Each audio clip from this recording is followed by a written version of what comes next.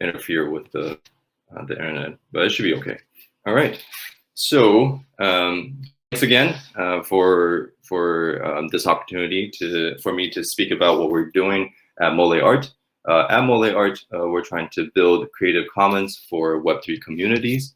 And what that means, practically speaking, is that we're trying to create ways for communities to organize the things that they've created together and then collectively profit from those things that they've created together. And so through this slide, we'll talk about some of the things, including what existing marketplaces do, and then we'll go over and talk about what the platform we're building, what it is trying to achieve, and then we'll go over some applications of the platform, as well as the governance mechanism that is available to the communities. So to start, the marketplaces, existing marketplaces kind of operate in a way like traditional galleries, where artists apply to the NFT platforms, and then once they are whitelisted, once they are approved, they get whitelisted, and then ultimately they'd be able to mint NFTs from these NFT platforms.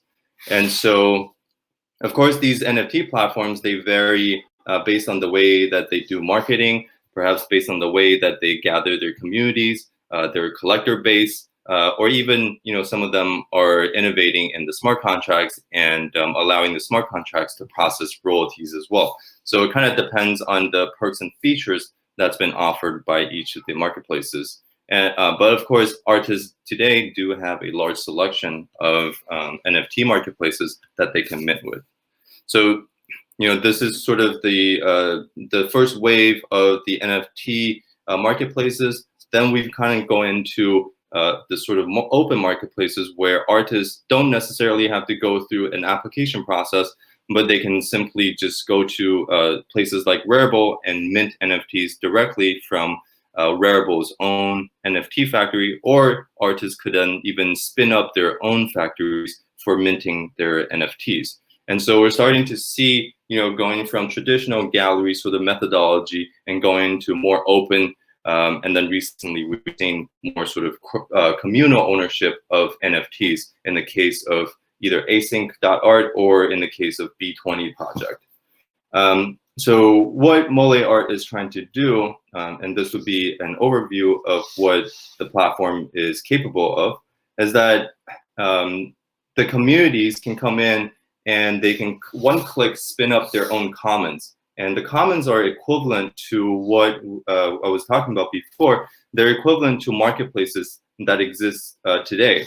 But in addition to the ability for the public to purchase NFTs, as well as for the community members to mint NFTs, it's also got a number of other things that are baked into this commons or this marketplace.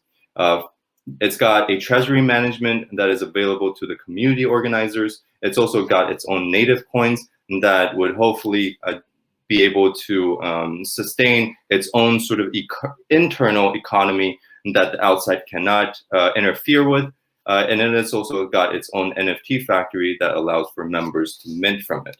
And so the process kind of goes like community organizers come in, deploy their own commons, whitelist the community members that they work with. The community members then mint or deposit NFTs back into the commons, and then for the collectors to pay ETH, which then goes into the treasury, and then in return, the collectors would get NFTs as well as the commons coins or the internal currency to the collectors.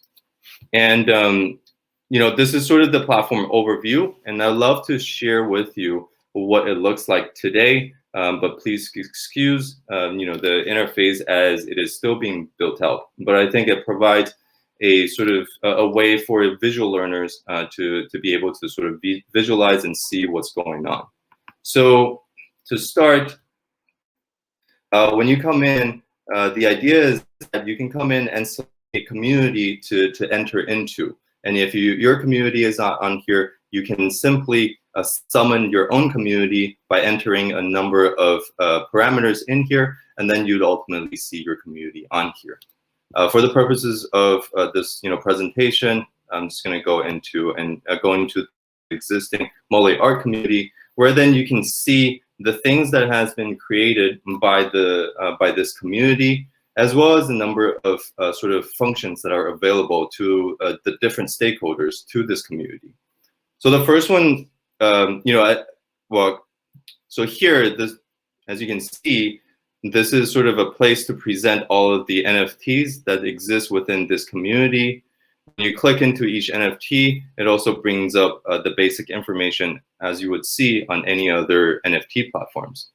And so, not only that, the public not only can just buy a single NFT, they can also bid on this entire portfolio of NFTs.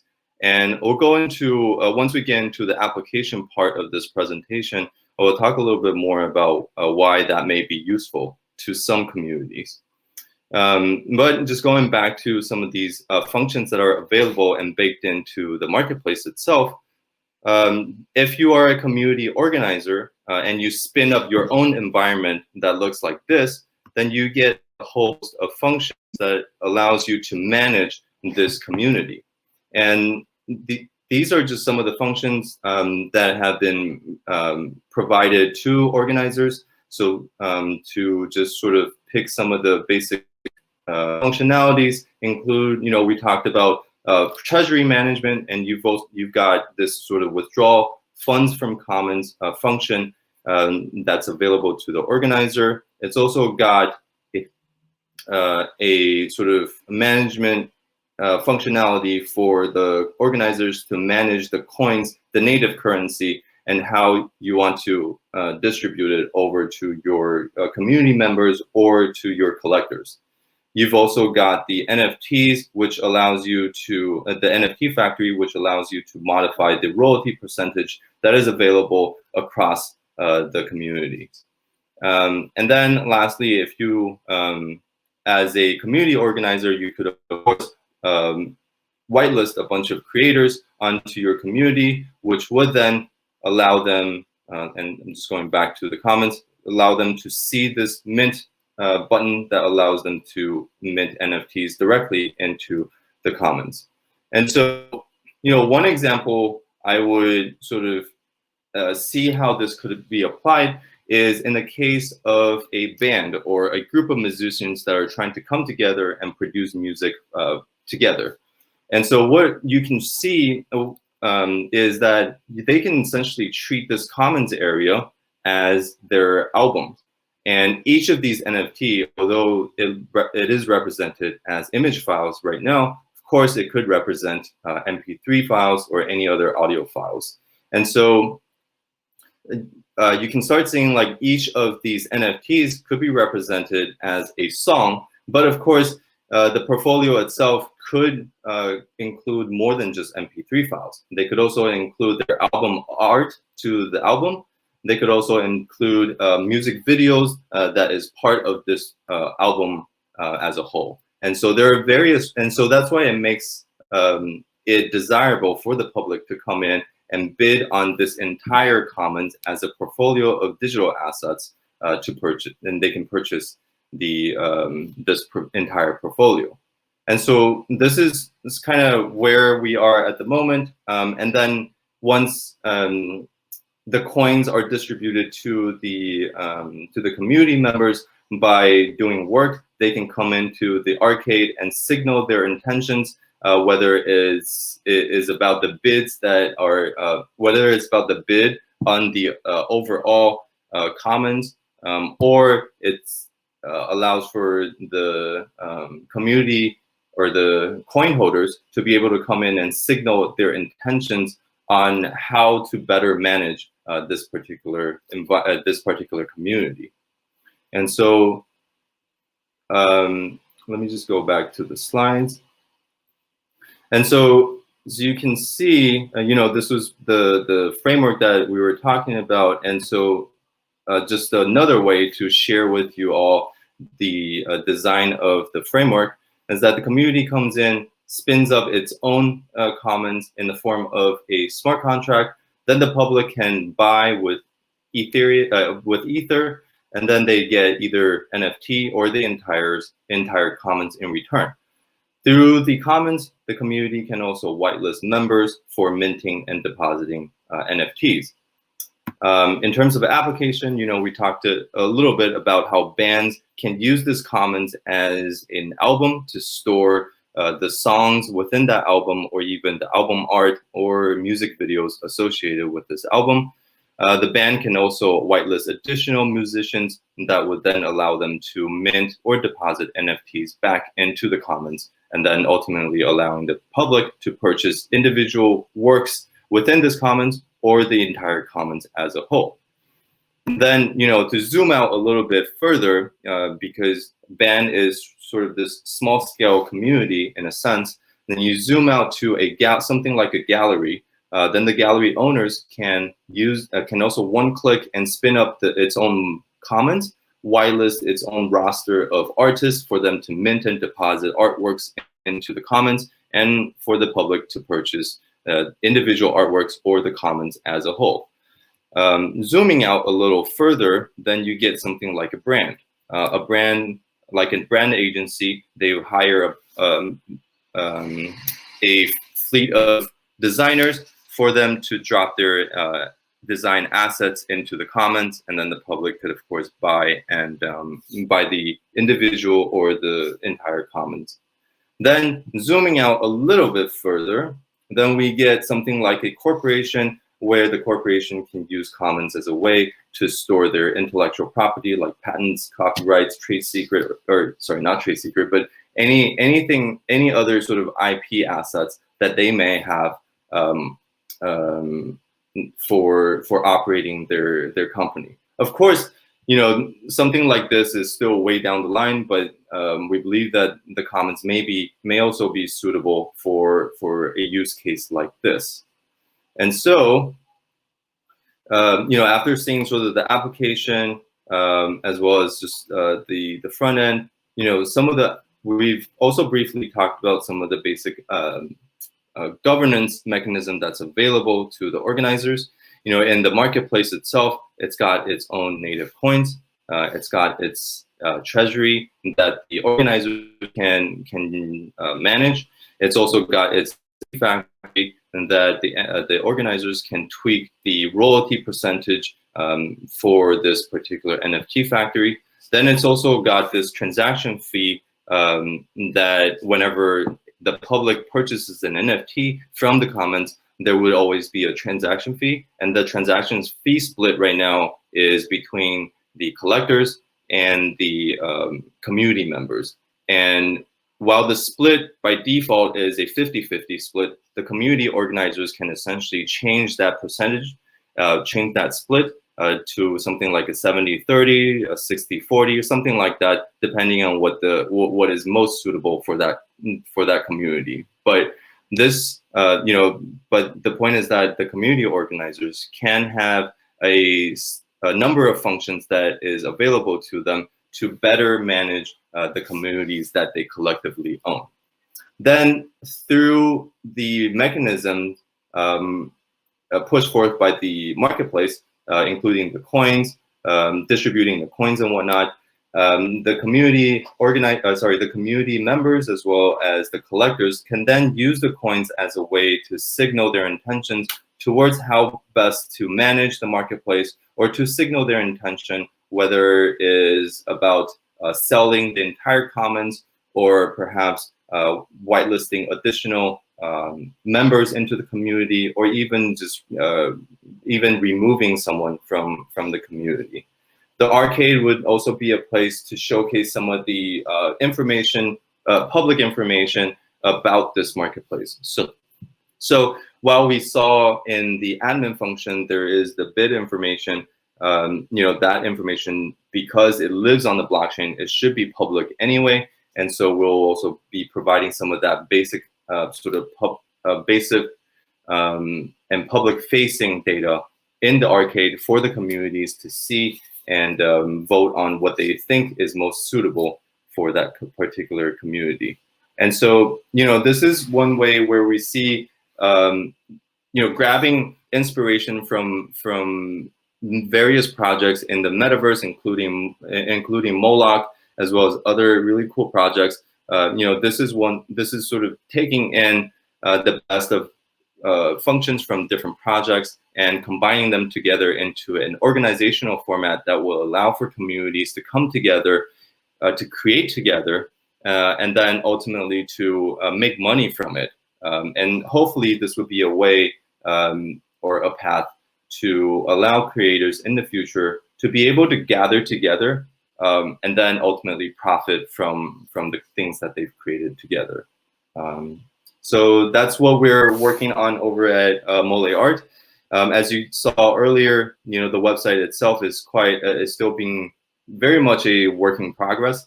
And if anybody out there is interested, feel free to reach out. We could use a lot of help in furthering building out the platform itself.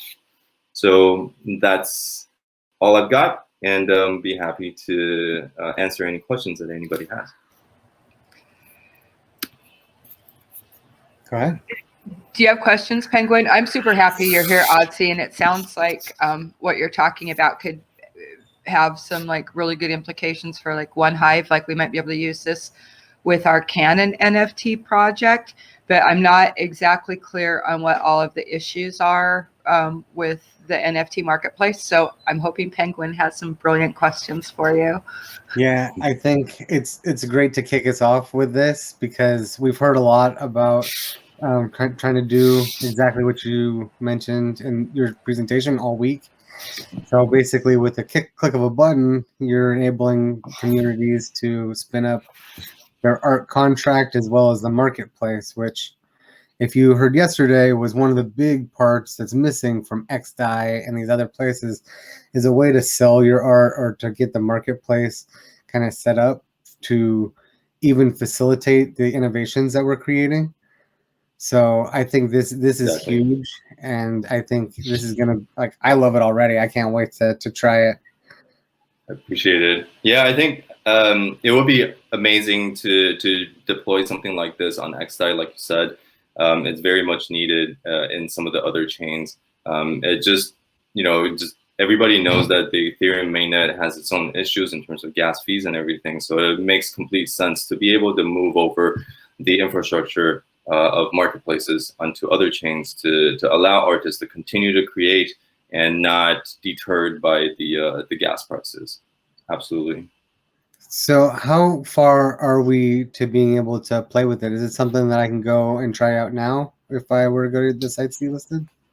Yeah, so you can play with it, although it will look like exactly what I just shared, and it may have some bugs in it as it is still being worked out. But yeah, it's you're able to go through it's hosted on Fleek at the moment. So with this link, people are able to go on and check it out and play around with it. But again, it's very much a work in progress at this point. So I guess we're working on it, and hopefully we'll be able to push this out for the public to test it on Rinkeby soon. It looks like we need an invite code. So if I reach out to you, I can get an invite code? So people on here, basically all you have to do is just click Mole, you hit submit, and then you get a number of parameters which aren't very user-friendly at the moment. But if you reach out, I'd be happy to help you like enter in some of the just basic test data in here, and then you can deploy your own comments and get started right away. Yeah, absolutely. So one of the other key things, like from yesterday, that so this solves making it super easy, one click easy to start things. But how was kind of control over the contract and the website handled? Is that something a community can have their own GitHub repo and style as they want and own their contract? The idea, of course, is to, well, right now, everything is open source. The website itself is also hosted on Fleek, as you can see from the URL. Everything, all the assets, whenever it's minted, it goes on to Fleek as well. So everything is on IPFS. But the goal in the future is to use something like to sort of follow the Discord model as well, because each community will have its own needs, its own design that may not look the same for other communities. And so it would make sense for the for any community to be able to customize the features as well as some of the functions, because some of the functions may not be necessary for all of the communities. And so it's really about just continuing to find other communities to jump on here, to use it, to continue iterating on the process of finding out what the basic template is for communities in general. And then starting from there, we can add on any other sort of Discord-related, Discord-like feature adding services. So that's something that we're working towards as well. Excellent, thank you. One of the other questions that I have, kind of working with Achievement, that I've come up against is different file types. What are some of the restrictions for Moliart? Can I upload a 10 gigabyte video and have it work as an NFT? Right now, unfortunately, as it is still in testing mode, everything, we only accept JPEG and PNG files. But of course, the idea is that, and because NFT simply allows for any types of digital formats to be attached to it, and so ideally it should work with MP3s, MP4s, PDF files, or anything like that.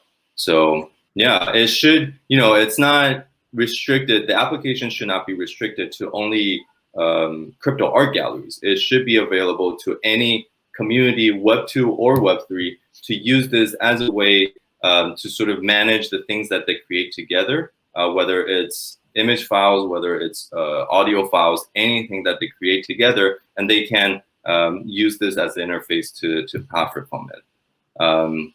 I guess a simple distinction between existing marketplaces and what this is building is that existing marketplaces are kind of doing curation at the artist level.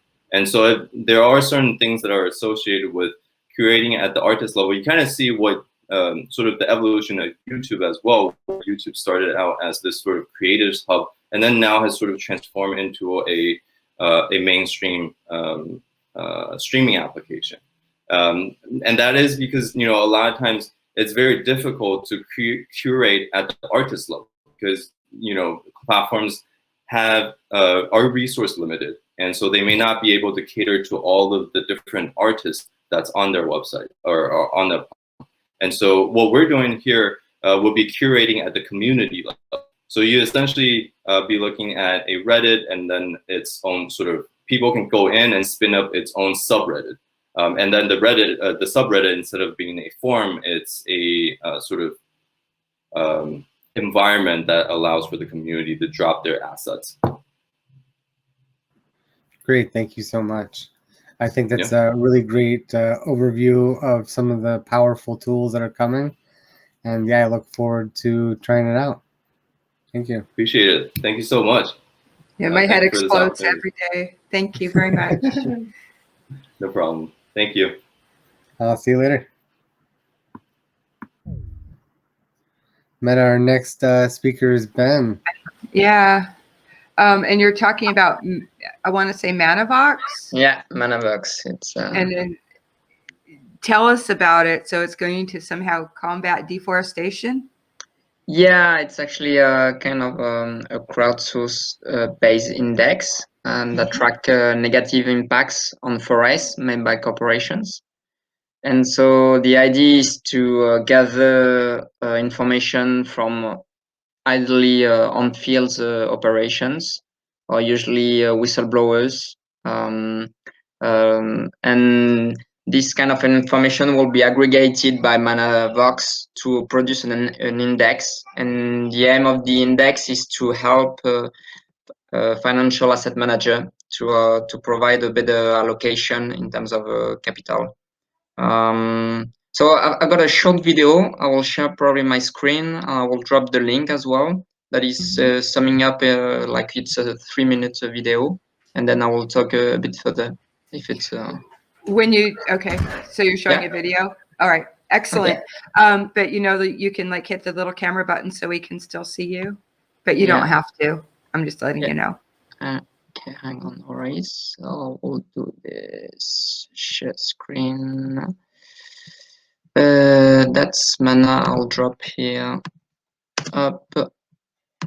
So let's do this. Okay.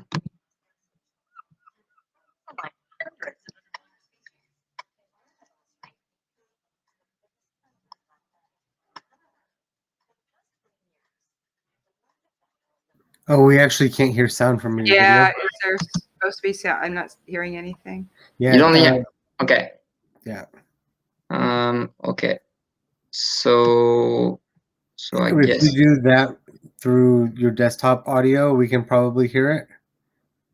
No, no, but well, I'll drop the link and I'll talk further on. But you can see the image, right? Yes, we can. Yeah. So yeah, well, basically the video is telling that like all the top performers in terms of stocks and equity stocks are usually big corporations that have a huge impact on forests and well in on environment in general. But the Manavox has taken the approach to narrow a bit the scope to get things worked.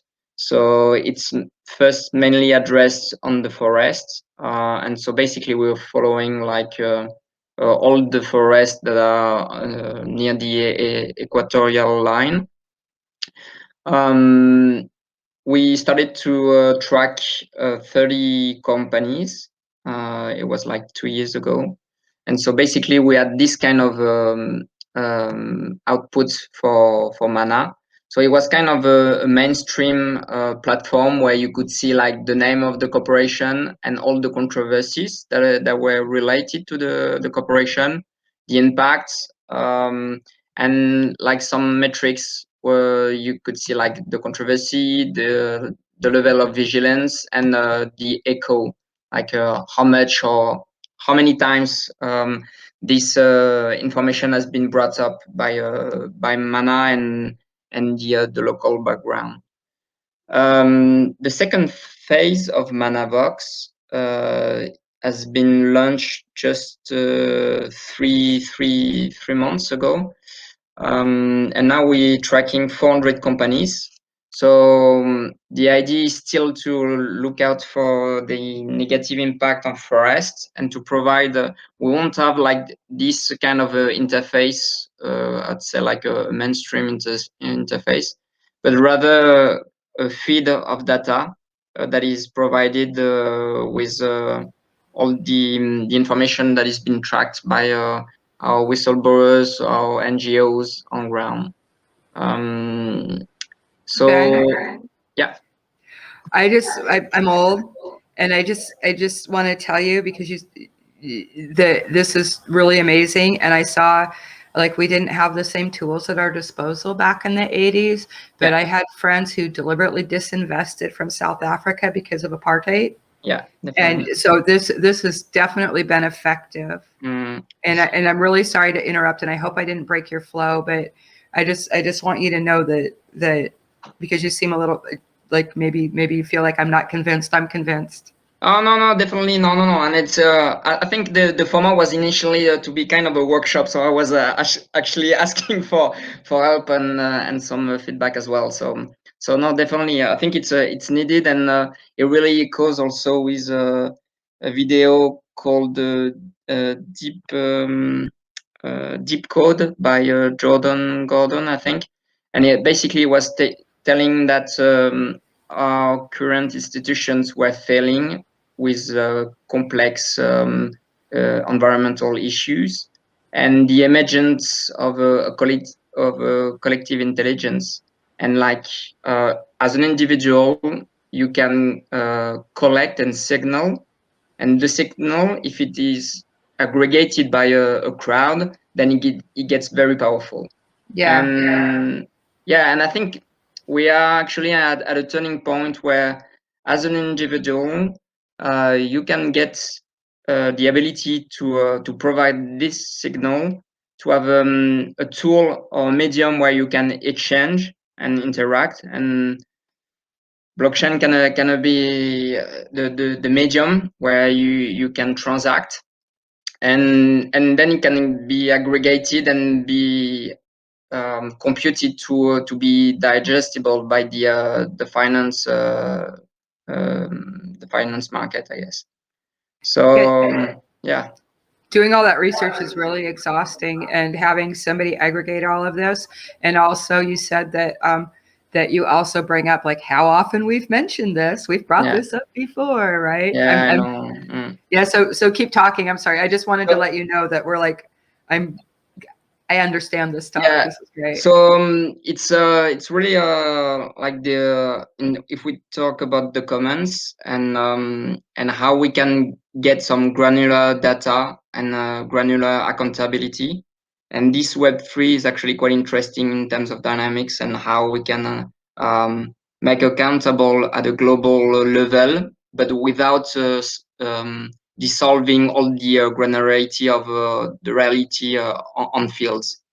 And so that's really my I guess my main point of intro in the Web3. And I was looking for this kind of tools of projects where you can get inspired by all these blockchain extra, but to apply at a more, I would say, like down level with the idea of solving some real hard issues. So now, basically, ManaVox is an algorithm. It's scraping Twitter, RSS feeds, newspaper. There will be at some point like a qualification for whistleblower, like single whistleblower. And so all these data are extracted, they are translated in English, and then there is a qualification on this data. And at the end, you have a mana information saying there is this controversy concerning this corporation in this area. There is a strong demand for corporate social responsibility. We've seen a lot for the past 2 or 3 years, a lot of external notation rating agencies have been bought by like traditional rating agencies. So the market is really looking for some metrics and some way to digest what's being wrong on the environmental side made by corporations, and how you can evaluate or at least put some assessments into the value of the stock. Because basically all we've seen, like at the shareholder meeting of large corporation, there's been an ever increasing demand from shareholders of addressing like climate change, environmental issue, etc. But as long as you don't have like the asset manager allocating and saying, well, there's too much risk on this stock regarding climate or forest, then you won't have, I think, a bigger impact. So Mana is addressing this, and there is this algorithm. The idea is to have this information. It will be free. It's already free, but it will be free and accessible for everyone. So it's really to meet like the civil society that is being a bit left behind, and the investors that are actually looking for this information, but they don't have the proper data, or they use maybe that some didn't want to take into account this as well. And so there is this workshop at the moment on the data qualification. So we're tracking 400 companies, and basically we get this kind of feed of data. So I think I still have my screen share, right? No, I'm not seeing a screen share. Okay. I'll share my screen. Let's go for this. So it's a copy paste of what the algorithm is spitting out in terms of information. And so basically you see like the country where the controversy is happening. You see the corporation. So it will be like Total is the French one, Noble is a commodity trader. You see Mars, like Mars, McDonald's, extra. You have sometimes the link So this one will be like the mainstream article. Sometimes it will be only a tweet. So it can be quite various. And so the idea of qualification is the data you have here is, does this company, if we take this example like Total, which is a big a French oil company, is being quoted in the information, and the information is saying that the corporation has a negative impact on forest. So I mean, like ManaVox could pay like people could hire people doing specifically only data qualification, but the amount of information will be huge, and so there is really a collective side to the project, and my reason here to speak was how we can address a collective challenge and embed in terms of some crypto economics to entice people to do this qualification. And so basically at the moment now it's only like we get the raw data from the algorithm, and then we have this Google sheet, and we can qualify. We can make the qualification, so we can say yes or no. So I can give you an example here. I say it's a no. Here it's a yes. So, but my vision for the qualification would be kind of a bot, probably in a Discord or in a web page, where you have the information, and then you can say yes or no if it's a negative impact on forest made by corporation. And so there will probably I will have another session in the MetaGame Discord to see how we can iterate, I guess, on a first trial, and probably on the second iteration would be like a bit like how you can get people on board to make from time to time. Obviously, like reading information extra is not you will probably do once the first week and maybe another 3 months later. But there is if everyone is doing like their fair part of the job, then I guess we can have a fairly good project overall to help people. Probably do what once. You're like, what are we doing? It's how we can actually provide this information into an accessible and easy way for people just to read, look out for the name of the company, find out if it's a bad or good impact, and then just send the result, and that's it. Okay, yeah. So this isn't actually something that people can access like right this second if they're trying to make a stock decision or something. Yeah, exactly. But I think there will be kind of a delay, because between like the information you get and the information that Mana display and provide to the stakeholders. There is a lag time, because all the information you get are like dislocated, and the idea of Mana is making a correlation on how many times this information has been brought up, and has it been signaled by as a negative impact on forest.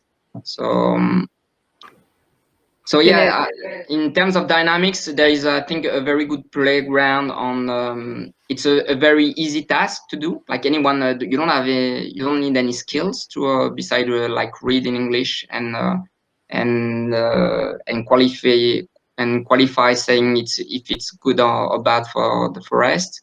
And we can embed this with some kind of incentives with tokens, or with an algorithm called source cred as well, that have been flying around, especially for MetaGame. And so that people, when they contribute their time, they are actually being rewarded because they are providing value. So that's the main idea. So yeah. Where are we contributing time? Are you talking about like adding like links to the sheet? Is that what you're talking about? Like contributing time? Yeah. Well, as soon as you get we have a track of an information that is being qualified by someone, so it's a task, and the task could be rewarded for a, a metric or token that is needs to be defined. But that's the idea. Excellent. So you're talking about incentivizing people to contribute to the list of the information that you have regarding the different companies. Yeah, exactly. And then we're going to go with and I think this is true, that the people that are actually using the list are naturally going to go for the more responsible companies when they're doing their investments. Yeah, exactly. Okay. Exactly. And this looks like something that you could apply different parameters to, like really easily, where you could have it be like on a metric of does this company treat its workers well? Is this company like supporting local agriculture? You could do you could So, I'm not telling you to do this. I'm just saying that this is something someone else could pick up this model and put it into anything they want.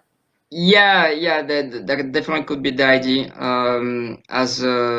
As for the time being, it's really narrowed on in the forest, and it's actually like the pros and the cons of being very narrow. But it's actually how we started up this index, and so. At the moment, we've got like it's about 100 members who are who are doing the qualification, and a lot of external rating agencies have been looked at the index as well. And there is one partnership with Global Canopy, which is a big NGO regarding the conservation of forests that is using the our index. So now it's more about like we've scaled up the sourcing and the tracking from 30 corporation to 400 corporation. Yeah, you said that. So the issue now is more about handling all this information, and how we could collectively find an economic incentive for people to make this task live. So yeah, that's where I'm at. Yeah, I grew up visiting my grandmother who lived at the Olympic National Rainforest, and it's been, here in Washington State in the United States, and it's been pretty tragic, even to see how much devastation is going on, and just people just basically extracting profit from common goods. Yeah, definitely. Yeah, but I mean, like the whole economy has been putting aside the external environmental values. So obviously, it's not a surprise that it's not taken into account, and we don't have actually tools. So we found, like, if you take the climate change with the carbon offsets and the carbon credits.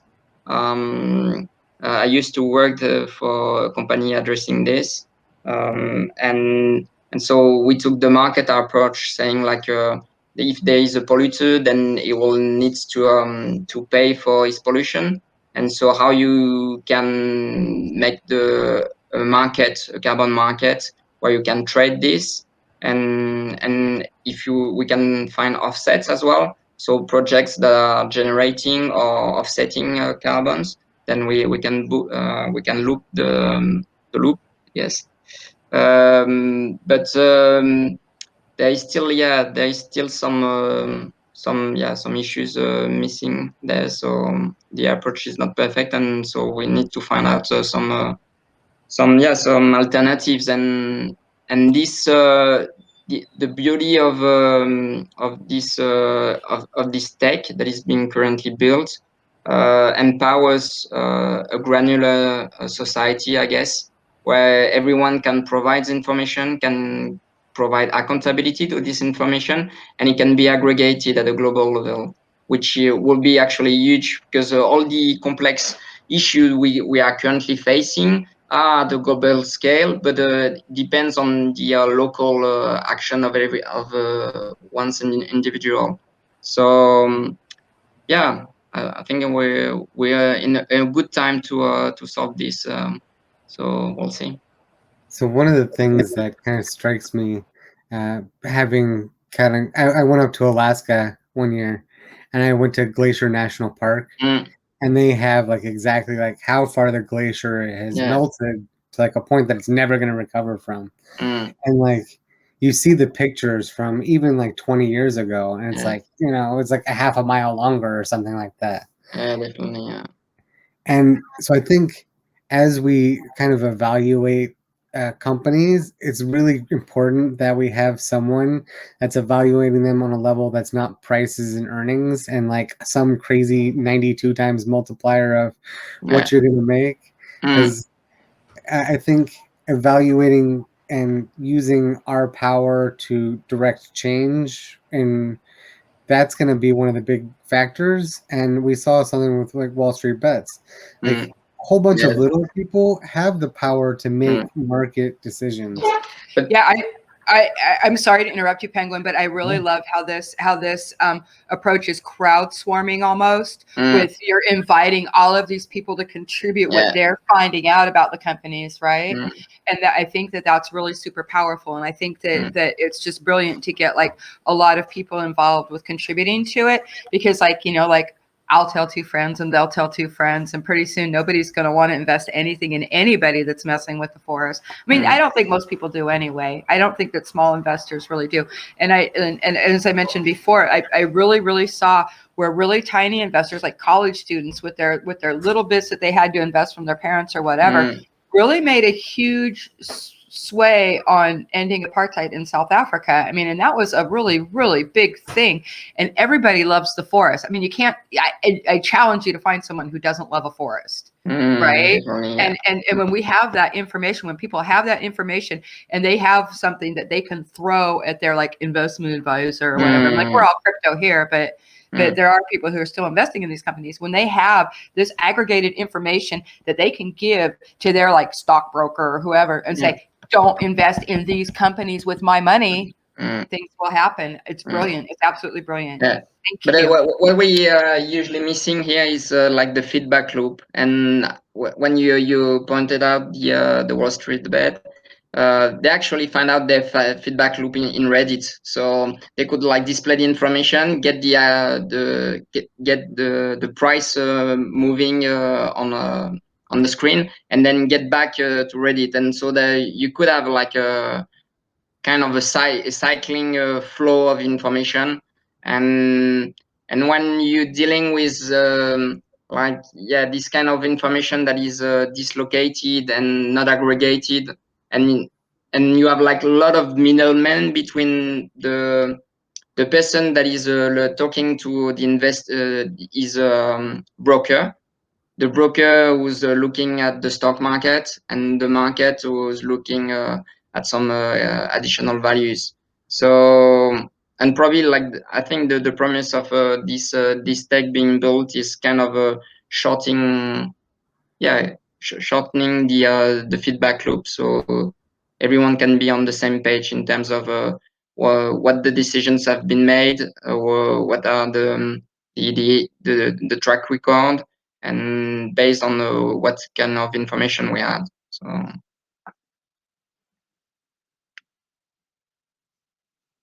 yeah, You're muted. magic finger. I was muted. So yeah, I've always been really active in stocks as well. And Yeah. if you try and tell a stockbroker anything, he doesn't care what you say. His job is to make money.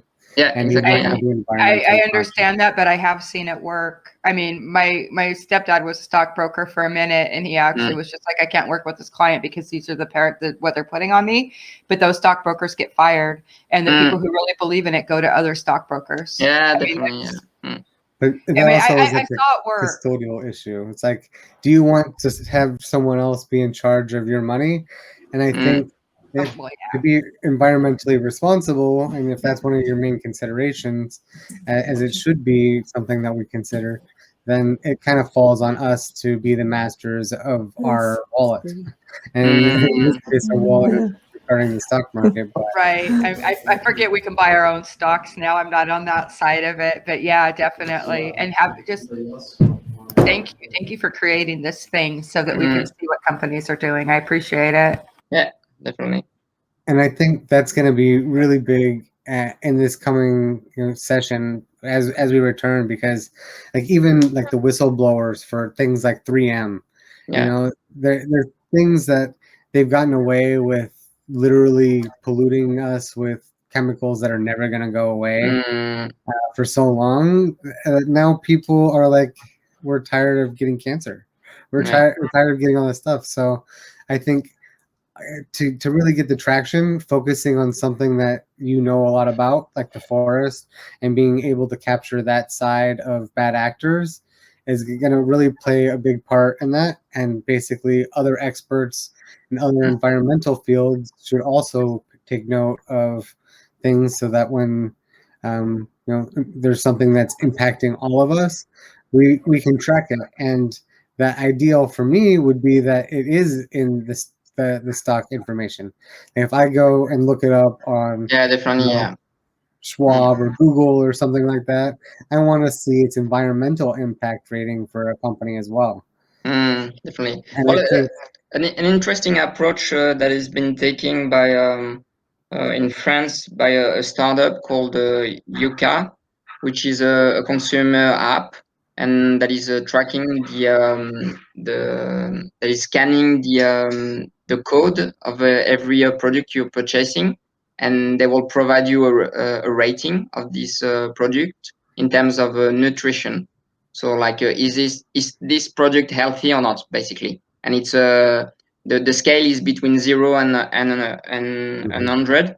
And so it was launched, I think, 2 years ago, and it got massively downloaded by the French.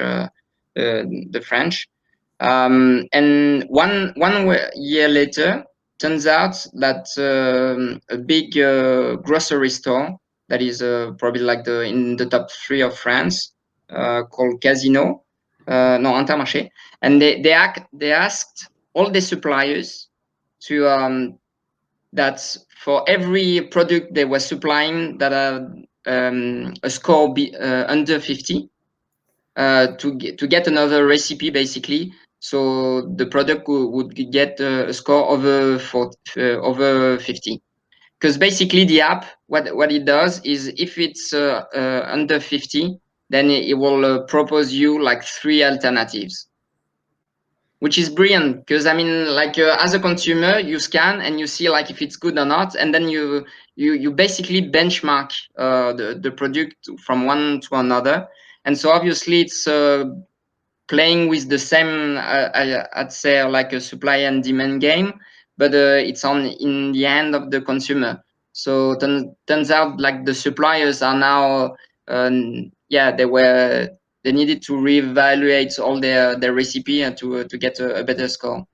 So, and if we take like couple step back regarding Mana, it's the index is about benchmarking at the end, like different company, but from the same sector. And obviously, if you're already competing with another company in the same sector, so if you have an additional criteria that will benchmark you and say, well, you're actually better than the other one, then it will, I guess, I will provide a softer solution for the broker to say, well, yeah, we'll go for this company. So I love that. Game them against each other to be greener. yeah, well, yeah. At the end, we need to have like a cooperative game to probably qualify the data, but then on the corporation to have kind of a competitive game to put pressure for like the worst in class companies that are doing the worst job. So we'll see. We'll see. Great. Thank you so much, Ben. Yeah. Thank you. Absolutely amazing. Thank you for the work you're doing. Yeah. Thank you. Bye-bye. Bye-bye. That brought So back a next lot of up, we memories. have Dunks. I don't know a lot about Dunks, but it looks like they're talking about agencies for DAOs, and I'm really excited for this one. Right. Agency though. Dunks, come on. It's agency. Agency sounds like self-sovereignty. Right? Are you here, Dunks? I see you. I thought Dunks was in here for a second. Yeah, I saw her. Yeah. That's okay. That was just so cool to hear about trying to track corporations at the environment level. Oh, that's amazing. It's absolutely amazing. I mean, it's going to make such a huge difference because people, I mean, like life is so full of so many things, and then like, you know, like investments are so hard to think about for people, right? And then like you don't have the time or even the tools to look everything up about every company or every stock that you're thinking about, and have an index right there that people like you aggregated. I mean, that's a lot more trustworthy than anything I can think of. I really like the crowd swarming approach to anything pretty much. Yeah. So before I got big into crypto, I was always really big into stocks. Mm-hmm. So that's how I was active, and I took the exact same approach. If you're trying to read things from the news, it's total manipulation. You're gonna read it after it's happened, after it's already too late, and you're already like at the FOMO stage, Right. where you're likely to get hurt by anything you've read. And so the only real way to understand is to do your own research in anything you do, and to really understand how a company makes money, how their ethos are. Like, is this something that you want to get behind? And I think having those metrics that Ben and others are generating are going to open up, like, the new money flow is really going to consider what people are doing. Is this Dunks? Oh, that's amazing. It's absolutely amazing. I mean, it's going to make such a Oh, you're huge listening difference. on YouTube. You need to kill that, Dunks. Life is so full of so many. Yeah. That's we talked about that a minute ago. Yeah, we've got a delay. How's it going? Are we good now? Yeah, we are. It's We're you. happy to have you. Yeah. And you guys can stay too. Sure. Yeah. We got half an hour and or so, and I just so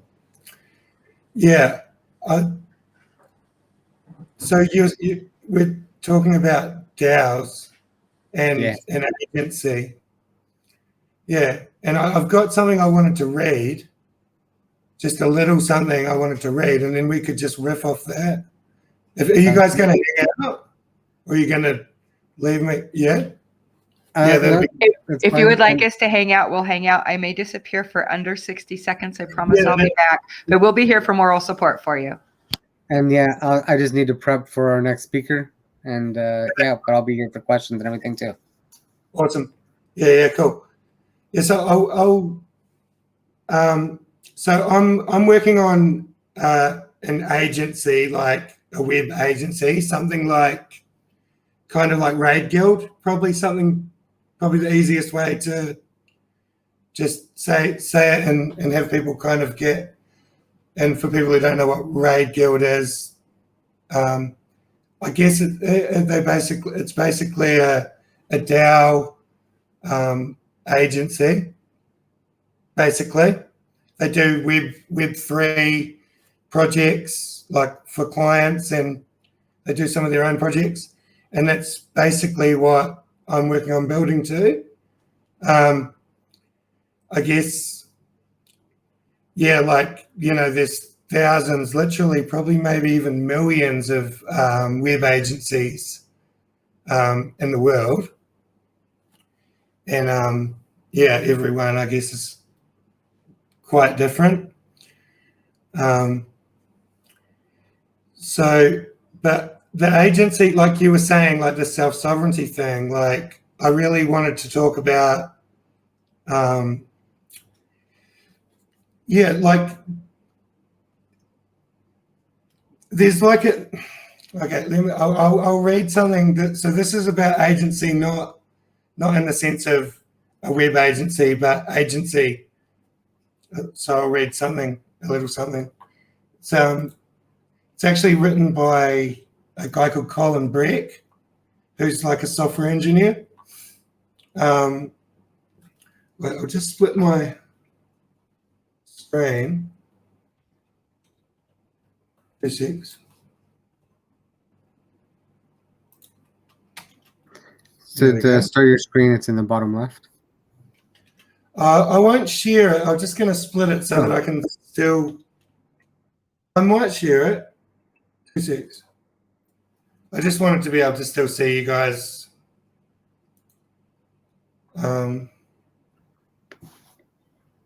6.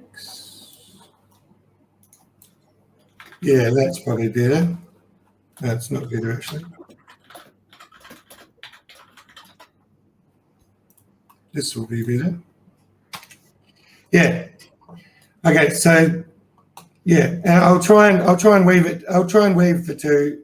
So it's sort of got 3 concepts. So like there's agency in the sense of doing stuff for other people, basically, right? And then there's agency in the sense of just like the definition on like a dictionary. Second definition is like the agency of water, kind of like weird out a crevasse. So can I maybe help you out a little bit? So when you're specifically talking about agency, are you talking about representing artists? I see you've got some amazing pieces behind you. Are you like talking about representing an artist, or are you talking about us representing our different communities? My background is like doing like web development projects, stuff like that. So that an agency would be like I started off working for an SEO agency, right? So we would like try and get people to the top of Google. Mm-hmm. Yeah, so like an SEO agency or a web development agency builds websites for people like that, right? But we are actually working on an NFT record label as a project. But so like the idea with Addict Camp is like build a massive group, build a massive DAO with like people who are adepts, and that's just like an adept is someone on the path of mastery kind of thing. So it's just like this. There's like a traditional idea that we've had for a long time that everyone should specialize in like something that they're good at and do that, right? I have pretty much subscribed the other way. I am really good at a lot of things, but I didn't go master at many of them. Right. Broad. Well, neither did I. Like I'm not really good at any of the things. But yeah, like I get it. Like it is awesome to. Some people are literally really good at copywriting or project management or, and like in MetaGame, for example, you've got roles, you've got like your video people, you've got your, your bridge builders, like, right? And it's not like, I don't think, yeah, like even going back to like this kind of early days of productivity when humans started having offices and factories and right, like people, the idea was like, all right, you do this and you do this. And like, it does work, but it's, you kind of need this teamwork, like and you kind of need, it's just crazy to just do one thing. But anyway, I think this little article that this guy wrote just kind of will paint like a little bit of a picture, and then we could talk a little bit on that, because he's not talking about DAOs, but he's just talking about kind of working in teams and just how people do work. Sure. So let me read a tiny little bit of it. So he read a book, and it talked to, and the guy in the book basically said, Pink argues that people are happy, engaged, and productive and creative when they're intrinsically motivated, as opposed to being motivated extrinsically by money, fear, or punishment, or shame. So he argues that intrinsic motivation derives from three essential elements: autonomy, mastery, and purpose. Autonomy is our desire to be self-directed. Mastery, the urge to improve our skills. And purpose, our desire to contribute to something meaningful. And then this guy, he pretty much agreed with that, and he learned something from it. But then he added that there's like a fourth factor. It's basically agency. And he said there is, however, something else that is required to ultimately achieve mastery, autonomy, and purpose. And he said that something is not always considered, but it's agency. He said agency is the capacity to act.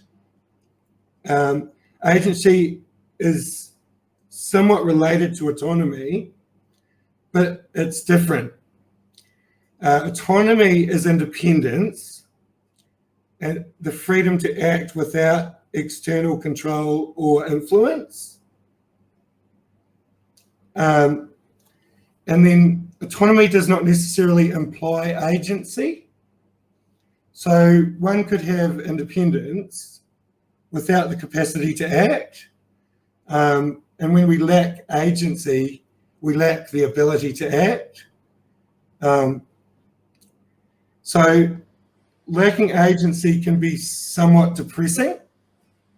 It's one of the reasons that people become disillusioned by, say, for example, troubling political events or tragic news, like especially from far off places.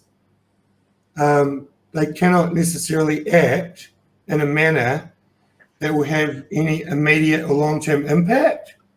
So like, take for example, like the last speaker, he's talking about this big thing, climate, right?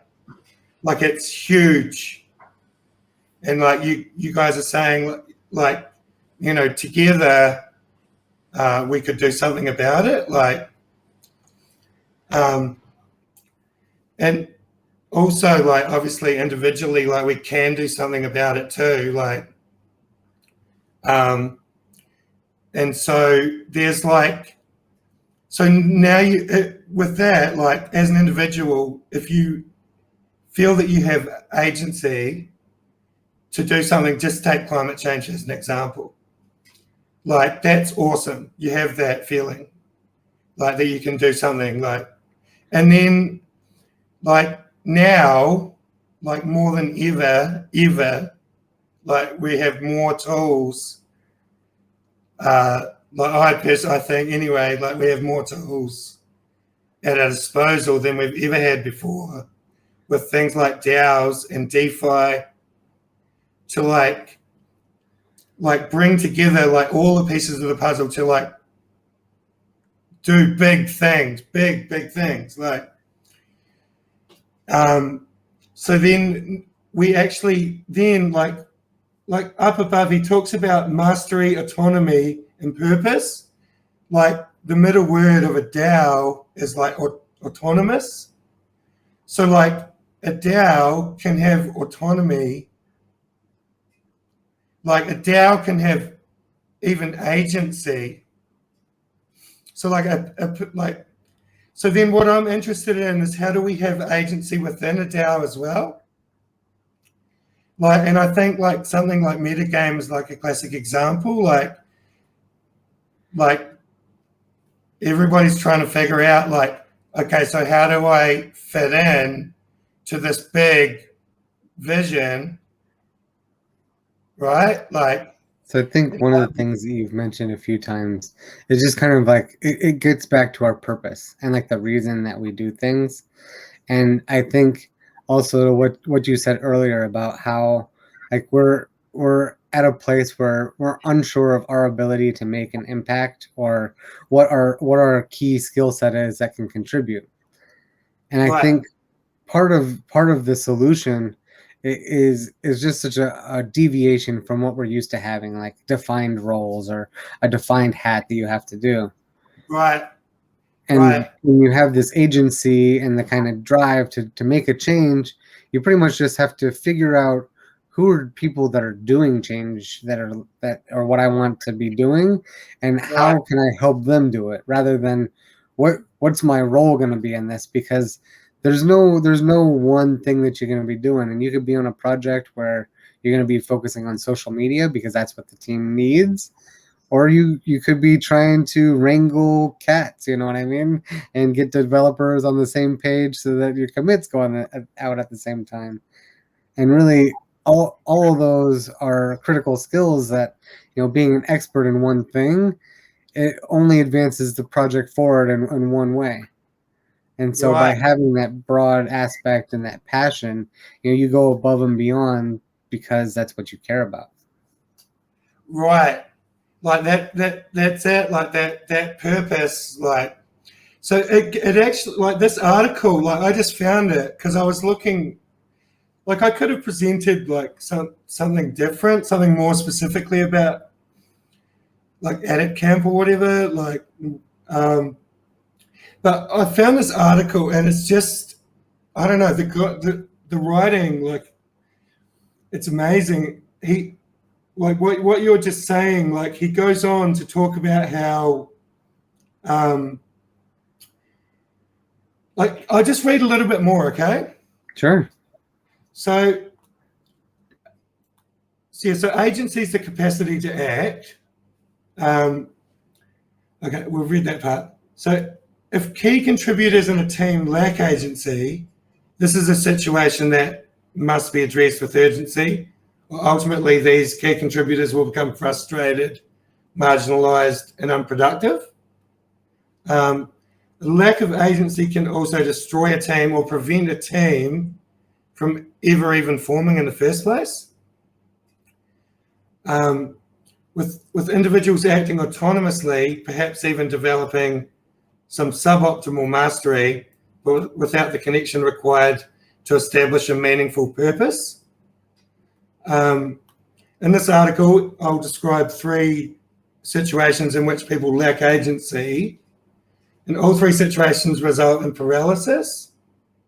We lack agency when we fear making changes, when we lack jurisdiction, and when we lack ownership.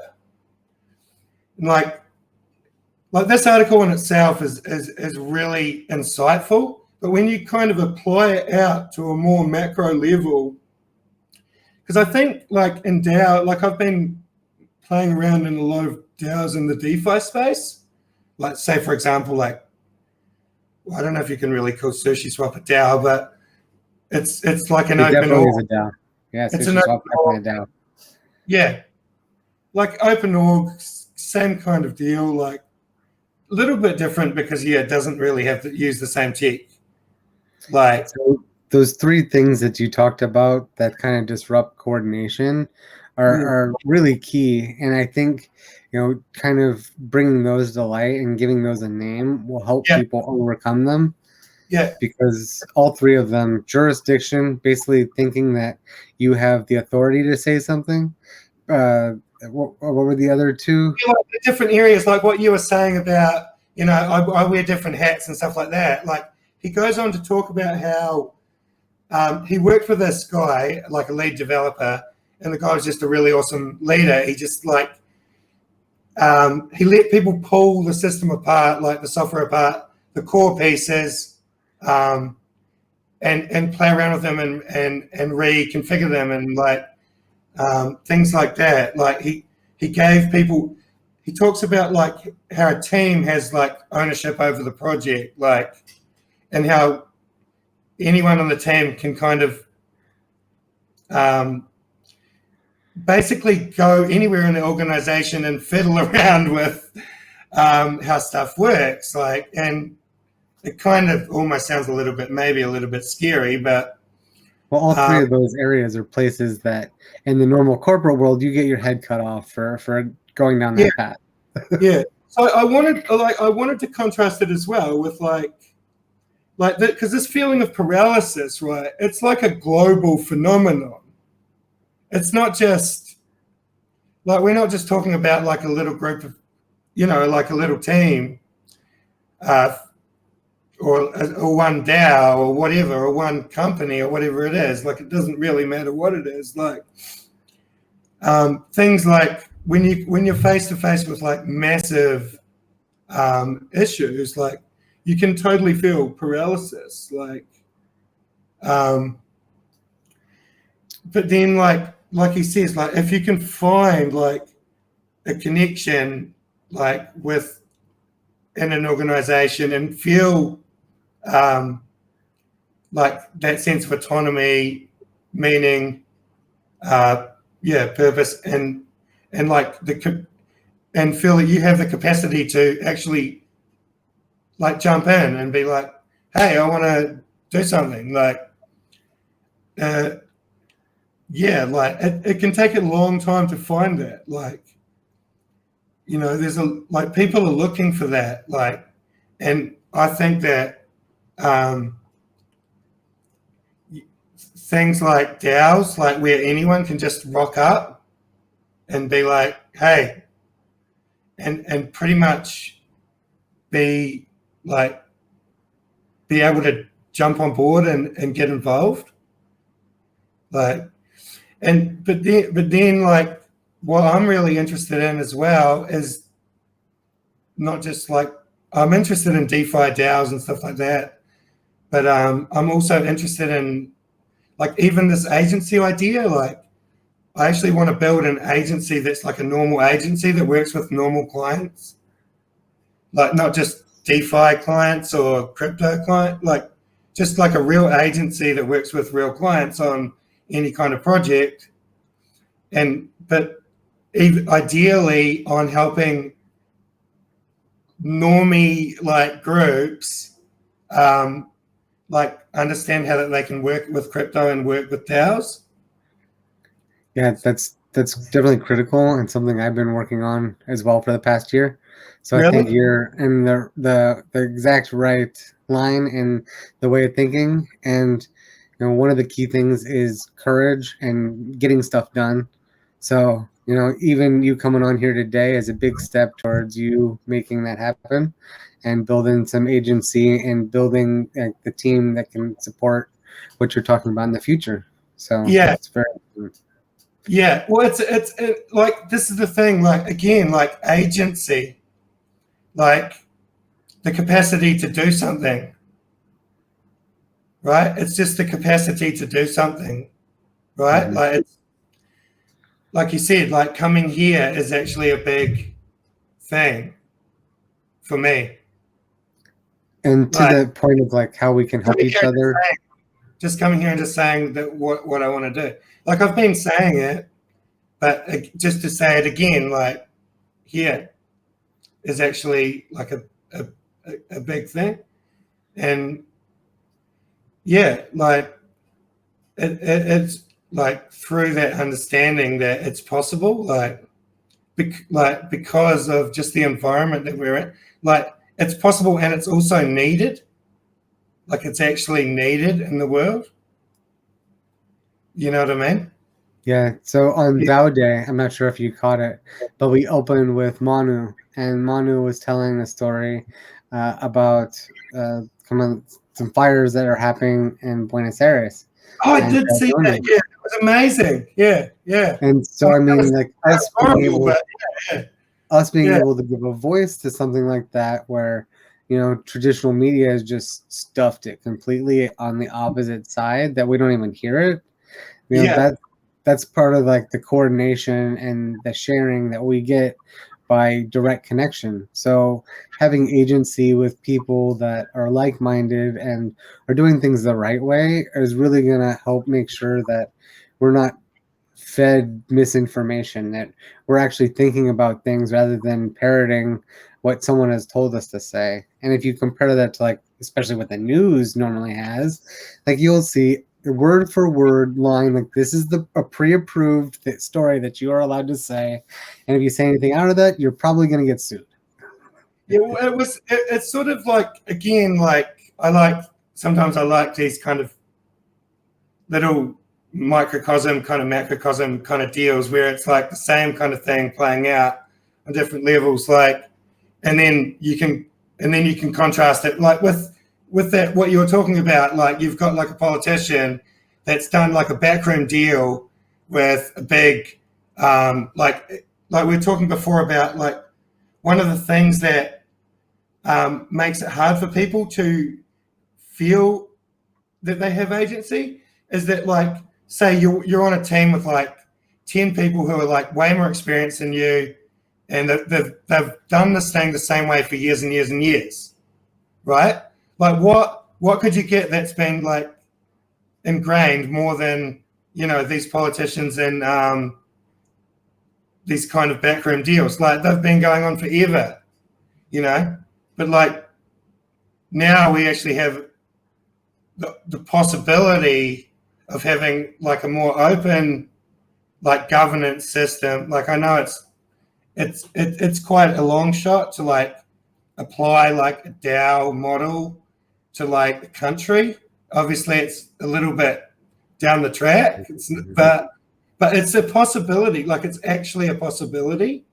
Like, people laugh about it and joke about it as if it's not a possibility, but it really is. It's actually not even that different to like a democratic model that we already have. But just technology allows a little bit more say, like on smaller issues. These guys didn't even get a say at all on a major issue. But they're the country, like and because it's related to finance and money, like now we have DeFi, like. I think the idea that everybody's inputs are important is really gaining momentum in the world we have now. And then you talk about like, so my heart is with Tony Lane, peace be upon her, that, and it will always be too soon. She talked a lot about that, about using blockchain technology. She didn't use the words create a dual power structure, and that might be kind of triggering for like anti-communists or whatever.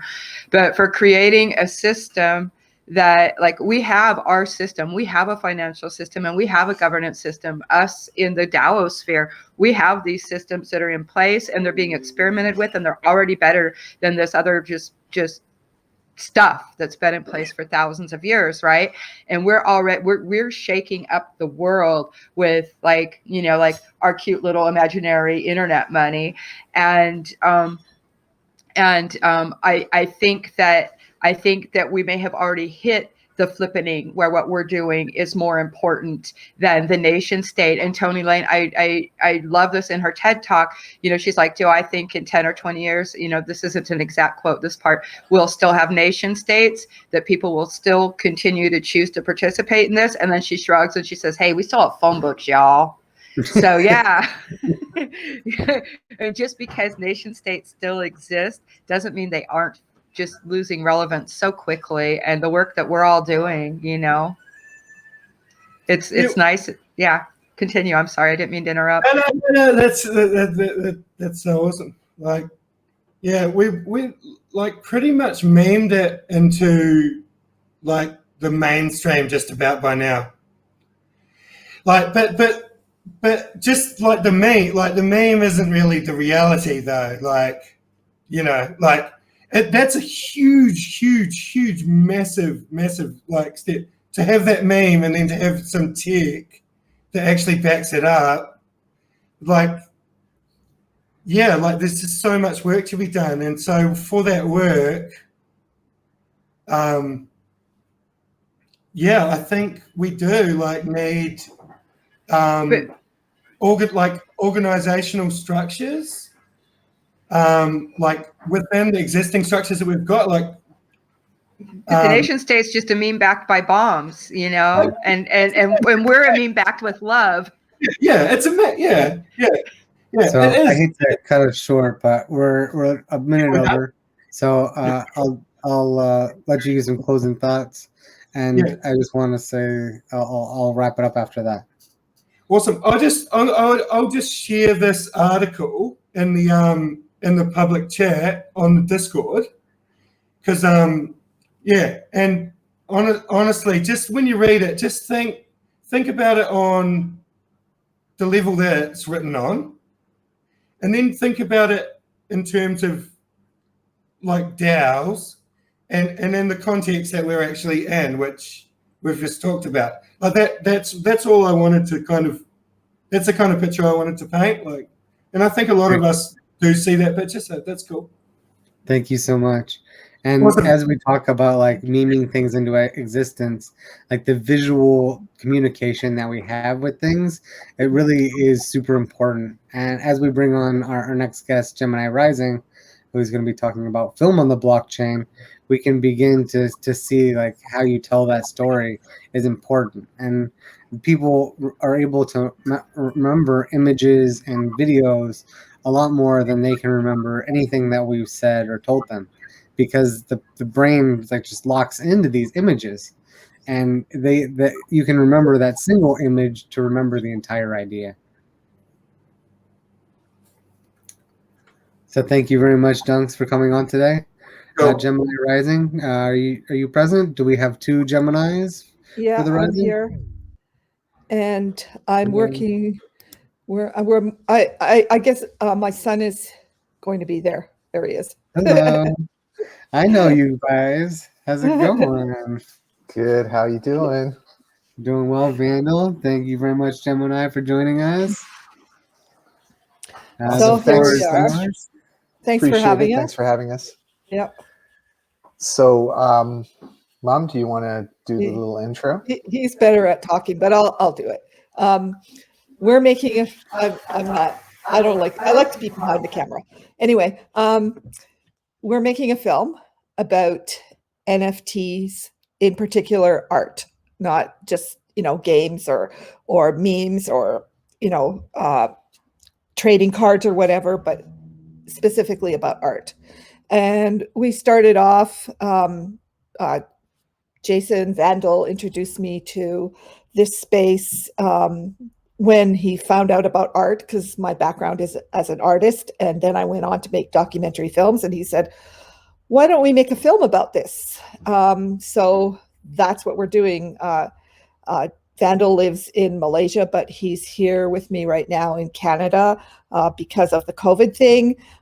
So we've been working together on this film, and basically we've been interviewing artists, platforms, collectors, and proponents and opponents of the space.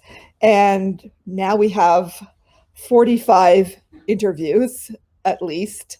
And we started off thinking we're going to make a feature-length documentary film, and now we're making a 3-part 1-hour film because we have too many people. So do you want to continue on, Vandal? Yeah, sure. I guess just to kind of add to that, I think that it's important to note that the film is also kind of about our journey as mother and son, and the dynamics, of course, that a lot of people can relate to with parent-child relationships and so on. and more so our journey in this space, both as artists and I guess activists, and who believe that this technology is something that can benefit humanity as a whole, and as a new way to kind of showcase and feature different styles of art. So what I like to say about the film is like, we've gone through, I guess, since we started talking about creating it and kind of set out the path, we've changed our mind on so many things along the way, and as we've gone through it, and even now we're on the verge of releasing our access pass, which is a way for people to participate in the film, not necessarily as people in the film, but to get access to watching it first when it's finished, and also things like a social token, as well as moments of the film, which we will be tokenizing for the people who purchase the access pass, as like a show of support and solidarity in what we're doing, because we're all self-funded. We have no mainstream commercial funding from broadcasters anywhere, and I think the idea was really to just take a different direction with this film and see how we can fund it using NFTs, because it's about NFTs, and that's kind of like exploring along the way. We had all different kinds of ideas, got feedback from people in the community on what we can do, what we should do, what we shouldn't do. And I guess with all the advancements in the technology, just over the short couple of months that we've been putting this together, there's just been so many changes, and it's kind of like, my mom can attest, right? Yeah, it's mind blowing. And, she's like, oh, we should interview this person, we should interview that person, we should talk about this. And, we're still like grumbling on about how to get ourselves and our element of our journey into the film. And I think that, interviewing all these people has just been such an amazing experience. And Mom, what are your thoughts about like, the conversations we've had with people? Well, obviously my favorite conversations have been with other artists. I really like this space because of the fact, like, usually visual art artists work on their own. They create, and writers too. Musicians is a bit different, but like visual artists work on their own. They create their stuff. They put it out there, and hope people like it or whatever. And what I really like about this space is the fact that people do collaborations, which is like visual artists are doing collaborations, which is a very new thing for me. And I really love it. And I really love the fact, like, talking about art all the time. I haven't done that since I went to art school. And so I really like that. And what we've decided to do in the film, to have more visual elements in it, obviously we don't want just talking heads through the whole film, is that the artists that we've interviewed, most of them, not all of them, but a vast majority of them, we're doing a collaboration together, and we're filming the process, and then we're going to do it on async as a layered piece. So that's a really fun thing for me to do, even though, having to edit it and everything else, because, my background is, I started off making video art, and I learned how to do nonlinear editing before anybody else did. So I got a job at a documentary film company as an editor, and then I ended up directing and ended up producing my own films. So I do have sort of a foot in both worlds. And, Vandal's been in the space longer than I have. I did, buy my first Bitcoin in 2017 at the all-time high, but I've now made it back finally. So yeah, it's been a really great and interesting ride, and meeting all these fellow artists been the most exciting, or not just artists, but other people who are really interested in the art world. And it's just been great. I just love talking to people about art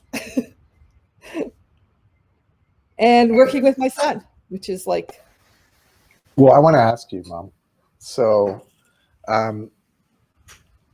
how has it been working with all these artists? I mean, artists can be, I know because I am one and you are one, and I know a lot of them, and I've dealt with a lot of artists, musicians, and so on over the years. But it can be a challenge coordinating artists. So, how's the experience so far? Because I'm doing my thing and you're doing yours, and for the film, but organizing this collaboration, how's the experience been?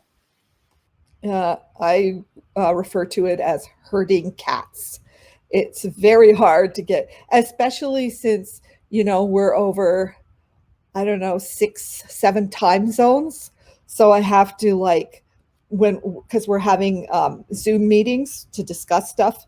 So I have to organize everybody. And then I have to, then they're supposed to do stuff and I have to remind them. And, I'm constantly putting out we have a Twitter channel, we have a Discord channel, I have their emails, it's this constant bombardment to kind of, and everybody else has their own stuff that they're doing as well. I'm working on this film. I'm trying to organize this collaboration. I'm trying to make my own art. And it's just, and I imagine, all the other artists are doing the same thing, but it's still, when we actually get together, it's really fun. I love it. So I feel kind of like you're talking about the artists collaborating, and my almost a degree is in art history, and like traditionally we did have workshops and artists did collaborate, and it's been kind of this sort of I don't know, maybe it's like the uber rational empirical model that took over the world a few hundred years ago, right? Where artists became this individual glorified entity, and I think that makes being an artist really lonely. I think so. I totally agree with you. You're talking about the Bauhaus movement and things like that, where, they did stuff together, and even Salvador Dali and what's the guy's name? Filmmaker. They made that weird film where he cuts open an eye. I can't remember the name of it, but yeah, you're right. They did collaborate more, and now it's turned into this thing where. Yeah, I was thinking traditionally. I was going all the way back to archaic Greece, and when we have artwork, even the Da Vinci that we have, we don't know that it's Da Vinci. It's from his workshop, right? It's not necessarily this individual thing. It's really exciting. So talk more about the NFT space in the movie. Okay, you go ahead, Jason. Okay, yeah, I guess what we were trying to think about, not only documenting what's been happening in the space and the people who are involved in making it happen. And mind you, we've only spoken to a fraction of the people there. We can't get everybody in the film, or else we'll never finish making it.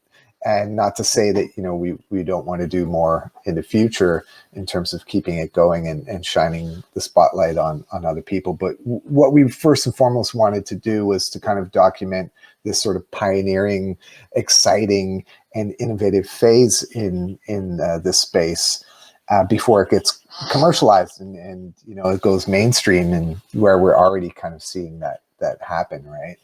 But do it in a way where we actually are doing NFTs, which I think is something that can be super exciting, right? So what we decided to do is create this access pass, which is an NFT.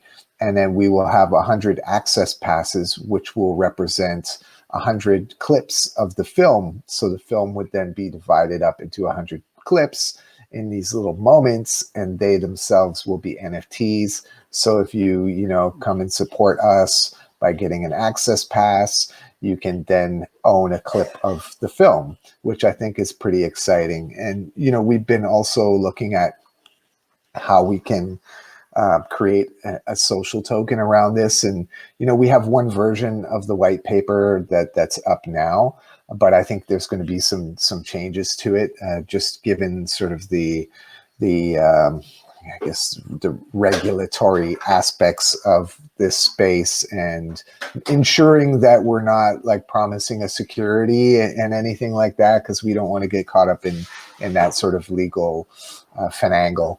And so it's just, okay, we're talking about NFTs, so we should also be representing as NFTs as well. So the different areas of the film and so on and so forth.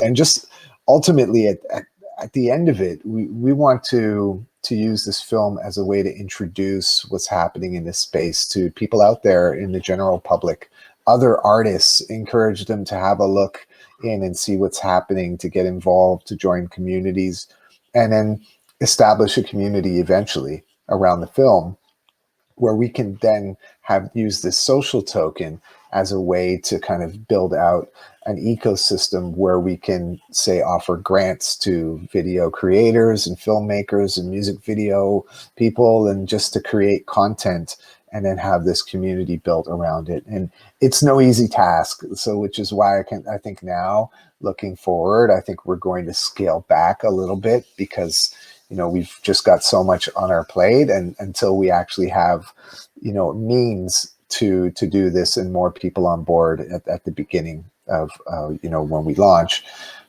then we can kind of grow from there. I think, we always bite off more than we can chew at the beginning, and then realize, oh boy, what did we do? Yeah. And I think you mean scale back on the social token. Like that, like we'll be doing that later. We're still planning on doing it, but we were all going to do everything at the same time, and it's just too much. even if you started with a tight parameter, this space is just absolutely exploding. Like I have a lot of friends that are different, like visual artists, like photographers and painters and drawers, and then do little videos. And then I also have friends that are in the music business, and it's been like 2 or 3 years. They've been like, hey, you need to get this on the blockchain. You can own your art, blah, blah, blah. And then I got like involved with OneHive, and I'm busy working in this DAO, and then NFTs are exploding around me. And I have all these friends coming to me like, okay, so now what do I do? I'm like, oh my goodness, I have no idea. Right? It's got so huge so fast. And it's funny because all the friends that I went to art school with are like, I'm right now trying to get, I don't know, it looks like a hoax. Like it's still that kind of, I mean, I went to art school in the early 80s. And so, all the people I went to school with are older, but I'm so surprised that, I was doing video at a time when video art was not art, apparently. That's not art. My videos have shown all over the world, and in different festivals. I never got to go, and I got paid $50 to show my videos, right? And that's the reason why I ended up working in documentary film, because you can't really, in Canada we have a grant system and stuff, but you can't really live off of that kind of stuff forever. You have to go on and do other things. So I feel like I've kind of come full circle, because now I'm making art again and doing the documentary, which I love making art. So I'm constantly torn between, should I go edit this or should I make some more art? And I'm like, I try to do both at the same time. It's hard. I'm gonna try to beat the power tool in with another kind of question and thread. So what's really exciting to me about this is artists always get rich after we're dead, right? It's now we can. Oh. She has a power tool, I think she said. Oh, okay. So I'll kind of continue her question. Also, I had something I wanted to interject before we got too far. But you mentioned like Louise Brunel, his Enchant Andalou. Well, yeah, yes. And like you did that with Dolly, and I think as like that was just like such a key point in film, because it was still a silent movie, and I think that silent movie to the sound and just kind of the evolution of literally surrealism to Dada, and in the 20s is just, it's so reflective of where we are today. We're at the change between something like introducing sound to movies, when we introduce the ability for creators to actually capture that value, where traditionally, as Meta was getting to, we only get appreciated after there's no way to appreciate that value that you created. So I think it's critical that we do that, and so thank you for coming back and creating.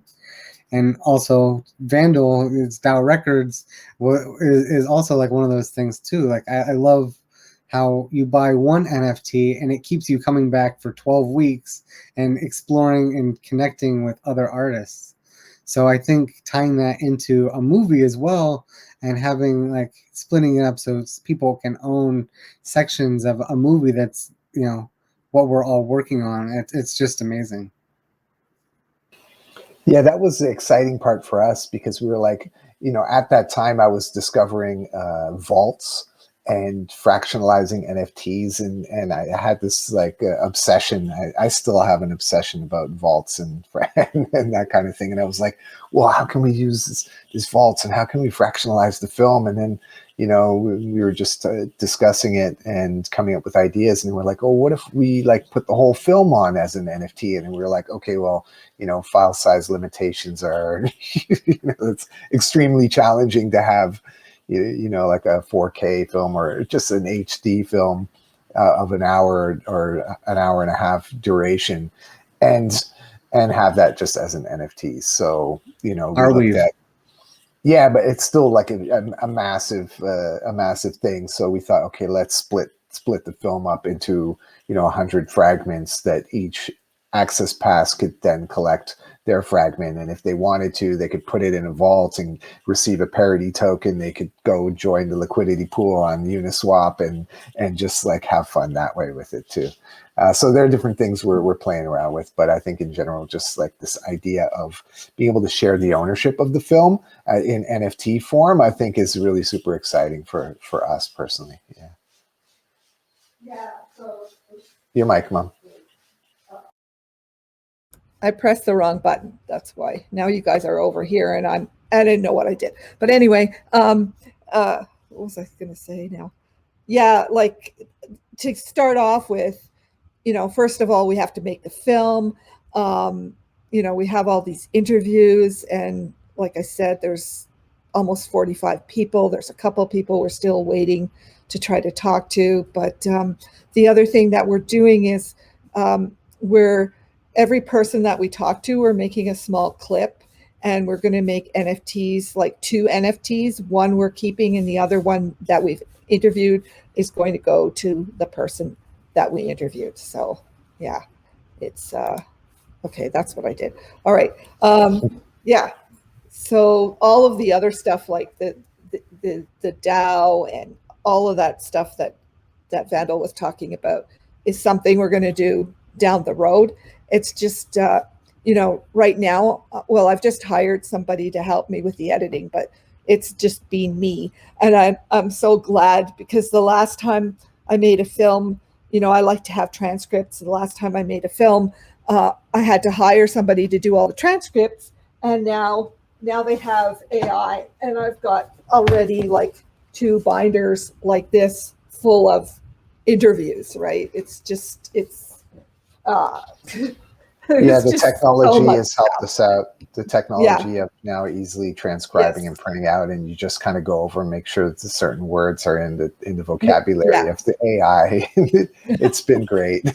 Yeah, I'm so glad we had that. So, and now we've got somebody that I met through the community who's actually helping with the editing. And, you know, as we go along, we're going to have to hire, you know, marketing. I'm not very good at selling things, so marketing and all that kind of stuff to get the word out there, because we don't want it just to be seen in this small community.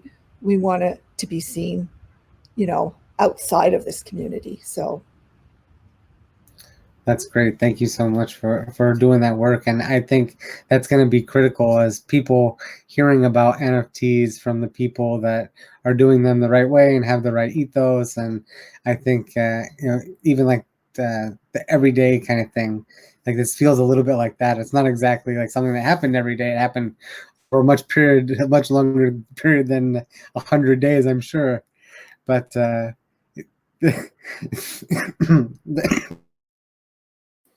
but that partial ownership and like being able to like own a section of it, I think is going to it's going to give people a new perspective and take on it.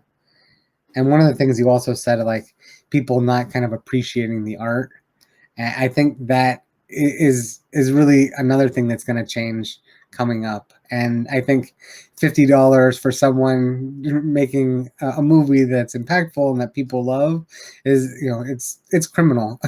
Our creative works really need to be recognized so that people can create art. And I mean, art is an expression of who we are and our love. And so I think you guys dedicating so much of your passion and also like continuing to learn and grow is helping everyone in this space learn and grow. So to hear that you're using AI to help with the transcripts, and it's amazing. Some people may be like, oh, computers are taking our job. It's like, no, like that would have had to be someone like me that was doing like literally listening to a video and typing it out. If a robot can take your job, let the robot take your job so you can do better, more fun jobs. Yeah. And transcription is really hard and frustrating. It's one of the worst parts of editing. So most definitely. I wanted to ask, since we're doing this and we're putting together this clip about all the people in the film who are saying art is, and in one word. No, I want to just I want to see if we can put this in the film too. So I want to ask both of you if you could tell us what art is in one word. So art is expression. Manifestation. Awesome. Cool. Expression is that's one of the ones that most people used. Expression, creativity, connection. Oh, don't give it away, Mom. Don't give it all away now. Well, our first promo that's going to come out with the Access Pass NFTs. There's going to be, like Jason said, there's going to be 100 Access Pass NFTs. But our first promo is everybody in the film saying what art is. So, and including me and Vandal, and neither one of us has said it yet. I thought he was going to put me on the spot and ask me right here what it was. And now I've given him a chance. No, it's okay. No, I won't do that to you. No, not on the spot. I'll be the one holding the camera. Okay. Yeah. So I just put up. I don't know if you guys saw that. While Vandal was talking, I just put up our website on the screen. I don't know if you did you guys see that the website, or should I put it up again? Not on the live camera. I'm not sure if he did that in the Discord. No, I did it in here, right? I saw it here. Pop up. Yeah. Here. Anyway, we can. That's our. Oh, the other thing too is that one of the things when we were starting to do our artist collaboration, we were going to do a remake of this logo. Vandal bought this from who did you? What was the name of the person? Pixelitist. Pixelitist who did this one. Yeah. But then we were talking about this fact that this is basically a direct copy of MTV, and the fact that we might get sued. What do you think? Sued? That could be a good thing, though. I don't know. I always thought, like, it could bring more attention to the film, even. But anyway, I want my NFT. Yeah, we're gonna exactly. We're trying to contact Dire Straits to see if we can remix that song. It would be awesome to get them to do it. It would be awesome to get them to do it. I mean, why not ask anybody? Like, why not ask? All they can do is say no, right? So yeah, exactly. I think that's going to be something else that we see is people having the courage to approach people they normally wouldn't, and breaking down kind of the barriers of even like classism and just because someone is a talented artist or a mainstream artist doesn't mean that they're not looking to learn or grow. In fact, I find that a lot of the big people that I talk to, like, they've dedicated so much of their life to the creation process. So they're always looking for new paintbrushes and ways to express themselves as well. So yeah, definitely reach out to people that are creating and doing things that you like, and help them do things better. Thank you very much, Vandal and Gemini, for coming on, and also thanks all the work for having us. you're doing. Yeah, thank you so much. Really appreciate it. Thank you. Don't forget, I want my NFT coming soon. Well, in the summer at least. We'll keep our eyes peeled. Thank you very much. Awesome. Bye. Thanks. Thanks. Bye-bye. So next up, we have Luke from One High. Lookington. Yeah, Lookington. Hopefully I my saw health him is backstage, so nice. hopefully he should be here soon. But man, that's so cool. I can't wait to own part of an NFT movie. Well, the whole thing with NFTs is like might even get me to go to grad school, to be honest. Use my degrees in art history, and it just kind of went, well, I don't want to hang out with art historians the rest of my life, right? I mean, really, because I'm an artist, and I You kind don't of want to hang out with me? Are you an art historian? Are you? I mean, not officially, but I mean, I've No, taken some art history classes. Right. No. Well, until you've majored in art history, We'll see how gets. long I'm in the NFT space, right? We're just so shaking up the world. Everything that's going on in this space is just shaking up the world and making it better. You know, it really is. The idea that artists can control and profit from their own art is so groundbreaking. Let's see. It looks like he is in day 5. I see him. How's it going? Good. How are you? I'm doing well. Thank you for joining us. Hi, Lookington. I think Meta is very well acquainted with our next guest, so I'm I so will let her. excited. I'm so excited that you're going to be here talking about Celeste, and we've got a lot going on in the house today, as you can probably hear. So I may drop off the screen and the mic, but I am here and I am listening, and I'm glad you made it. Cool. Glad to be here. This is Luke from One Hive talking about Celeste, a conflict resolution system that we're hopefully about to launch. Yeah, very soon. Can I go ahead and share my screen and get started? Please. Okay, let me find the presentation. Does that show up for everybody? Yes, that is showing up. Are you going to pop yourself into the corner with the video? You don't have to. No pressure. I forgot that it turns it off. One second. It like switches you when you're presenting by default. Does that work? Yes, it does. Okay, then I think we're good to go. Cool. So I'm here to talk about Celeste, which I'm super excited because I've been working on for quite a while. Celeste is a subjective oracle designed to resolve disputes arising in optimistic games. And that's kind of like the simplest description I've been able to come up with, but it's pretty jargony. So let's talk about what I mean by optimistic games and subjective oracles and how it fits into One Hive and the Web3 space as a whole.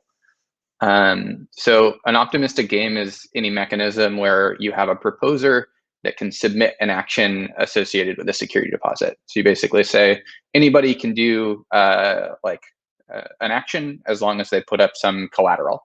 And the action will be assumed to be valid. It'll be accepted by the smart contract unless it's challenged by some other agent. And in the event of a challenge, you have a dispute resolution process or an oracle process that gets involved or invoked and determines whether the action should be allowed or blocked. Basically resolves the dispute between the two agents that have contributed and put up collateral deposits.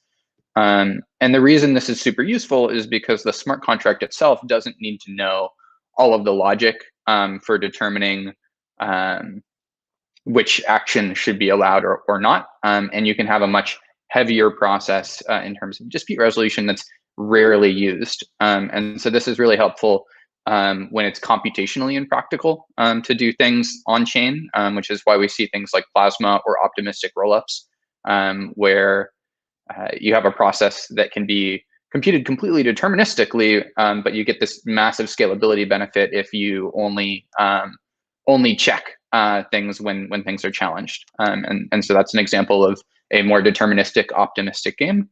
But another case, and probably a much more common case, is when it's just infeasible to encode things in smart contracts because the action space is subjective.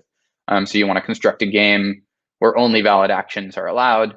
It's not possible with a smart contract by itself. And that's kind of where the sweet spot for Celeste and a subjective oracle kind of comes in. And so if you're not familiar with the idea of oracles in Web3, smart contracts have no way to pull in external data. They have to kind of work with what's available to them on chain, which is relatively limited. The most common example here is a like price feed oracle, like Chainlink, being used across all of DeFi to give you an aggregate price at any given point in time. A subjective oracle is similar, but it provides inputs which require some sort of human judgment. So some examples of this that we've seen in practice are like Augur, their rep oracle, being used to resolve prediction markets, Claros and Aragon Court, which Celeste is like based on that prior work as well, have been used to resolve similar types of disputes. And where these kind of come up is like inclusion or exclusion rules. So like token curated registries, that sort of thing, determining which proposals are valid, which tokens should be included in a specific set, or for event resolution. So things like prediction markets or milestone payouts or escrow. And so this is sort of the area where we expect to see Celeste used the most, is in these sort of subjective optimistic games. And at a very high level, this is how Celeste works as a protocol.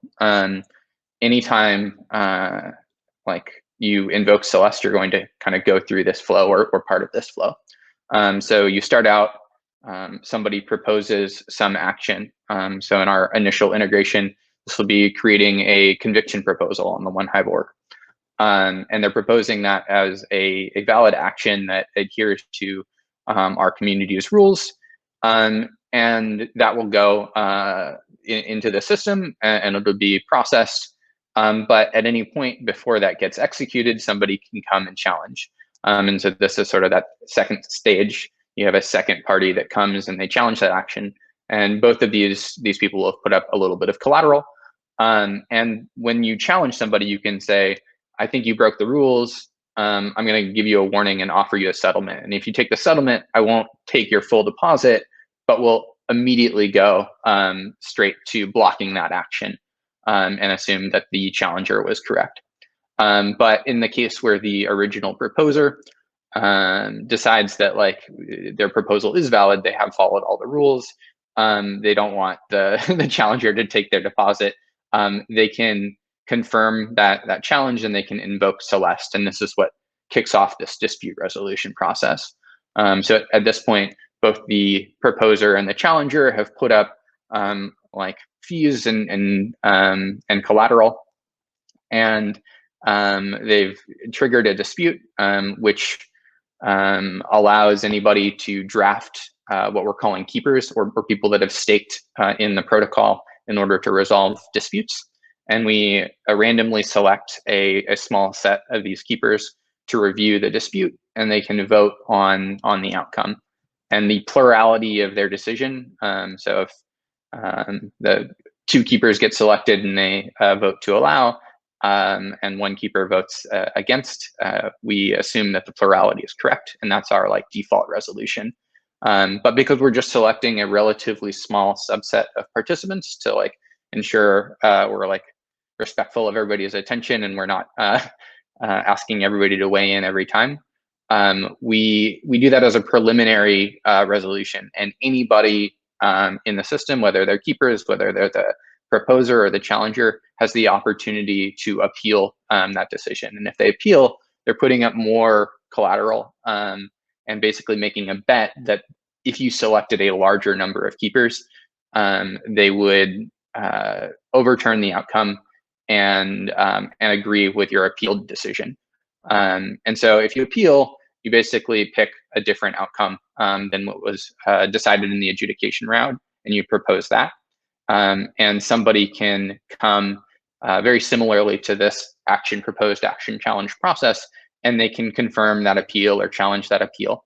And if that happens, both the person challenging the appeal and the person making the appeal put in their funds, and you draft more keepers and you get a larger set. And this can happen up to 4 times. And by the 4th time, you're selecting everybody that has staked into the system, and providing a final resolution. So that's the rough flow of every dispute that enters the system. And we try and like minimize the number of people that have to be involved to resolve disputes, because that keeps the like overhead and cost down, while ensuring that everybody can actually be selected and be involved in the process in the event that there's a particularly controversial decision being made. The other really important piece of Celeste is this idea of covenants. So OneHive has a community covenant that we kind of use informally and will formalize with Celeste. But for each type of dispute that happens, you have to be able to describe to everybody involved what the sort of rules are in human language. So a covenant is just a document that's written in English that describes what actions are valid or invalid when interacting with a specific smart contract that has been designed to interface with Celeste. So if you're creating an optimistic game of some sort, you can define the rules that define what are valid actions or invalid actions in a like plain English document. And because these documents are written in English, they're really flexible. You don't need to be a coder to come up with the rules. It's like basically just defining the rules in English. But you have to be kind of careful with that. You don't have to be a lawyer. This isn't a legal agreement, but the more precise you can be with your language, the more aware of like past precedents from past disputes, the clearer you can be with the covenant, and the easier it will be for people to use, like participate in the game. So you want to like make sure that things are relatively precise, or where they're not precise, you're relying on kind of the judgment or the precedents over time to help make them clear. The other kind of important piece to this is that this is a decentralized protocol that people can participate in. So the participants that provide resolutions as like a service, we're calling keepers. Keepers have to stake honey, OneHive's native community currency, in order to earn staking rewards. But unlike other sort of stake-based protocols, we also require that keepers are verified on BrightID, which I'll talk about in a second. But BrightID is a decentralized sort of social network designed to provide social Sybil resistance and prevent people from creating more than one account. And based on that like verification status, the amount of honey an individual can stake in the system is capped. And this is really, really important for us because one of the main things that we want to achieve with the protocol is to provide a check on some of the misalignment when you have token-based governance, when you have whales that control a large amount of stake and can kind of make arbitrary decisions. We wanted to balance that by making a more democratic system, and by limiting the amount of stake that can be used. We ensure that the signals coming in from keepers to resolve decisions are primarily coming actually in a more democratic way from individual people. And the stake is just a matter of ensuring there's like an incentive to actually show up and vote, ensuring there's an incentive to actively participate.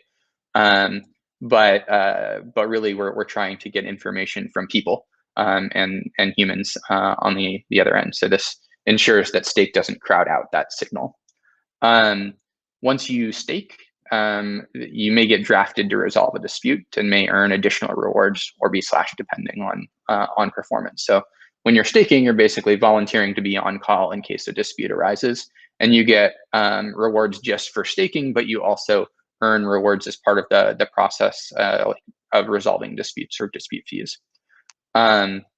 And each time you're drafted, you're going to have to review the relevant covenant for that dispute, the action that was proposed, any provided justifications, and then commit and reveal a vote or a portion of the stake honey will be slashed. So there's incentives all along the way to actively participate once you're staked. And just to kind of talk a bit more about BrightID and how we're using it. This is from the BrightID website, but we chose to integrate BrightID both with Celeste, and we also tested it out with our like honey faucet, where you can basically just claim honey for free if you're a verified unique human. And we had a lot of success with this because it enables us to ensure that nobody can create multiple accounts and kind of game the system that just by having a bunch of accounts, and that allows us to use something other than stake as a form of Sybil resistance, which I think is kind of a game changer for a lot of these decentralized systems. But it's really hard. Like the problem Bright ID is solving is difficult. If you don't want to do KYC, if you don't want to have a centralized identity provider, which isn't really compatible with like a decentralized protocol like we're building, you want it to be privacy preserving and non-invasive. You want to make it relatively accessible to everybody in the world. So you don't want them to have a government ID necessarily, because lots of people don't have access to all sorts of government IDs. And of course, we want it to be open source. So we're really happy with Bright ID, and it's deeply integrated into the Celeste protocol, and we're very excited about this like differentiation for Celeste. The interface for actually like interacting with the protocol kind of happens in two places. We have a keeper dashboard, and this is where keepers would stake honey. They would go to vote on disputes and kind of see what kind of pending tasks they have to do, and claim the rewards that they've earned over time. And so you can see all of your balances. We have a relatively like complex process for staking where you have your wallet, then you have the staking contract, but the stake in there can be inactive. And then you have this process of activating the stake. And when it's active, you're on call. That's like actually fully staked. But in order to withdraw, you have to go through a deactivation process. You can't immediately withdraw because of the way the protocol works. But all of that can be seen and done from this main dashboard. You'll also see upcoming tasks. So each time you get drafted, you're going to have to perform some tasks like reviewing the covenant and voting. And each time there's going to be like a 48-hour period to perform the tasks. And so early on, we expect there to be relatively low dispute volume. We'll see. So you may not see a bunch of upcoming tasks all the time, but as the protocol grows and we have more integrations, you might see more and more dispute volume, and you're going to want to be able to keep track and manage your time. So we've got like a way to see all of the upcoming tasks and kind of make sure you're doing everything that you need to do to not get slashed and to earn all the rewards. We also have like a dispute list where you can see historically all of the disputes that have occurred, the ones that are active, how they were resolved, and you can just browse through if you want to like understand the history. And if you click through on a dispute, you get the dispute detail, which will kind of connect you to the relevant information about the context of the dispute. You can read comments that are submitted from the proposer or the challenger, and you can click through to get to the original like proposal or proposed action, depending on the integration. And of course, you can like earn rewards and claim your rewards on the dashboard as well. So this will be a combination of rewards just for staking, as well as the dispute fees that you earn for actively participating. The first integration that we're planning, and which is going to be launching, we're testing this on Rinkeby now, is actually the One Hive proposal process. And it's one of the key things that we wanted to like build Celeste for, was because we were concerned in the One Hive community using conviction voting and voting to kind of determine a lot of really important information for One Hive as like a fully decentralized community. We wanted to make sure that like whales that came in that might have different views or values would be kind of put in check. And as participants in the community, we want to ensure that the like values and the things that we believe in are kind of upheld, even as the community grows and becomes bigger than any one of us. And so we were able to kind of accomplish this with Celeste by creating our community covenant that describes sort of the values. And once this launches, anybody that creates a proposal, since it's an open proposal process, is effectively agreeing to the OneHive community covenant, and we can challenge any actions that we feel have violated that covenant. And so far within OneHive, even though we haven't had this, we haven't had too much trouble. But we have had a few instances where people have come into the community and not really like adhered to the covenant, and they've tried to make malicious proposals, and thankfully they don't really get a lot of traction.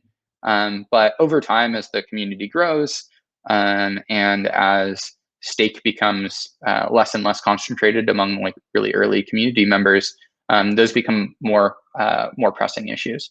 And so it's been a really big goal, and it'll be a really big upgrade for OneHive when we've integrated Celeste into this process and ensured that like we have a check on the power or influence of capital in the system. And so this is what this will look like in the new OneHive dashboard, and this is all being tested on Rinkeby. So these are screenshots from that. But you'll have proposals, whether they're decision proposals or conviction proposals that allocate funds, will show up kind of as they normally do, but you'll have this new disputable action widget on the right-hand side where you can challenge decisions or challenge proposals. And if you challenge a proposal, you can offer a settlement, you can provide like a justification for why you're challenging. So if somebody put in a proposal that's invalid, it should be challenged, you can kind of give a rationale or a reason for that. And so we're hoping that like in most cases, people are just going to make mistakes and people will be generous with the settlement offers, and we won't have to like go to dispute resolution, because that should always be kind of the last resort within a community. But it will be possible, and it will be possible to kind of enforce these things. And when it gets challenged, it'll be blocked until the challenge is resolved, which can take several weeks depending on how it escalates through Celeste. But there's no way to kind of push a proposal through without going through that full process. And then once it's invoked in Celeste, it'll just sort of be stalled until it can be resolved. So testing is happening right now for Celeste and the OneHive integration on Rinkeby. So if anybody's interested in getting involved or testing, you can hop on our Discord, ask for Test Honey. Things have gone really, really well so far. So we're kind of fixing last minute bugs, and we intend to kind of launch this like big upgrade in the next couple of weeks. So stay tuned for that. And then we also have some other integrations in development for Celeste. So the Garden Swarm is working on taking the like onehive.org interface and making it possible to create new conviction voting DAOs with your own tokens or creating new tokens. And this will also include the Celeste capability, so you can have a covenant for your proposal process. The Token Engineering Commons, which is forking the onehive.org interface for their like bonding curve based DAO using conviction voting, is also planning on using Celeste to moderate proposal validity. We've got this project called Quests, which will define open bounties and like milestones, and can be an extension for DAO proposal processes or like open bounty systems. And it'll use Celeste to mediate disputes over whether things have been completed or not completed per the specification. We have token lists that we use for HoneySwap, and they're commonly used throughout other DeFi applications. And we plan to make it so people can request tokens be listed or challenge tokens that have been listed, and use that for HoneySwap and for Agave, the lending protocol the OneHive community has been building. And then we also have an NFT like project that plans to use Celeste to allow communities to create canonical sets of NFTs.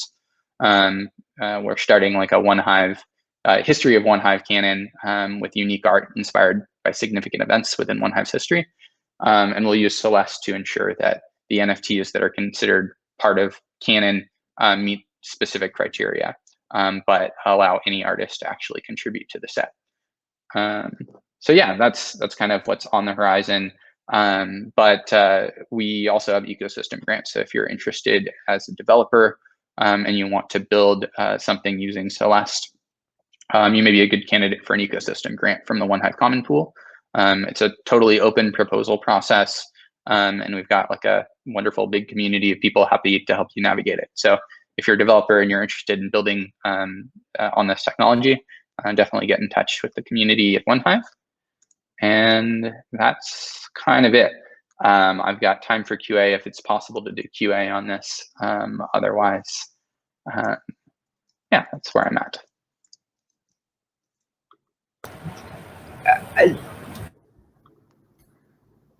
Oh, you're muted, Meta.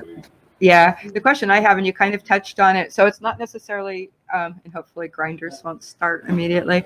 It's not necessarily dispute resolution then, is it? Because you're talking about using it to kind of like channel the artist flows for Canon and stuff too, to sort of help direct like the community. Yeah, So I mean, it's dispute resolution specifically for this like optimistic game use case where somebody is going to like provide like an action and somebody may challenge it, and then you need a way to resolve this conflict between two parties. But it's not like general dispute resolution in sort of the legal context where you're like having really complex interactions between two parties and you're doing those things. That like is specifically for this like optimistic game kind of use case. But this optimistic game use case is actually very broad in terms of what you can do with it. So like the NFT use case, for example, it allows us to create a canonical set of things that have some significance because they're part of the set, but we don't have to like be super strict in terms of who's participating as an artist. We can make it relatively open and say, as long as you're submitting something that follows this criteria, you can propose any NFT be included, and is just subject to challenge. And so it enables us as like a decentralized community to have really open processes that anybody can participate in, while at the same time providing that like curation and like sort of boundary and criteria based sets. So like a lot of the things that you sort of rely on a centralized institution to typically do in terms of like filtering lists that show up on platforms, moderating like content, that sort of thing can be done in a much more open and inclusive way with something like Celeste and these covenants. So without getting into any like personal details of conflicts, can you kind of talk about any kind of conflict examples that you guys have used for this?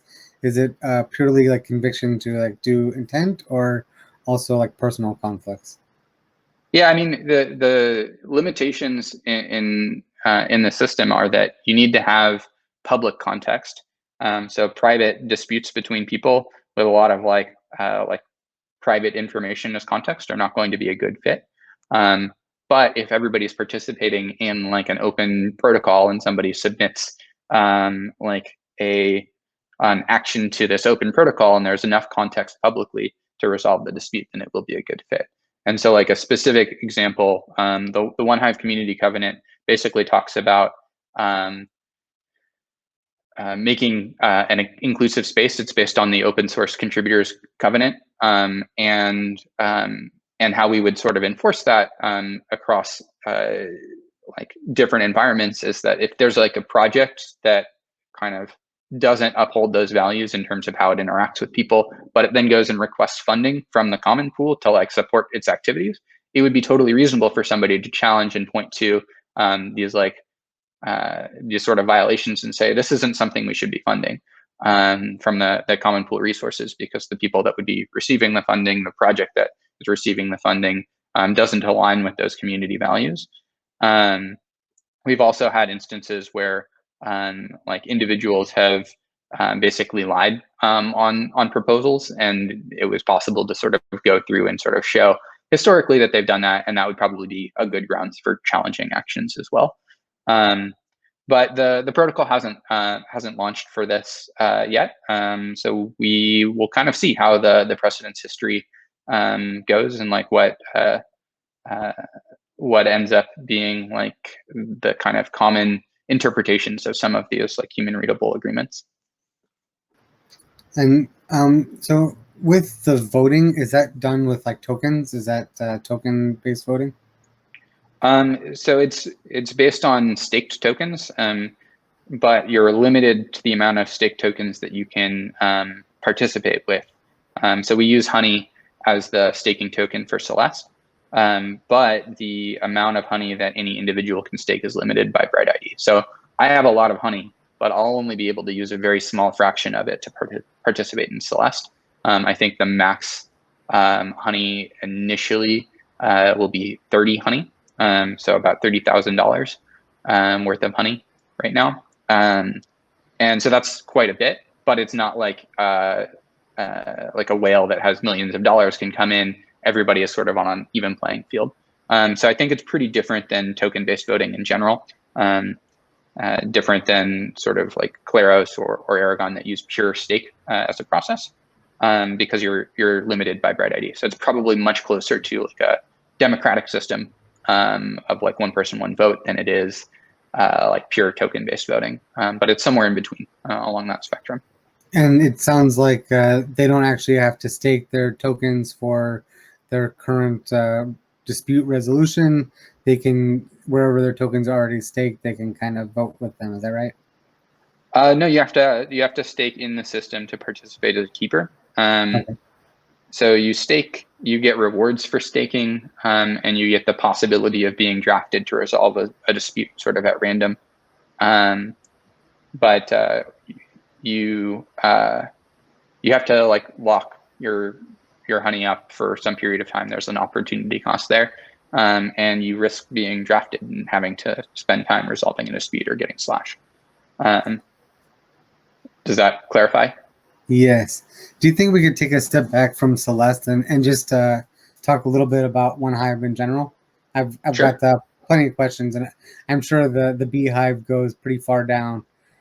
So obviously, Honey and everything is one of the first things that I saw on XDAI. Can you tell us a little bit more about just kind of the infrastructure and footprint of OneHive and a little bit more about the general DAO or group? Yeah. I mean, OneHive, I kind of describe it as a cybernetic superorganism living on Ethereum's layer 2, because it's really sort of taken on a life of its own. We have a process where we distribute Honey via conviction voting, and that process allows us to fund lots of different things. So there's working groups that we call swarms that are working on marketing or working on translation, or there's one called Morphosis that does organizes like classes and education for community members, which is really cool. We've had projects kind of spin out like HoneySwap, which is a fork of Uniswap v2 on XDAI and is now going cross-chain and doing some really cool stuff on the DeFi space. And you've got things like Agave, which is a fork of Aave that spun out as a project as well. And so like OneHive doesn't have like a super clear roadmap or like a very defined narrow scope. It's kind of a community of people that have kind of come together around different values that are building cool things that happen to also flow back into the common pool. So we get like a circular economy, and as that economy grows, everybody in the community benefits. And it's been really, really cool to see that, because as like one of the early community members, it's gotten to the point where I can't even keep track of everything that's going on all the time. And I'm just constantly surprised by the cool things that members of the community are doing. Oh yeah, one of the first intros that I had aside from the Honey Faucet was MetaVerde, and you know she's always talking about what's happening in OneHive, and so I'm really thankful that she was able to get you on, some of the other people to help tell us a little bit more about it. It really it sounds like a very similar community to MetaGame, where there's just so many people working on different parts of the hive and kind of making everything better. So thank you so much for the opportunity to come and tell us more about it. Yeah, thanks for having me. Yeah, thank you, Luke. I mean, this has just been such an amazing experience being involved in this community. I could never thank you enough. Oh, was I on mute? I could never thank you enough for getting this going. I might have been on mute. I heard you. So thank you. our next speaker is not able to make it, so we're going to talk a little bit. If you'd like to talk any more about OneHive, that's fine. Otherwise, we are clear to kind of talk amongst ourselves, I think, Meta. Yeah, I don't talk have more, a- Luke. I don't have a hard stop. I'm happy to hang out with you guys. We can talk Awesome. about Sure. OneHive or MetaGame or anything, really. Well, we're Yeah, that'd be great. So, I mean, let's just kind of talk about some of the things that we've heard today and how they relate to everything else that we've heard this week. So, today is obviously the party day. And as I said at the end of yesterday, it's so funny that we come in with like a preconceived notion of what the day is. And there's just so much bleed over into everything that we do that, I mean, conflict resolution is a huge part of how we have fun and how we can all kind of live together. So it's so awesome to see like what people are doing to help us get along. And I think that that's one of the biggest hurdles that we have to overcome is to build the friendship so that people are free to create these bonds. So what are some of the best uses of like bonding tools that you guys have seen in the communities? I don't know how OneHive does it because I see other communities trying to create a culture, and I just feel like it's kind of spontaneous with OneHive, but it clearly, to me, it generates from the community covenant. When I saw the community covenant, that was when I was like completely on board. And I tend to be really salty, as I've mentioned a number of times. And being in OneHive has really helped make me a better person in a lot of ways because I have to be more considerate of other people because that's how the community is. And I think that that's a really good bonding tool right there. Like even when I'm like, like even I've thrown down a couple of crap fests and been embraced and let them, like, I'm still here, right? People still take care of me and they still love me. And I just feel really appreciated and seen. I don't know if like pollen acts as a bonding tool. It kind of does because you're getting like immediate, well, maybe not immediate for some people, but you're getting like an actual tangible feedback, like with source cred and then getting enough of a payout that like people can afford to work less or even quit their jobs and stay in the community. And I think that helps create a bond too. Yeah, I mean, personally, I think that there's lots of tools that are useful. Discord is like a big one. I found like when we moved to Discord, it was really amazing to see that like you could just hang out with people in voice chat. There's like a groovy bot that like lets you listen to music and hang out. And I think that like the tools are important, but it's the humans that are wanting to interact and like creating a culture of like interaction and like fun. And like I don't know, we've had the pandemic this year, and for me, like that's been really, really hard in terms of like making connections in the way that you like would typically do. And I've found within OneHive this year a lot like a really great sense of community, and in terms of like, yeah, we build stuff, and there's like crypto and money involved in terms of like projects that are sustainable and whatnot, but I think for me, and I think for a lot of the people within OneHive, and I see this in MetaGame as well, although I don't spend as much time in the Discord. There's this sort of sense, and MetaCartel as well, of human relationships for the sake of human relationships. Like we're all friends and we're doing something cool together, and that's the focus. And I think in this space, there's this idea that community is really important, and there's a lot of like companies or projects that are really like relatively centralized, and they've got a very clear like product goal, and they want to create a community around that. And it's a very different vibe in a lot of cases from like a really community first or like community for the sake of community, and everything else is sort of like on top of that or like in support of that. Whereas if it's the other way around, I think you have a much harder time kind of creating those like authentic relationships and interactions. I think you also touched on a really key point that I've tried to emphasize is that, we're people first.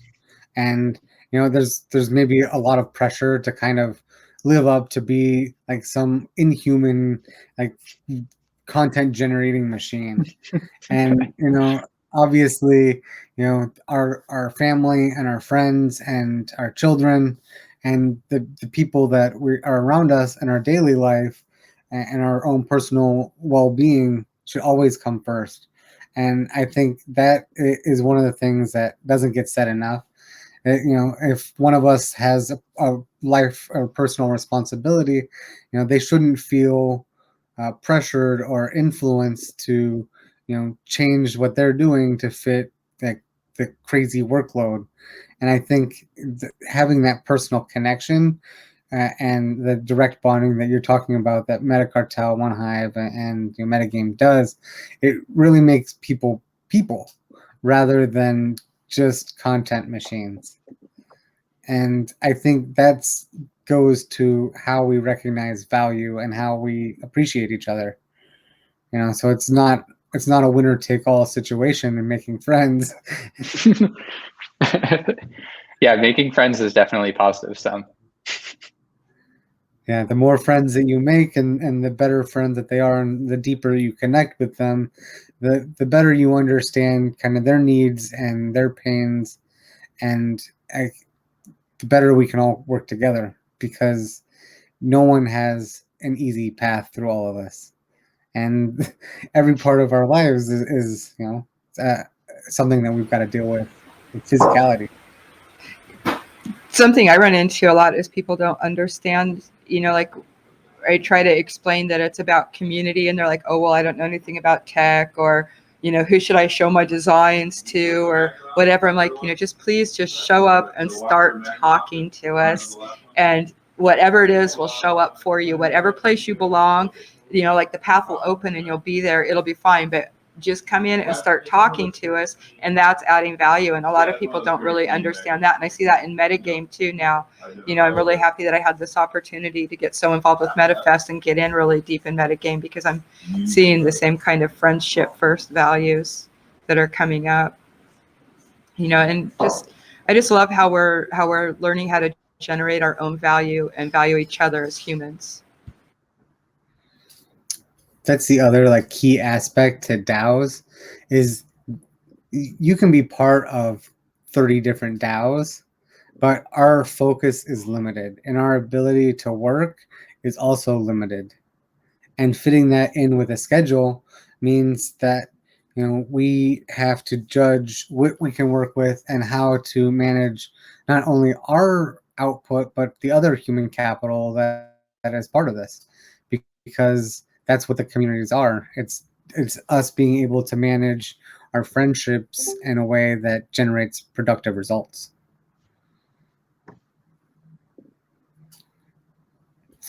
So I think we lost Luke's video. I'm not sure. Oh, I still see Luke. Oh, good. Yeah, I think I'm okay, but I'm in an Airbnb right now, so the internet has been a little bit shaky. Are you in Portland? Yeah, I'm in Portland now. Yeah, I'm jealous. I really like Portland. Oh yeah. It's been good so far, and things are starting to open up, and it's been good. We're trying to find a house though, and that has not been going good. Real estate market is like insane right now. So is that happening everywhere? I know California. When I 5 years ago, when houses were 400,000, I was like, "This is crazy." And then 2 years went by, and they were 600,000, and now another 2 years went by, and they're 800,000. It's like literally in 4 to 5 years, 100% appreciation, and it was only pretty much. They want $250,000 for dumpy little houses in Weiser, Idaho. It's pretty absurd. But I mean, I don't know what's going on over the past month. I know the historic rate of appreciation is like something like 4 or 5% for real estate, but it just doesn't seem like that because of the last few years. It's like I think when I was researching, because I'm in the market in Portland, it was like in the past 6 months even, you've got 10 to 20% appreciation. I heard that the price of wood has quadrupled over the last year. Oh yeah, so they're not even building new stuff because the lumber price is outrageous. Yeah. So as we're building a better digital future, the physical world around us is having a hard time. We've all got to move to Decentraland.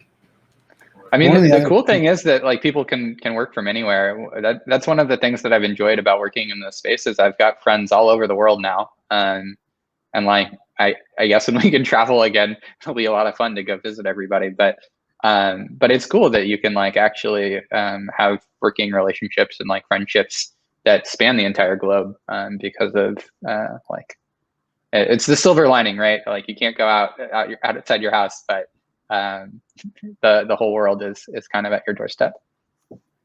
I think that's really been key this past year too, is just how accessible everything is. And especially like Discord. Like I love Discord because there's not really any of the ads. I don't have the social media influence. I don't have a picture of your food where you want me to picture like thumbs up on it. I've really unplugged from social media since MySpace, and I never really wanted to be someone else's product. And while I love my friends, I love talking to them more than their one-liners that are, even like if you read, it's like that's not who you are at all. I know you. Like, these like fake identities, they don't hold up when we have deep connections with each other. Right. It's a very different, like it's a very limited and very like curated view into somebody that like isn't really the same as if you go get coffee with them or hanging out and having a beer, you know? Yeah. And I think that also speaks to like why and how we communicate with people.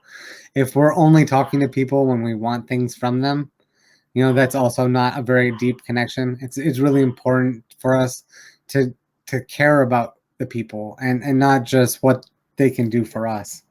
So Yeah. I think I see that a lot with the different communities that put community first, is that they understand like the person that's greeting new people is just as valuable as the developer that's pushing code, because Yeah. building that connection to your innkeeper and making friends with people that have the soft skills is probably a lot easier than talking to someone that is speaking very high level code. You know what I mean? So it takes a village or a DAO community to onboard new members and build the community. Yeah, I actually think that like village or like town metaphor is actually really apt for these sorts of things. Like DAOs, we don't really like, we see a lot of things called DAOs right now, but I think we actually see relatively few things that are like relatively close to that in terms of actually being decentralized, autonomous communities. And when you have something like that, it probably looks closer to like a village or like a town where lots of people are acting kind of independently. You've got like a really diverse set of people working together, and none of it works at all if like you take if you don't have a diverse set of people there, right? Like if you only have developers, you're not going to have a whole village, and you're not going to have the effects of like that kind of community. So I'm checking on our next speaker.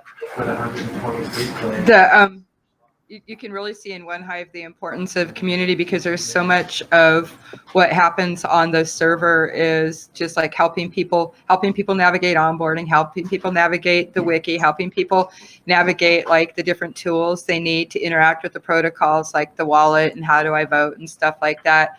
And it's what's really exciting to me is to see when somebody first comes on and they're getting help, and then like sometimes within a week, then they're popping into the help channel and helping people, and it's like everybody wants to pile in and help everybody. And I just find that really exciting and really upraising. I think that we've been kind of brainwashed with the idea that people are selfish, that this scarcity mindset's been ingrained in us. And by moving into the crypto community, where, as I've said before, we're generating our own means of rewarding our own value, and there is no limit. There's literally no limit to what we can give each other in this space.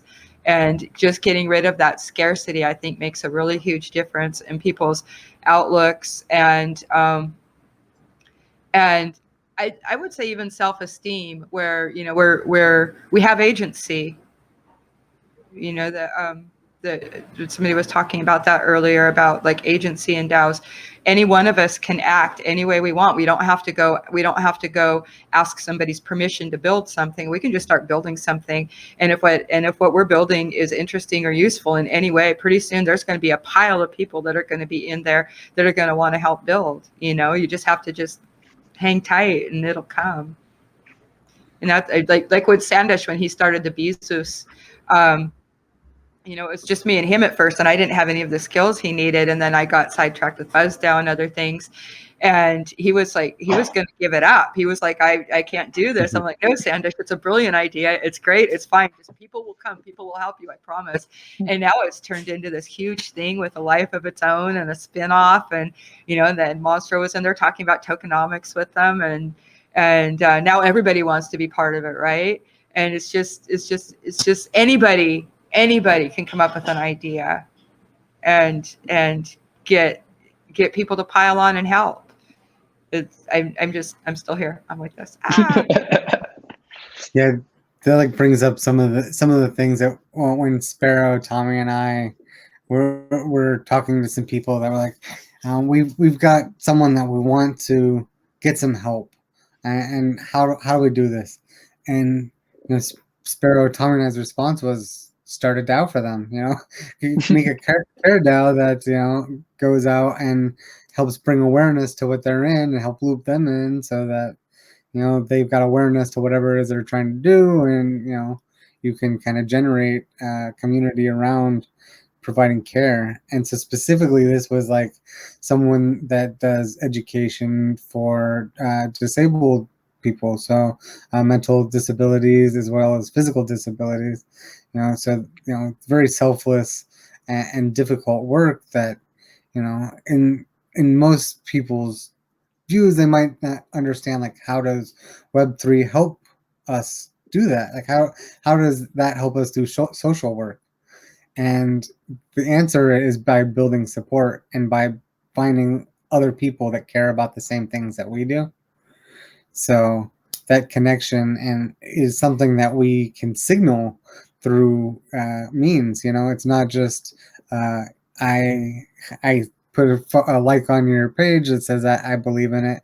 Like, we can literally give our address. This is our cryptographic proof that we're behind you. You know, reach out to me if you need help getting this view out there, or even the ability to directly have funds applied or sent out to things in a way that is purely transparent.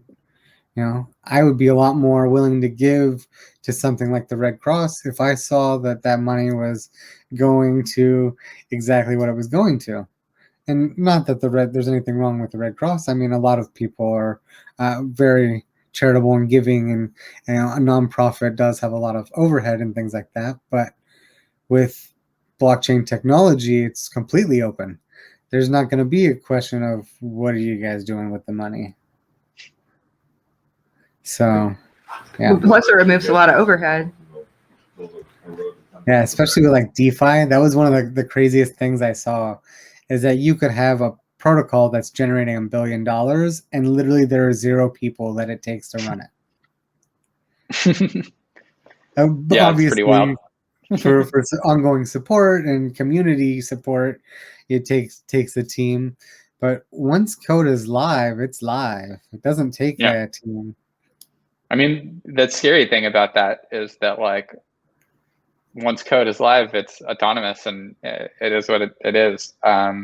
There's an interesting article from a few years back that I think Vlad wrote about like decentralization and technology being potentially harmful, because once you put code out there, it is live and it's going to run, and people aren't necessarily going to interact with it the way that you want them to. I think one of the examples was like prediction markets used to like incentivize people to like kill each other, like assassination markets. And if you don't have any way to like prevent those things, it can be really scary. So I think it's one of those cases where it's really important for us as people working in the space to not only think about like all of the good that this can do, but also like figure out how we can mitigate some of the potential harms. Yeah, that brings up a scary other thing that I considered when I saw a story like last month. And some of the botnets backup server stuff was like ingrained from like metadata, and that's how it got its like backup IP. And as we build these like permanent setups for data, you know, it's kind of scary what permanent data can mean if it's not curated or have an ability to pull anything from Yeah, it. no. It's like immutable ledger that's transparent for everybody. Is definitely a consideration when it comes to data privacy. And I think that'll be big when we talk about conflict resolution too, is because these problems are going to be larger than a single community to tackle. And while we say like think globally and act locally, I think like these metaspheres that are also generating, where like Uber House or some of the other things that they're just kind of like a conglomeration of all these communities. It reties like the locality and like the direct connection between the different communities at like a personal level as well. Yeah, definitely. Like we think about that a lot at OneHive because we have kind of this structure where there's like swarms and subcommunities and all these different projects and stuff. And there's this notion of subsidiarity where you just try and like push the decisions that need to be made to the like most local level possible. But that doesn't mean that there aren't decisions or things that have to happen at like a broader or like more global context within the community. And I think tackling that is going to be challenging in a lot of these cases. Yeah, I think having the technology first view is going to help a lot with that too. And I think so. One of the best corporate structures that I worked at, we had 150 developers, but each one of those developers was on a 5-person team. And so on that team, you've got pretty much like your lead developer, you've got their backup, you've got someone that they're training, a QC person, and you'd have your product manager, which is overseeing a few of these different teams. So it builds an ecosystem where that team has full ownership of everything they're doing. They can do whatever they want. They've got the power to communicate effectively what they're doing and the tools to do what they want. And by organizing leadership in a way that facilitates the doers, it helps us all use technology to better suit us. So I invited MagMaster on next. I know that he's a little bit busy. Mag, are you there? Yeah, sorry about that, guys. I got like 3 kids running around on a beautiful day here in Canada, but hey, how's everyone? Yeah, I mean, I said at the start of this, we should never apologize for being people, and being able to run around outside with your kids sounds like the best environment of the 4 of us. Well, I'll tell you, the smile is just as big as anything else when you're around your kids. That even though it seems that sometimes you can be exhausted, you still have that smile when they hug you, no matter how tired you are. Yeah, that's great. And I think what we were just talking about for the last hour is how being a person first is super important. So yeah, I think us opening on that is a great open. So thank you very much, Luke, for joining us and hanging around for the extra talk. I really appreciate it. And yeah, it was a lot of fun. Learning more about OneHive. Thank you, Luke. Bye. So, Mag, are you ready to talk about MagNFT? Yeah, I don't have a camera, unfortunately, but I'm absolutely ready to share with the rest of the metaverse a little bit how the printing edition side of NFT went. Sure.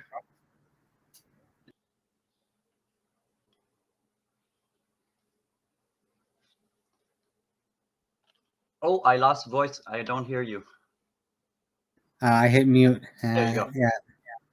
So, would you like me to stay on video to kind of support some of the things you're saying? Yeah, absolutely. And I find you look so much better with me with that T-shirt. I want that T-shirt.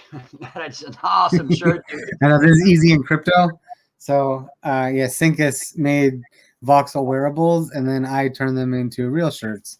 So this is one of them. Look at that. Oh, yeah, it's awesome.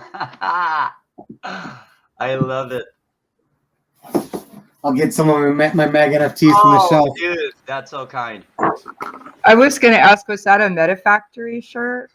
Yeah, this is a upcoming MetaFactory shirt.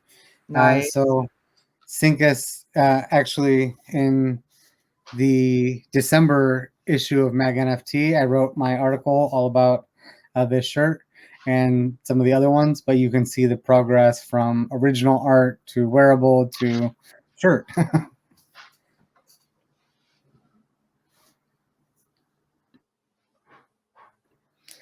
Yeah, so Mag, if you'd like, maybe we can talk a little bit about the process of getting together like artists and getting together articles and printing them as a physical edition. Well, the physical edition is only yeah, it's over a year and a half of work to get to that level of a product in a way. But MagNFT was created, in November of 2019.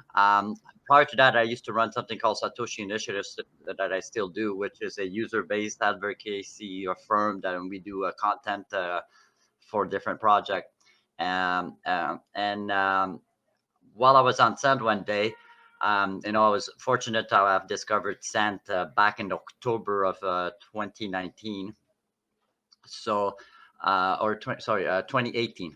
So yeah, 2018. So making it that got to see Sand go from a more of a technical posting platform to slowly having creators find Sand, start posting on Sand, and the aesthetic of the look of the posts made the art look so amazing on Sand compared to different topics being more programmable. So yeah, and once I saw that, I've always been in space to support others. Like that's not just MagNFT. Since I got in here, I think we all are. I think for this, to have the passion and love to do this on an everyday basis. Well, like anybody else, you want to share your passion and you want to share your love and you want people to get in with it. So I was always there to support. And one day, I've always wanted to be a creator, an artist from a very long time. I actually do physical canvases and burn them after. and when I saw all these talented artists getting on Twitter, I had created Sand user Twitter account, and it was done to give traction to Sand on our marketing side for artists. And it grew to around 500 users, and we got a lot of artists on board. And once we got the artists on board, I kind of let go of the Send user account and focused on some project that I started called MagNFT, which I would feature artists in a kind of a magazine format, right? Now I knew I was going to do it in HTML. I knew I was going to do it in PDF, but I wanted also something slick and that had the sound, that had the flipping, all the little details that made it a nice digital format. And that's when we started our first edition, which was launched on December 3rd of 2019. So December 3rd was the first one I published out. MagNFT issue 1 featured very OG names we know today. Yeah, so Let It Be, Connie Digital, Skinny was in that one also. We had Robness in that one. So the first edition came out. So that's our website. As you can see, you always have the latest issue on the top. You can view it by just clicking full screen right there. And the latest issue is always free to view. And after that, it's retired and you can only buy it in physical copy. Now, like Penguin showed you, the physical copy only started this year. So now that I knew that I had enough readers, and that because making a physical copy became even a niche of a niche, I started looking. Now, the first one, the Skinny, is a smaller edition, and like you saw it, I think it's not an A4 format; it's a smaller format because I just wanted to get the feel of it because I have no experience in this. I grew with my product. I put all my heart into it, and I learned over the now the almost year and a half I learned a lot about editing and how to implement design within a magazine format, and some basic rules. And you can buy it now in the physical format, either in soft or hardcover copy. The hardcover copy almost looks like a book, and it's a great tool also to show your friends because it's tangible. So you can it sounds really weird, but believe me, to explain a non-fungible world, well, a fungible item is the best way. A book is just the best way to show it off.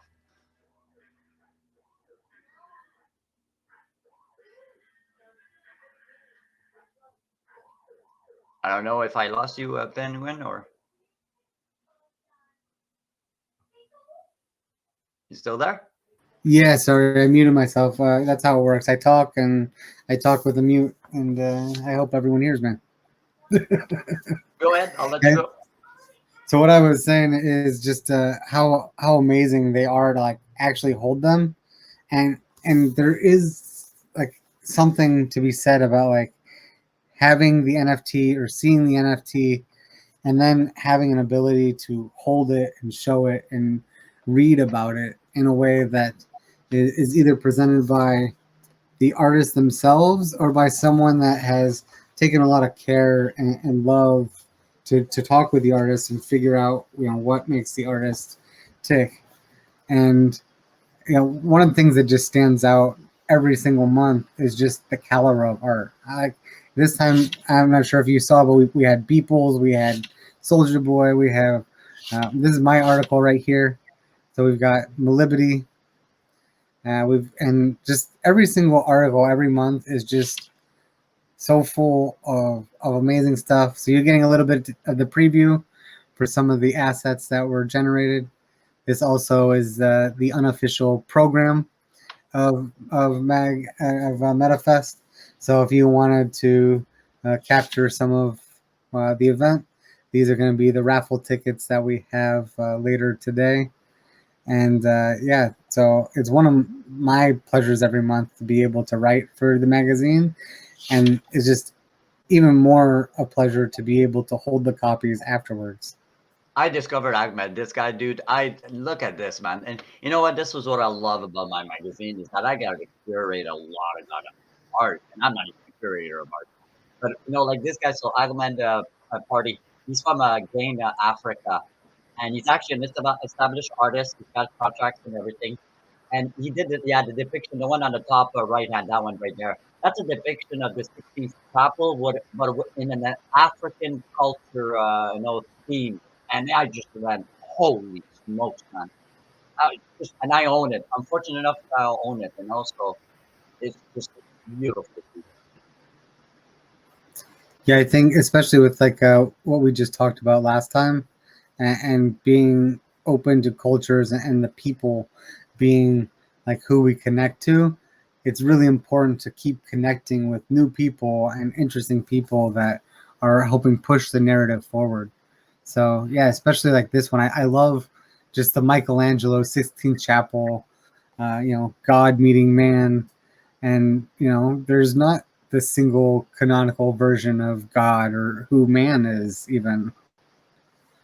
Well, not just that, we saw so many, how can we say, reproduction of the 16th Chapel lately, like from and trust me, these are OGs, but a lot of Marty did one, Pascal did one also, actual live one also, and it's all within the same, like, how can I say, modern flavor to it. It doesn't change the whole thing, it's adding or modifying, where Ahmed comes around and totally changes it. Like it's a whole new thing. The theme is, and how can I say? Remember, I'm French, so I'm limiting my vocabulary in English. But the theme is the 16th Templar. But it's nothing. It's not that. This is all made by him. The whole the bodies are made by him. Everything. He just inspired himself from it. He didn't actually utilize it. He just got inspired and then created this whole entire piece. And I just went, wow. And that's what's essential about MagNFT, I forgot to tell, was I always kept it a mandate, no matter who I got involved with us, they'd be Makerspace right now, who are our official partners. But let it be anybody. it was that the mag is at least 60 to 70% of no names, people that have sold less than 5 or 7 E's, nothing really established. The reason why, that's why the magazine is for, is to give that the visit. It's not to make the magazine the #1 selling item. The idea here is, yeah, let me make you discover people that I think you should see. Yeah, I think that discovery is one of my favorite parts as well. So not only are we discovering new people, but they're like tucked in with all the people that you already know. Well, so it feels a lot like putting them on the shoulders of giants, so to speak, because the the factor in art is really the creation, not so much who made it, in my opinion. Okay, so I'm gonna give you an emotional equivalent, but totally different. But I know it's the same emotional equivalent. When the artist sells for like bigger than he thought, sometimes it's an ETH, sometimes it's an ETH, and because depending the artist, right, the amount. But you get, and then he goes, and you see it on Twitter. You can feel the appreciation of the guy when he goes, "Oh my God, this is the most money I ever sold an art piece. Thank you so much." And your head is like, "Oh, dude, you're just starting. You're so good." But you know the feeling he's getting, right? When I have because he's all alone, he's thinking, geez, I'm just my little self that created this piece, and somebody was willing to pay so much money. But not the money side that he likes the appreciation of his art, of his work, of his creation. When I get people that tweet in comments like, and one once I remember wrote and tagged its mother, when, "Oh my God, look, mom, at whatever, I made it in MagNFT." Dude, I get the same feeling. For me, that's like selling at 2-3 ether. That is just like, it's like, dude, I'm just a little guy behind the computer. For you to get that feeling, rock on. Thank you so much. That's what drives me to make the magazine. Yeah, to that point, I remember the first issue that I wrote an article for. I was so proud of it. I bought 6 different of the hard copies and sent them to my grandmother, my mother, the artist that I was writing about, and the artist that I was writing about's agent, and kept one for myself and then one to give out in the future. So, I mean, I think that kind of speaks volumes to just how connected people can feel to the participation. And myself, my first piece, my mother actually bought it as well, and I walked her through onboarding crypto and made sure that she bought my first piece, since she has been my biggest supporter throughout my life. So yeah, I think having that ability to showcase people that are coming up is infinitely more valuable than giving more attention to people that we already know about. But at the same time, we want to make it interesting enough and relatable enough that people recognize pieces that they see. Also, the other thing I did word it once, and I think I can just mention it now because it's been a while back. It was this summer, but the person like really wanted me to keep this confidential. Nothing. There's one big whale collector, not whale shark, but that was coming in the scene, and kind of wants to do like whale shark, and he's right now doing very well, and he's got a an ongoing platform going and everything. And he came to me, says, "Listen, yeah, I'm gonna need material for my investors," and he says, "I think you can help me." And he made me do a physical hardcover mohawk of his portfolio, dude, of his entire portfolio, right, with 2 bars. He contacted me, I think it was something like a month and a half later, and he told me, "Thank you." He said the magazine made the entire difference, because when I handed them out, he bought 10 of them. Because when I handed them out, the first thing I told him, everything you see in there, I own the original. And then he went with his pitch, and he said, from there on, I got their, he says, right away, I saw their attention. So, it's powerful to have a physical, I know. Yeah, if you look there, see that, see the skinny one right there, that it's a smaller format, because that was the first, the issue 18. But those are all our issue. If you go back up, I just want to show you something. Go back up. Yeah, go back up, almost to the first three issues. Okay, so yeah, stop it there. This is the beautiful story. Issue number 3. So remember, my goal was to always feature, the little guy. So the third one you see there, issue 3, his name is Peter Well. He's a Mexican, small time Mexican, okay? And I saw one of his tweet. He only had 4 followers, and he had the Bitcoin girl, that one right there. And I went, holy smokes! And he had pictures of all the stages that it took. I went, holy smokes, dude, you're amazing. And he went, oh, but no, I don't sell none. And I said, listen, I'll feature you if you let me. And in return, just give me, because it was a copy of, I think, 50, edition of 50, that one. I said, give me one NFT. And it was the first artist that I would feature that was not known, okay? Because the other one, Hands on the other side, the second edition that you see right there, you know him. The third one right there, the fourth one is Crypto Murders. Everybody knows them. But Peter, nobody knew them. So when I posted it, 48 hours, he got on his one-on-one, moderate, made a bid of 3.5 ether. And look, it's just the smile in my, like, if you could see me, like, it's just awesome. His reaction was, and it was, dude, I did nothing. I just highlighted your talent. It took me like nothing, and it was just awesome. He went, like, it really changed you know, his perspective of life, I guess, in a way, because he was very happy, and he got to sell it. Now he's doing good. He's doing good. Yeah, I think that's one of the paradigms that has to change coming up, is that the creators previously were not getting the value. And we even heard with Gemini Rising earlier, trying to make a movie and then getting $50 to show it, is pretty much a slap in the face for creators, and having a way for people to actually own our works, or even the ability to create different editions, like minting different editions, or minting more than one copy, allows us to own our images and share our images in a way that just was not possible like 4 years ago.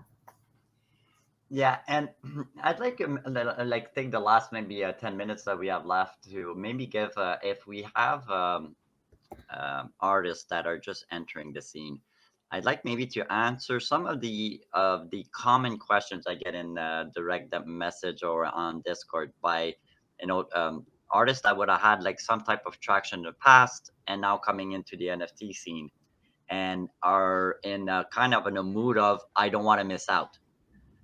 I saw some amazing talent that go and start minting at the first platform they get accepted.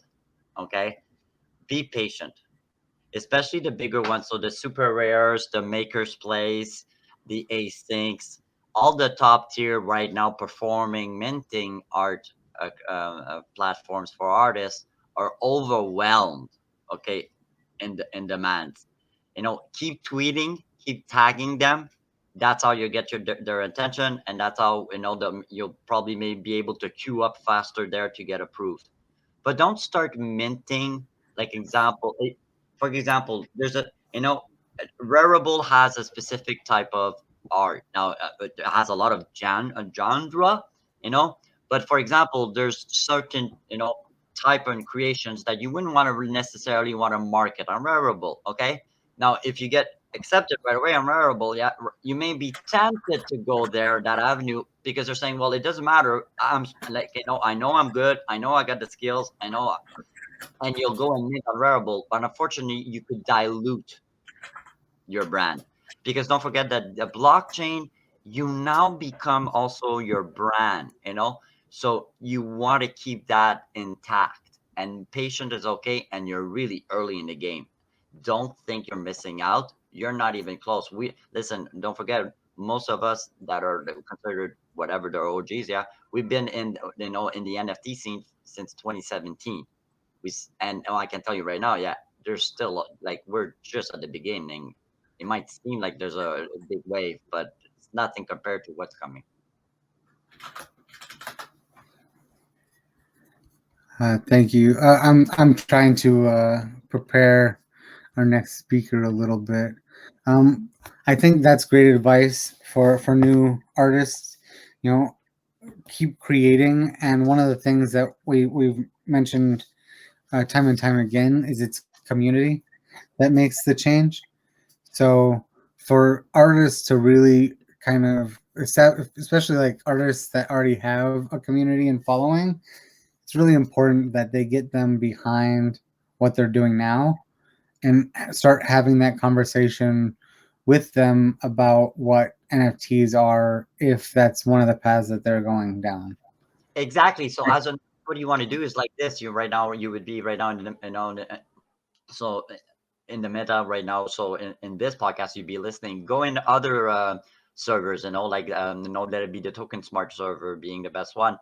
At the same time, like Penguin just said, yeah, keep creating, build your portfolio. So when you do accept it on this one of these platforms, you're not having just one or two NFTs. Because I'll tell you something, if you are an established artist and you'll say, well, listen, I'm not sure, I want to test the waters, I'm going to mint just 2 pieces. Yeah, you know what? Yeah, you won't get traction. You're not establishing credibility and a consistency in your work and your engagement in the NFT scene. And that's what they want to see.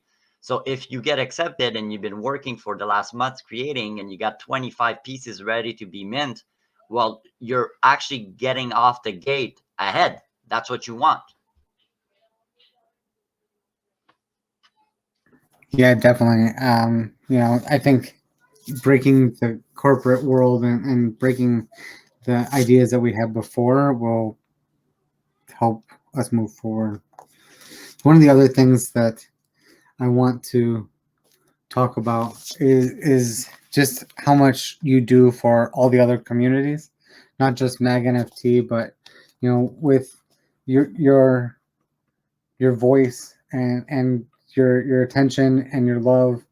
You definitely show a lot of support, not only in the print format, but with your time and making sure that a lot of these artists have a platform that speaks well to them and carries their voice. So one of the big things that stood out to me was the liquidity that you provide and basically setting up pools that help kind of all of these art projects find a place that they can do transactions.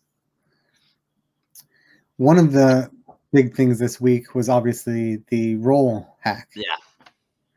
And, on the confession that you do a Sunday confessional, you had Skeeny on there and he was talking about how this directly affected him. Yep. Do you have any advice for the artists that were affected by this that would be good for them to hear or for their fans? I do. So I'm going to go on 2 fronts here. First front is that myself included is a little naive, because the first thing that I teach anybody coming into the blockchain is not your keys, not your money. Yet here we are entrusting a third party once again with the keys. So it's kind of an emotional debate, and it's a hard rational one to have. Is it worth for an artist, if he wants to throw in a social token, to pay somebody, because it's like less than $200, you could have somebody mint your contract, mint an ERC20 for you with a cap like roll being 10 million. That's what the cap is. It's tricky, Penguin. It's tricky. I would say to an artist, listen, if you're new to art and you never had an established career in the traditional market, go ahead, utilize roll.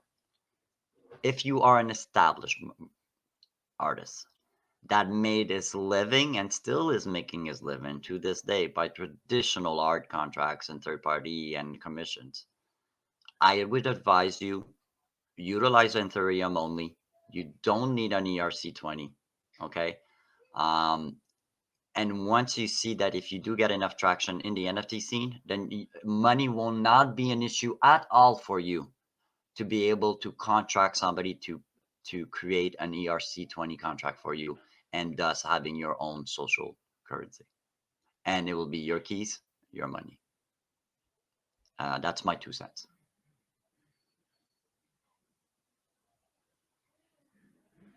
I think you're still on mute.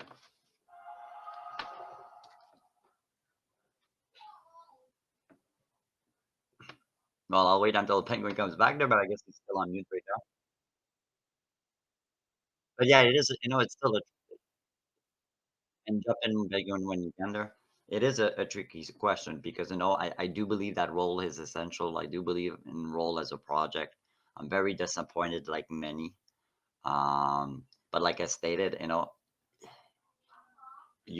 if you want to take all the emotion aside and and just basic on a rational argument, unfortunately the rational argument in blockchain is you need to own your own keys. And I know there's only a few minutes left, so I hope Penguin comes back. Yeah, sorry, I was just backstage trying to help show set up and get ready for the event coming up. But Oh hell yeah, no! If Show can find, Show knows all. He works for a goddamn MTV. He knows what he's doing. yeah, show's definitely capable, but I want to make sure that he looks good. Like, he's the showman, so I got to make sure he's set up. And Yeah, obviously, but this is blockchain, not the miracle worker, right?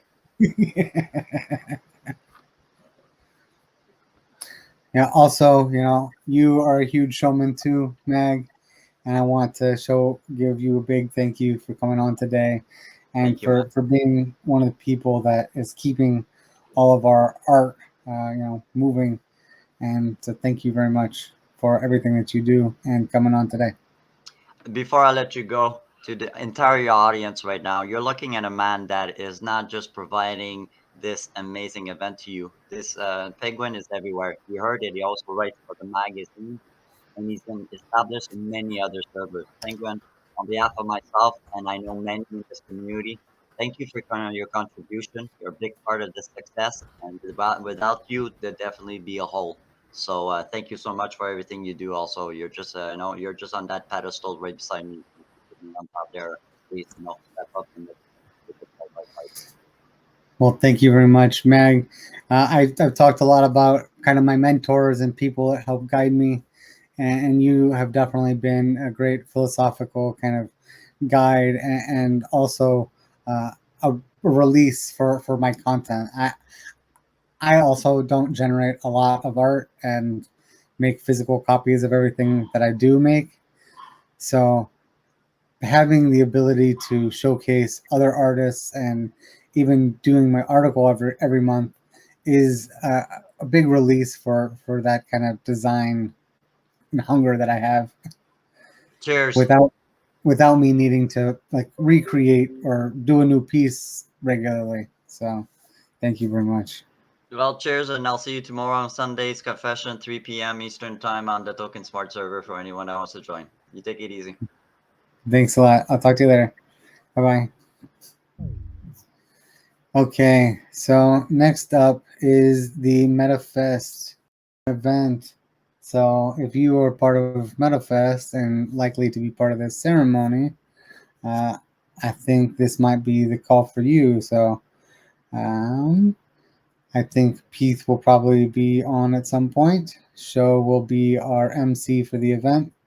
I led us through the first half of the day, and I figure with all of the amazing award ceremonies that are coming up, that we would let Real Showman take care of telling that to you. So, Show, can you hear me? I think that's a yes. He just stepped from the backstage and should be here any second. Pete, can you hear me? I'm looking at my screen. We've got the MetaFest Season 1 Closing Awards, Purging, and the the cleansing season 2. So what that means, let's see, message. Okay, show will be here any second. What that means is that MetaGame has a specific Dunbar number that we're targeting. That is 150 people that are active and helping out. So we are significantly over 150 people. We are at 200 people plus, which means that, hey, Joe, how's it going? There we go. That's what I'm talking about.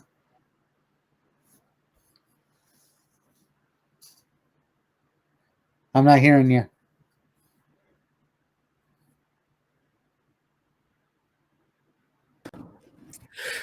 Hey, y'all, my parents just bought me a computer. I don't know what the metaverse is at all. I'm like pressing buttons.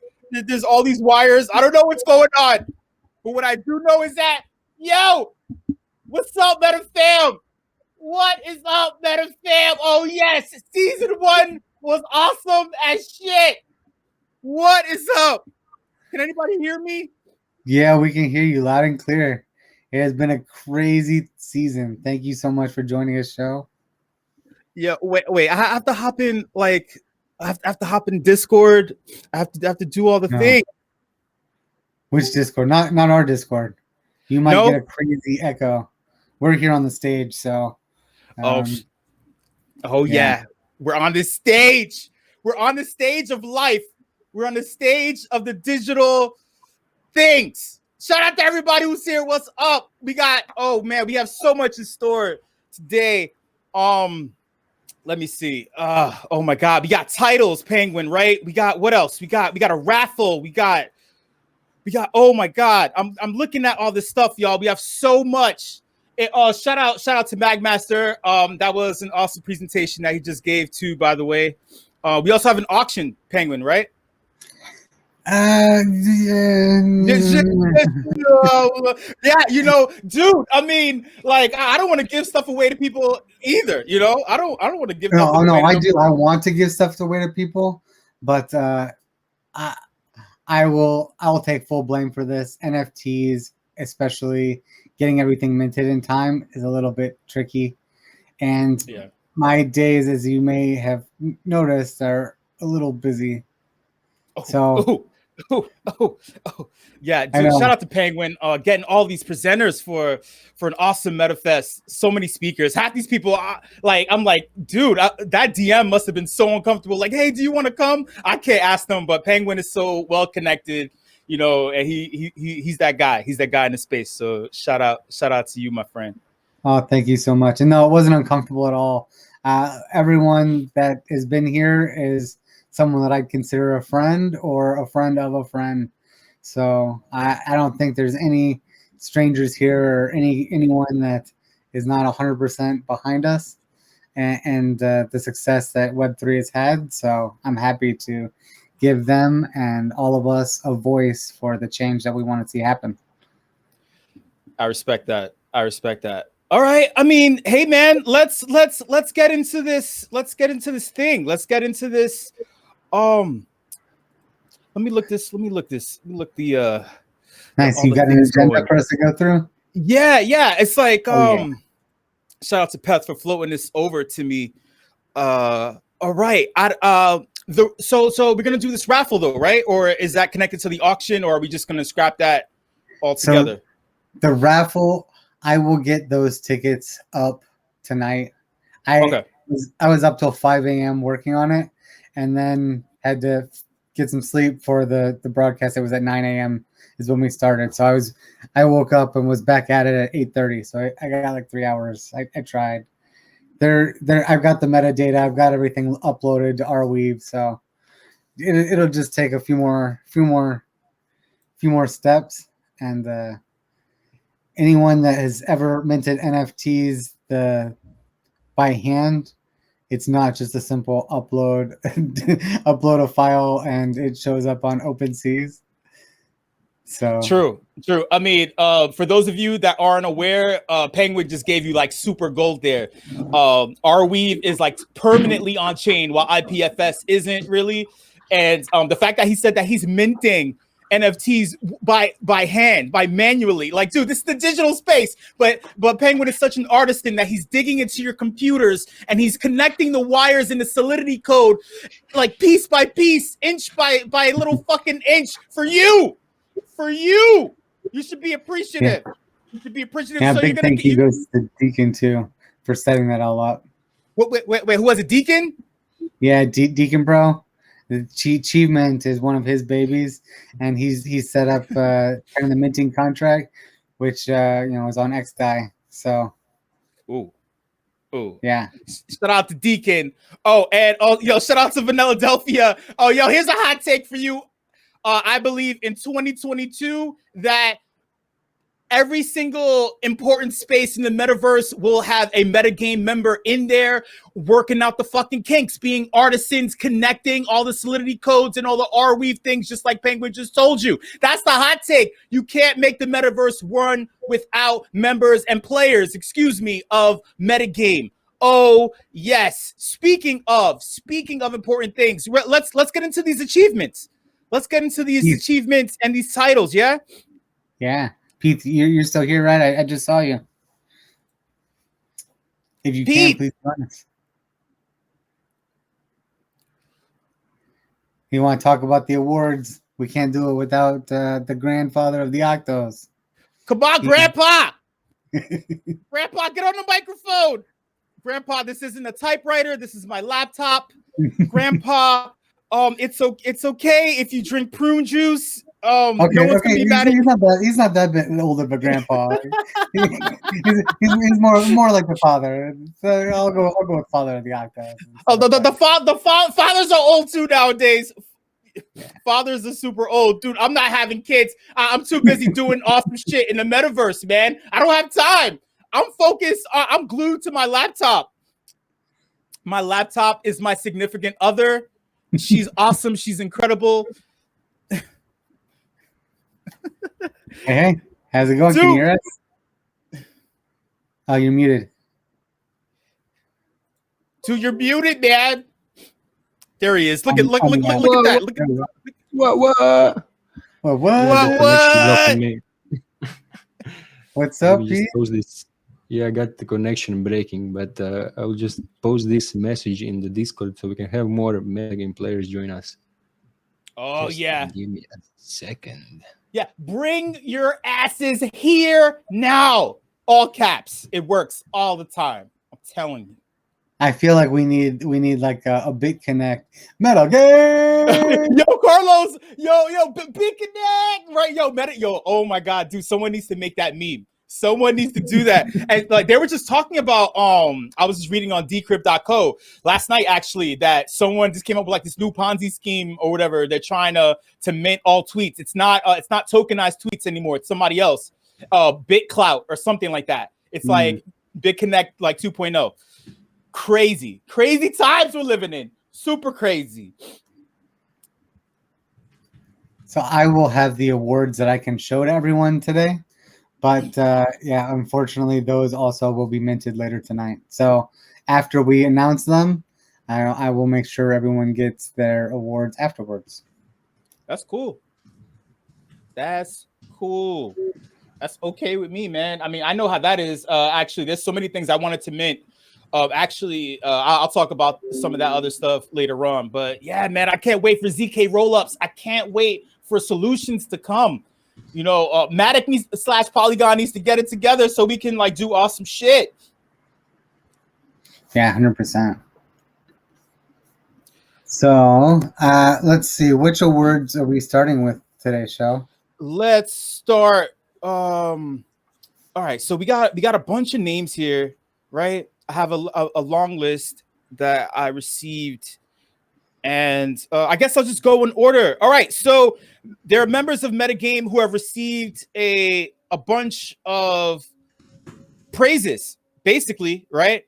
And they range between 4 and 5 a piece.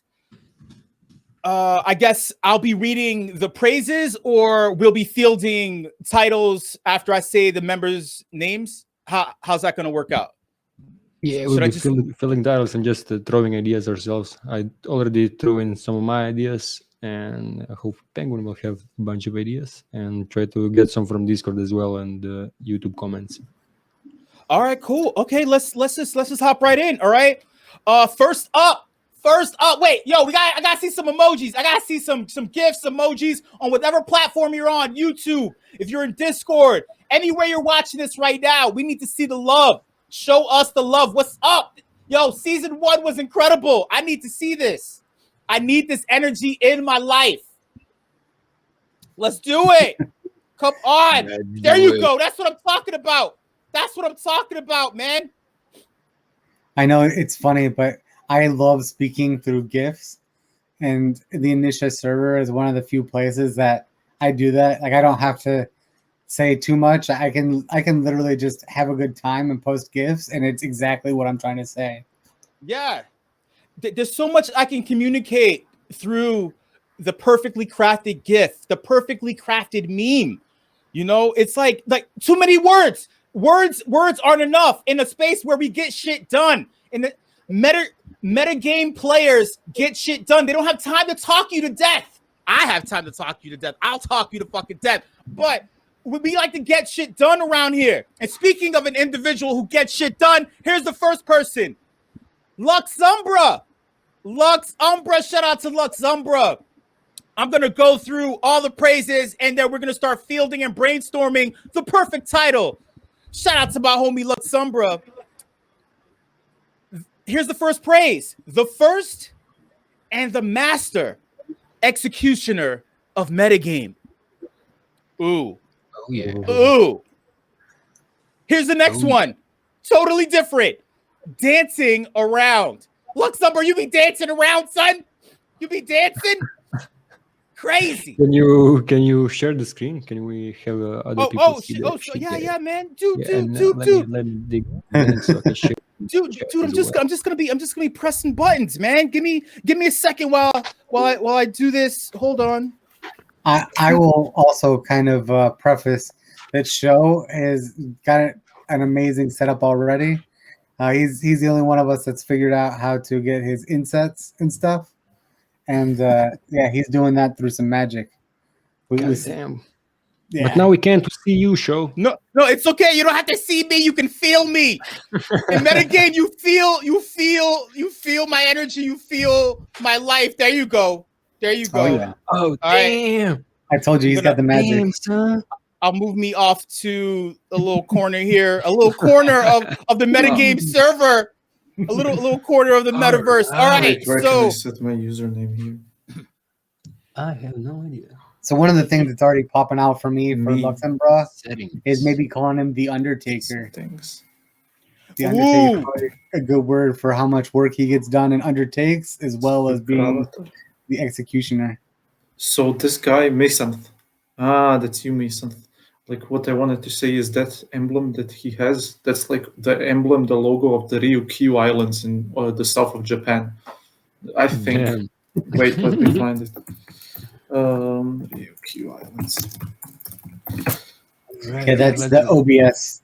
That's the OBS logo. That's Miss Hantha is our streamer today. He's on camera duty. Jelly had to take a break. He's been doing it all week. I will put it into Tavern, I guess. You can see it in Tavern. Let's get down the list. Wait, let me change just to.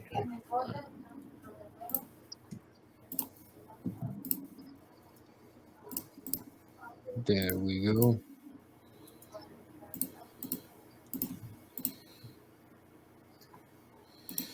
Okay, sorry to tell you how to do your magic show, but I think it might be better if you had a different background.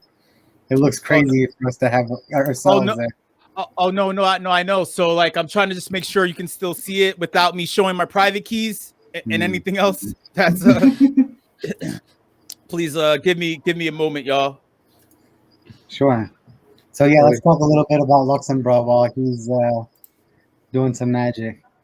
What do you think, Undertaker? How are we gonna distribute these awards? Are we coming up with names for people, or?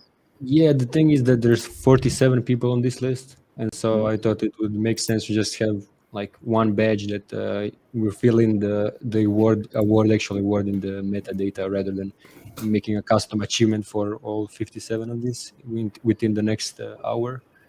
So, I don't know. Like, do we have some badge sort of thing ready, or should we do that at the closing of the MetaFest and just put out some bounties for people to design them?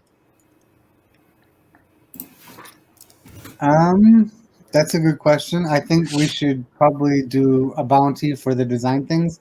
I think a lot of our NFTs right now are either rewards for the raffle or they're kind of the Pope designs.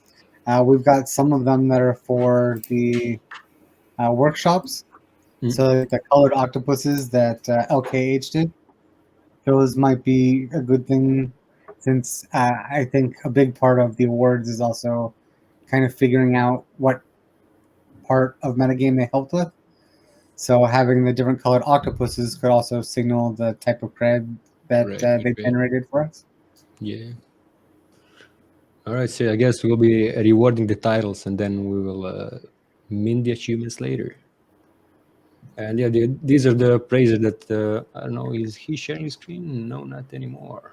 I think we lost him. I see a paper husk, a Fredringi, and I'm sorry, other spacer. Who might you be? All right, I'll just open this until he comes Other back. spacer? Yes. If I didn't say your name, do you wonder who you are? Do you have a black hat on? Oh yeah, it's me, Michiel. How's it going? What's your name? Michiel. Oh, Michiel. Michiel. It's Miggy. Oh, thank you so much, Michiel, for jumping in through MetaFest and really participating in every aspect. So thank you. Thanks. You're doing amazing. Thank you. Also, Pablo, thank you so much for joining us. Thank you guys for the content. Can you hear me? Yeah, we can hear you fine. Okay. And I see It's been Show. great, guys. I really loved all of it. NFT Day was my favorite. Oh, thank you so much. Also, Meta Dreamer, it's so great to see you. Thanks for joining us. Oh, so that's what is what the titles were for. I see. Okay. Yeah. So the idea, like the people gave praises to these people, and the idea is that we will come up with cool titles. So it's not just this person did this, but like Luxembourg got the first and the master executioner, and like Nice. he's not just he wrote the thing, but capturing the meme. But yeah, since we got 47 people to go, and we have less minutes left in this thing, and we have the rest of the agenda. Let's just get through this. And I see Show is back. So Show, you want to run us down this thing? Yeah, sure. All right. So I mean, we just settled on Undertaker, right, for Luxembourg, correct? There's no Undertaker. Yeah, I think we agreed to. We'll figure out all the exact things after that. So maybe. Okay, just read cool. the people. All right. Yeah. We got Nomeski capturing the meme, being the fallen angel source of light in the darkest of times, writing and writing and writing, keeping our myth alive and providing wisdom. This sounds like a poem. Let's fucking keep it going. D-File Zebra, shout out to D-File Zebra. He got to praise the scribe master. We got Miss Seth, master of the gifts, mastering the quantum state, being a magical creature open to help in insane hours. Very true. I know that personally. Giggling uncontrollably, being the meta smith. Dedication and creativity and abilities that show people how to create the changes we want to see. We need more people like that. Next person, I keep praising this guy too much. Penguin, the master of multitasking. The pole squid, being the octopus, loving and talented tentacles that are omnipresent through the DAO space. Being a low-key degen, holding everything together, always being ahead of the curve, and a guardian angel, tireless worker.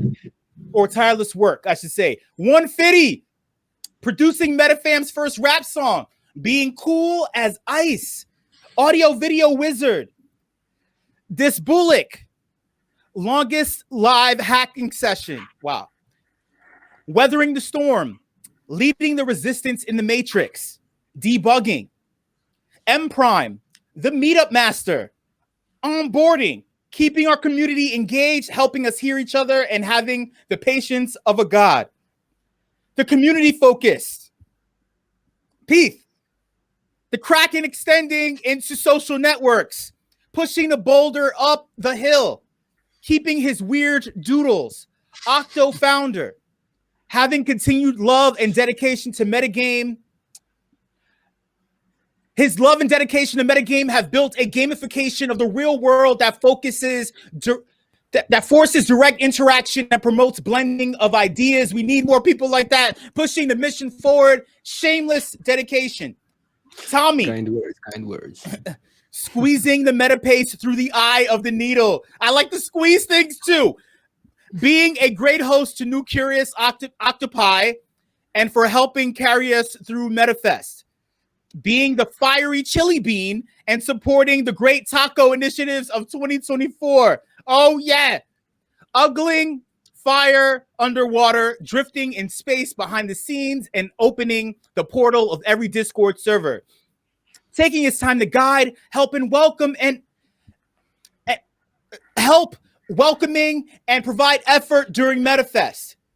We got bag holder McFomo III pushing the envelope. Has been telling incredible stories while the crunch was happening, baking us big donut brains, having ability to think and act quickly,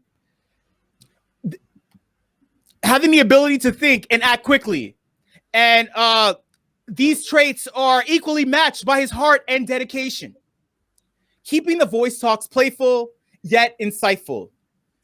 Michelle, reminding us of the groove, making people feel useful. Sparrow, holding up the torch of good taste, being rad and having so many hats, guiding light in an otherwise dark and scary world, helping ensure that we are true to our Web3 ideals. Amazing host of MetaFest and is a pillar of our NFT communities. Sharing passion. Meta Dreamer, being the eminence in shadow, being meta guide and helping to form the path for people to follow, having selfless effort and direction to ensure that we all have a bridge to stand on as we venture out into the world, leading the resistance in the matrix, OG builder of MetaGame, the bringer of source cred, Major, shout out to Meta Dreamer, Alec, staying steady at the helm, core builder, Manu, holding up the someone's vibrator just went off. Holding up the mirror. Being a 3D master by making the Chiev Awards the MetaFest rank. Shout out to all the Chiev Awards. I need a Chiev Award in my life. Ronan, slicing the silken shawl. Say that 3 times fast. Slicing the silken shawl. Leading the resistance in the matrix. Awesome collaborations, initiatives, and nice conversations. Vanilla-delphia, being the funkiest flavor. He's the funkiest of all funky fucking flavors, Vanilla-delphia, God damn it. Awesome collaborations, initiatives, and nice conversations. High and incredible support / suggestions on design badges and emojis. Warmth, feedback, guidance, and work with the artists of MG. Heart, that's the heart emoji, Vanilla-delphia. That was for you. MZ, connecting all the dots. We got Meta Verde, rolling the dice again. Rolling the dice, being a grounded spiritual warrior and helping to drive understanding and humanity to the group as a whole. Cuts down barriers and roadblocks and is a caring and dedicated individual. Decentralion, mocking the shadow. Vengist, slaying the trolls. Paco Bakpak, leading the resistance in the Matrix. I thought it was Anderson Paak for a second. Paco Bakpak, core builder. Uranus, extended version of Hallelujah, keeping our myth alive and providing wisdom. Glee Royale, making me picture Griff as Negan. That is a Walking Dead reference if you didn't never mind. Being the butter and jelly to my day's crumpets, dude. We need all the lubrication because crumpets are dry. Being dependable, intelligent, and a fellow technophile. Being meta engineer, puppet master of inner space, and a shiller of Figma. Overall, great dude. Creator of Interspace, enabler of Intercon, FTW, and MetaFest. Letting people dance real close. Oh, wait. Malibti, yo, Marco, what's up, Marco? Letting people dance real close at Crypto Voxels. That's the only way to dance in Crypto Voxels, mind you. Octo Vinci. Gracing mortal eyes with divine levels of design. Oh my God, that's so beautiful. Sharing passion. LKH, the Pixel King. Sharing passion. Awesome collaborations, initiatives, and nice conversations. Lucas, creating SVG versions of the MetaGame's original logos, and for creating a new iconic version of the logo currently. Vector design. Sad Birds Club, doing ghost work for MetaFest. Prints a bunch of MetaGame stickers. Dude, I need scratch and sniff stickers from Sad Birds Club. You send me some fucking scratch and sniff. You Dropbox that shit. Davor, updating the mother Figma with new assets and working towards consistent brand and design assets across MetaGame. Enduring all the issues with our automation. Reviving Figma brand game and the UI. Markup. Octo Design Master. Reviving Figma brand game and the user interface. Buick's Master. Octo Design Master. Calvbor. Gatekeeper. Making newcomers feel like home and spreading the love. Hey, Calvbor, I saw what you just typed to my homies from Initia. Thank you. Thank you for showing them a warm welcome. I appreciate that. In keeping and being a legend on the Purge. Oh, yeah, we're going to get to the fucking Purge soon. We're going to get to the culling. Boogie. That's Yexu.eth. What's up, man? Audio video wizard. Keeping the game strong. Kyle Stargarden. What's up, Kyle? All the efforts on the well-being of the community as a whole, being sound as a pound. I like that. Dan 13 Ram. Leading the resistance in the Matrix. Core builder. Yalor, Innkeeper, Meetup Master, onboarding a lot of the other OGs. Shout out to Yalor. Jurgal, awesome collaborations and projects. Peter Pan, being the godfather of MetaGame. Shout out to Peter Pan, biggest hackathon person we know. Magenta, being the OG network weaver, bringing us closer to the real world. Griff, first patron whale of MetaGame and the pumper of seeds. Wonk Bell, enhancing our resilience and helping our community find its way through adversity. We need those people who keep on punching.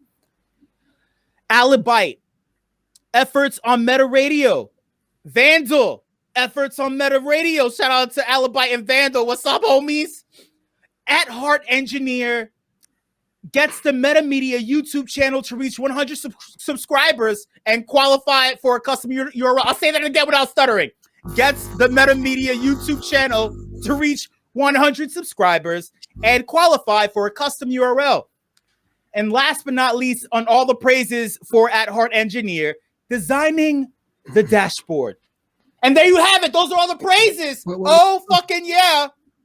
Oh, yes. I think the last one was wrong, actually. Oh, shit. What was it? The designing the dashboard belongs to Davor. Shout out to Davor.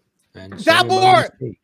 Dabor, no. This praise is going to At Heart Engineer, Dabor. You don't get this praise no more. I'm taking it back. Go, shout out to Dabor. Awesome dashboard, yo. All right. So, let's get into these titles. Yeah, we don't have enough time. Yeah, let's rock this out, huh? Do we even have time for that with all the other shit on the agenda, or should we just, depending on how many comments are there, that maybe we should leave this for the end, or like do it in another session?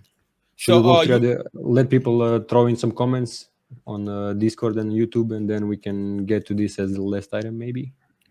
All right. Okay. So we'll jump around to it.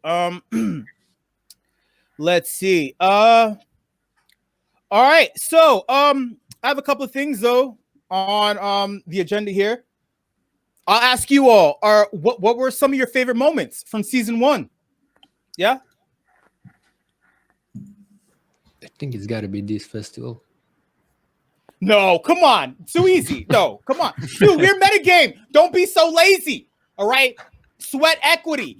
What was your favorite experience? Share us an experience, man. Share with us some experiences.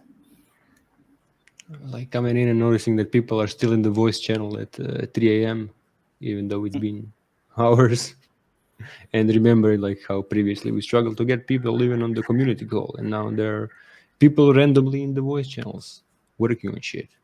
Who else? I'll give a big echo to that as well. And so if we're excluding MetaFest, the current thing from our best things that happened in season 1, since this is technically kind of border season 2, I would say the event last year was my favorite thing. Intercon being one of the first virtual conferences, not only in crypto, but pretty much in the entire space. When everyone else was trying to figure out how do we do work from home, we literally had the same thing last year, like February-ish. It was like, boom, lockdown, Corona, Intercon announced next week.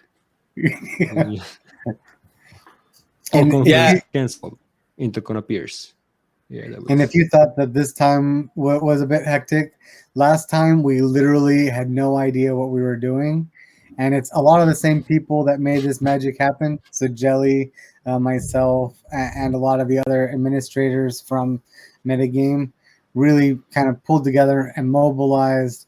And while some of the team might be different this time, you know, the energy and the passion is just, you know, what drives all of us. So getting that actually last year, and then that led to me working several other virtual conferences. So NonCon, Ethereum Summit, and you know, several other ones I followed in our footsteps. That, you know, it really helped me formalize these connections and meet a lot of these people. So like you show, I've met everyone pretty organically, and I think that's kind of the way it needs to happen. That's from my part from here. Somebody is not muted. Yeah, someone is cooking food while we're doing the award ceremony. You're messing up the award. Dude, Penguin was just complimenting me, giving me praise, man, and you're messing it up. Whoever that is, you're messing it up. Dude, you're messing it up. Anyway, yeah. I will say that, yeah, I mean, everybody felt challenged last year, right? February, March. We were thrown into the fire and we had to sink or swim, you know, and obviously the MetaGame collected all these people who were all about survival, right? So super awesome. And anyone else have any favorite moments? Hit me with some favorite moments, y'all. What's up? Don't be shy. Let me look at the Discord server. What are people saying here?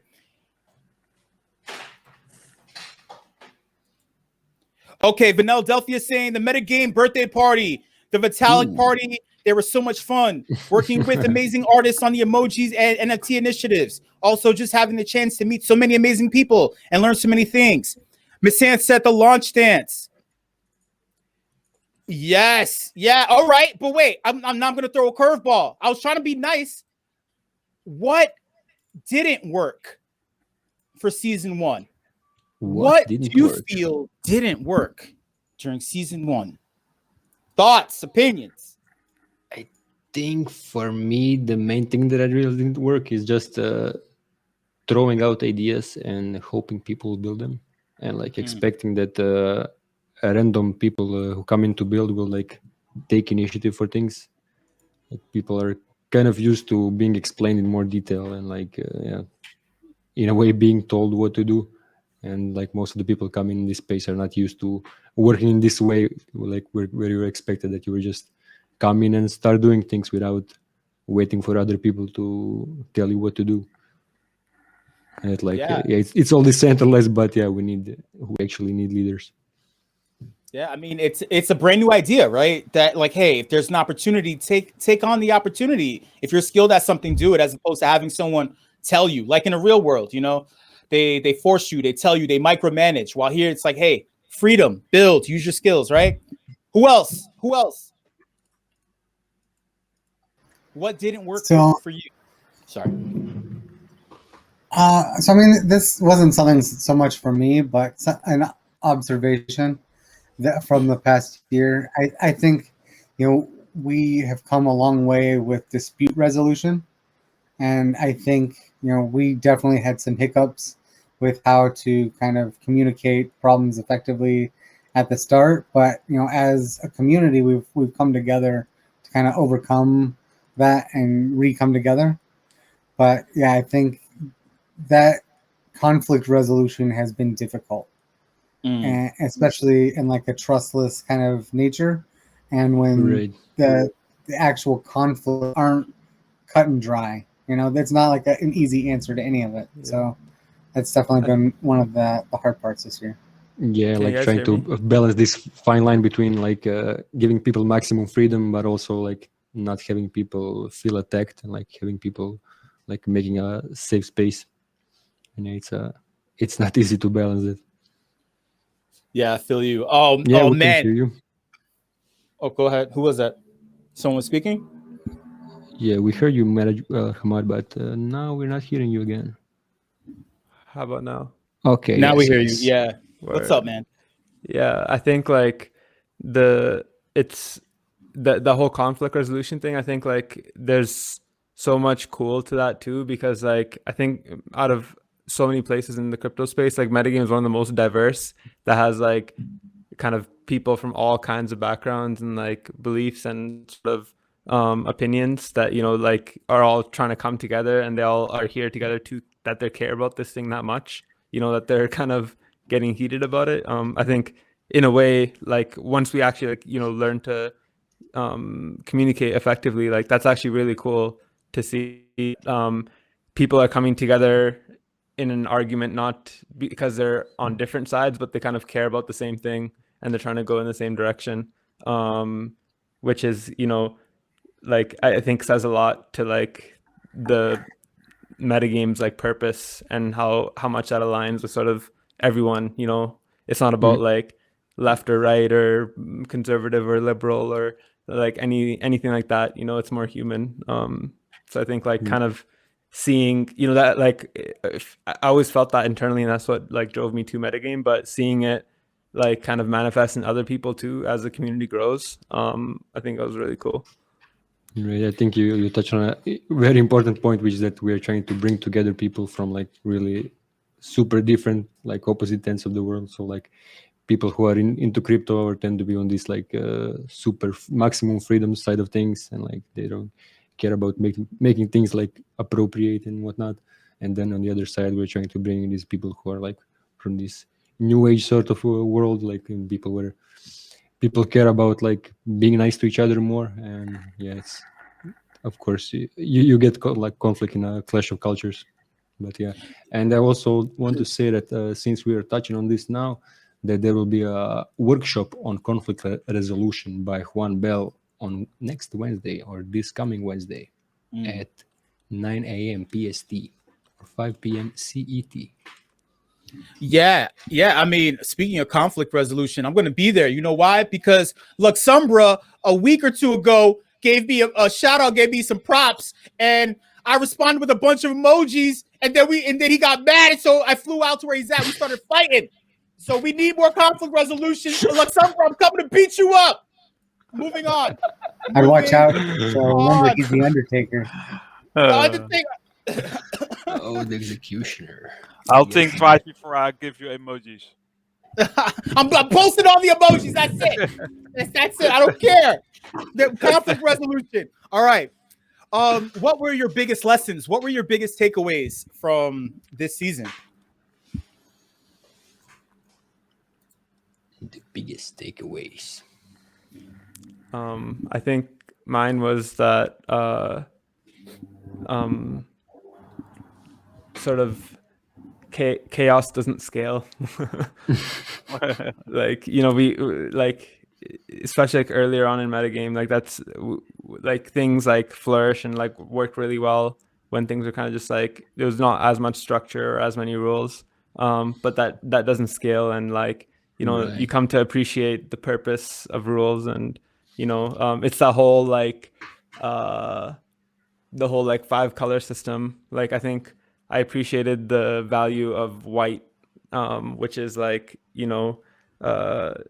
rules must be followed kind of thing, which like I wasn't that much agreeing with that before, but I think it made me kind of see the value in when and where those make sense and how Right, they help yeah. the community. Yeah, I also want to echo that in a way, in that like we are all here really against like any sort of middleman and whatnot, but like project management is a important role. Like projects like need managers. Like we don't need people to like tell people exactly what to do, but we need somebody who really stays on top of things and helps people like onboard into processes and figure out their own path, and just adding some structure. It's funny because it's like you always have to like balance it, because if you like go far too down that route, you end up at bureaucracy. But then if you don't like because like these are just like different tools, right? But if you like, oh, I have a hammer now, so I'm just gonna hit everything with a hammer, like it then starts, you'll hit someone in the head and it won't be good. But then so keeping that balance with like, it's just really like, I think it's all these like old same things that we're figuring out as like humans, in terms of like organizing together, except now we just have like another sort of tool in our tool belt while we're doing these same sort of like motions that people have been doing since like the caveman days, when they're trying to figure out who gets to like control the fire and who's going to be the one who's going to go out and get the animals and these sort of things. We're all just a bunch of cavemen still. A funny thing about this, though, is that I think reinventing the wheel, so to speak, sometimes gets a bad rap, because with things like this, going through the exercise of figuring out why rules matter and what it means to have support roles and things like project managers and community managers who don't have explicit deliverables but are like facilitator type roles, things like this, that like if you don't go through the exercise of at least rediscovering it or feeling your way through it, it's really hard to appreciate it. So there's a sort of, even not just a balance in finding the balance in those roles, but finding the balance in time where actually taking it away and experiencing putting it back in place is valuable as well. Yeah, it's like so I also just want to dissect the color thing a little bit for people that might not have that context. So we made a color profile which establishes like the Magic the Gathering style colors. So like white being lawful good, red being chaotic damage type, fire damage type stuff, but really tying that back to a person's profile and being able to like visually represent how distributed our skill set is, so that we're not all one specific focus, and someone that is 100% lawful good might not see the benefit of a chaotic system. And so by being able to grow kind of all of our different strengths and profiles, it helps us all kind of be better people and kind of have that common ground where we're not going to defend our position to the death, because we know the other people probably have a very valid reason for defending their ideas too. Yeah. Hey, we also have one from Vanilla. He said that his biggest takeaway this season is to remember it's a marathon, not a sprint. It's easy in Web3 and freelance work to get bogged down and burnt out. And in season 2, he plans on working to establish a better structure, or actually how to better structure his time so he can participate in all the communities which he supports. But at the same time, he'll try not to kill himself. That's cool. And in terms of classes and like MMORPG classes like lawful good and chaotically evil, I am chaotically neutral. I'm chaotically neutral. God damn it. I'm lukewarm. All right. Moving on. Yeah. But I want to touch one more thing. Sorry to cut you off, Shell. No, go ahead. I also want to talk about the season 2. One of the things that, with like a startup company versus an established company that we have seen, and is part of like the Purge, is like the level of coordination scales differently when we have more people. And when it's something starting out, like at the start, a startup mentality where we have a whole bunch of chaos and a few people working on things is good, because we all we know where the chaos is. It's kind of a managed chaos. But as we grow to be like 300 people, the chaos grows out of control. So it takes different skill sets the further you are in a project. And you see that with the corporate world too. Like a team changes over depending on Right. where they are. But we keep the same team. Right, and more specialized roles to like fill in the spots. I think like based on just the last year of experience, like working in DAOs and like seeing, how this like chaotic sort of self-organization is like working out. I think one of the most effective things in terms of like making these type of organizations more efficient and effective is like having like giving people the ability to like focus on like a singular thing or a singular scope of work and like optimize for that. Because like I think there's a lot of context switching in Web3 or like these spaces. So like the more context switching it is, like it adds like so many layers of like bottlenecks and slows things down a lot. If you can like minimize context switching or like keep that as a metric and like try to lower that number as much as possible, that's where I've seen like organizations run like a well-oiled machine the best. So and like the tricky part in figuring that out is like the sort of like APIs, like endpoints, or like the sort of ports into like these different units that are like focused on one thing. So like, this person is focused on doing this thing. How can he focus on doing just that while still being plugged into the rest of the machine? So then you have the people who are being the ones running the wires around, and then the people who are like in these nodes working. Whereas right now it's kind of just like everyone's on their own and everyone's sort of like expected to be an amazing project manager, be amazing at what they're doing, be an amazing communicator, have their like whole schedule figured out. Like everyone needs to be like sort of a master of all, actually a jack of all trades. So yeah, I think that's the kind of theme I'm looking towards, is like tools that we can use to like reduce context switching in people, and yeah, like still work as a collective, but like not have to like be plugged into the whole machine at the same time. That's fair. That's definitely fair. All right. So obviously we're gonna get to the title things later on. The next up is a discussion about the Purge, the culling. Is that right? Ooh. Yes. We just need a quick update. I think I'm still waiting for like Sambra on the exact numbers, but yeah, for the uninitiated, the idea here is that there will be. We kept the number of players at 150, which is the numbers number, like the maximum number of people you can know, we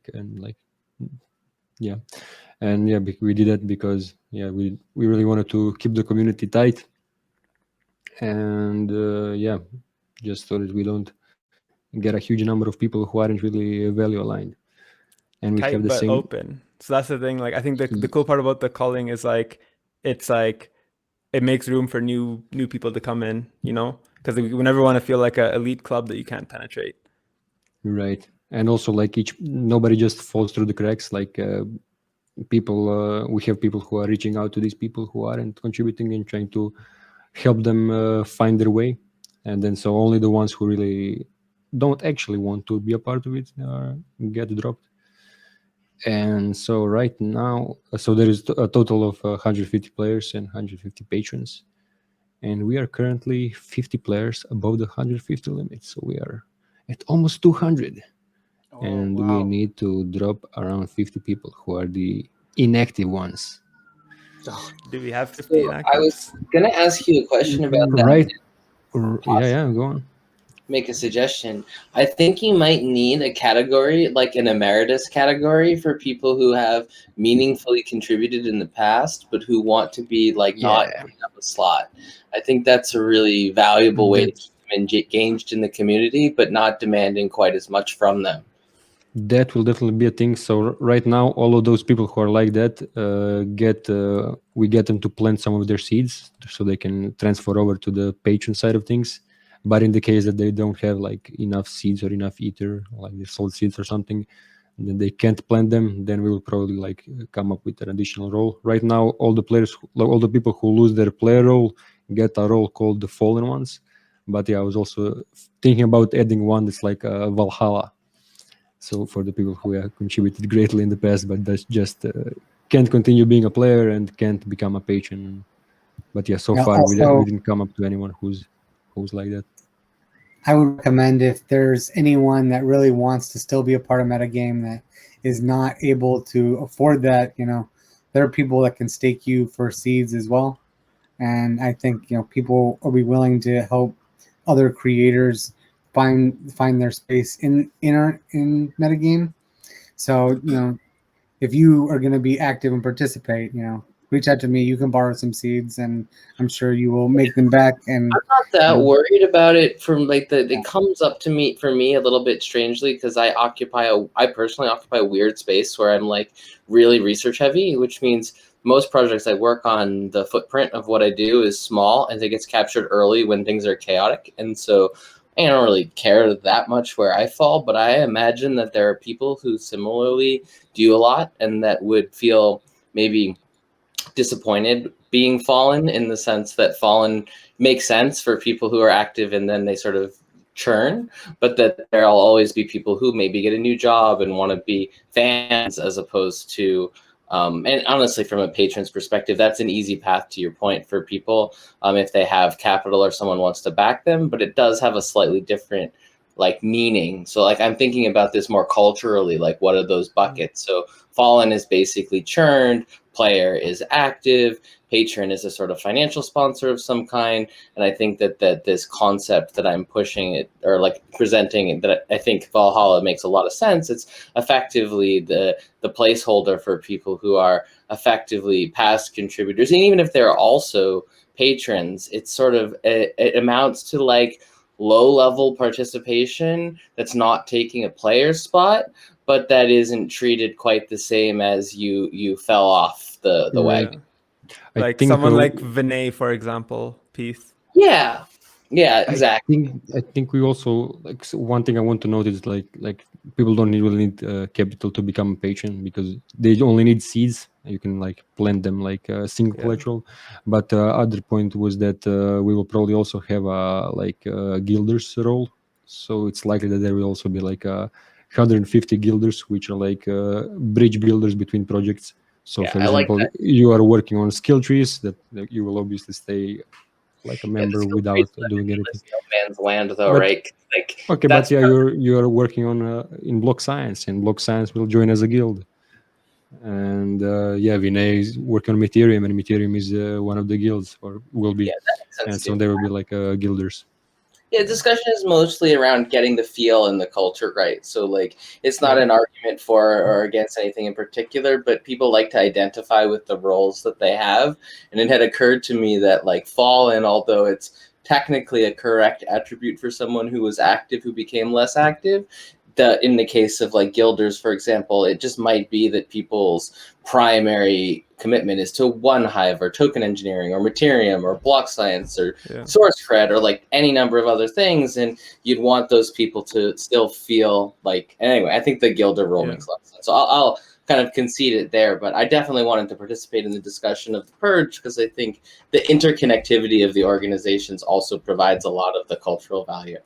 For sure. I will also kind of let us know, we've got about 7 minutes before we turn over shows time. So I also want to show the rank rewards that we're going to give. We might not be able to give them out right now, but I want to showcase the amazing art that we have for them.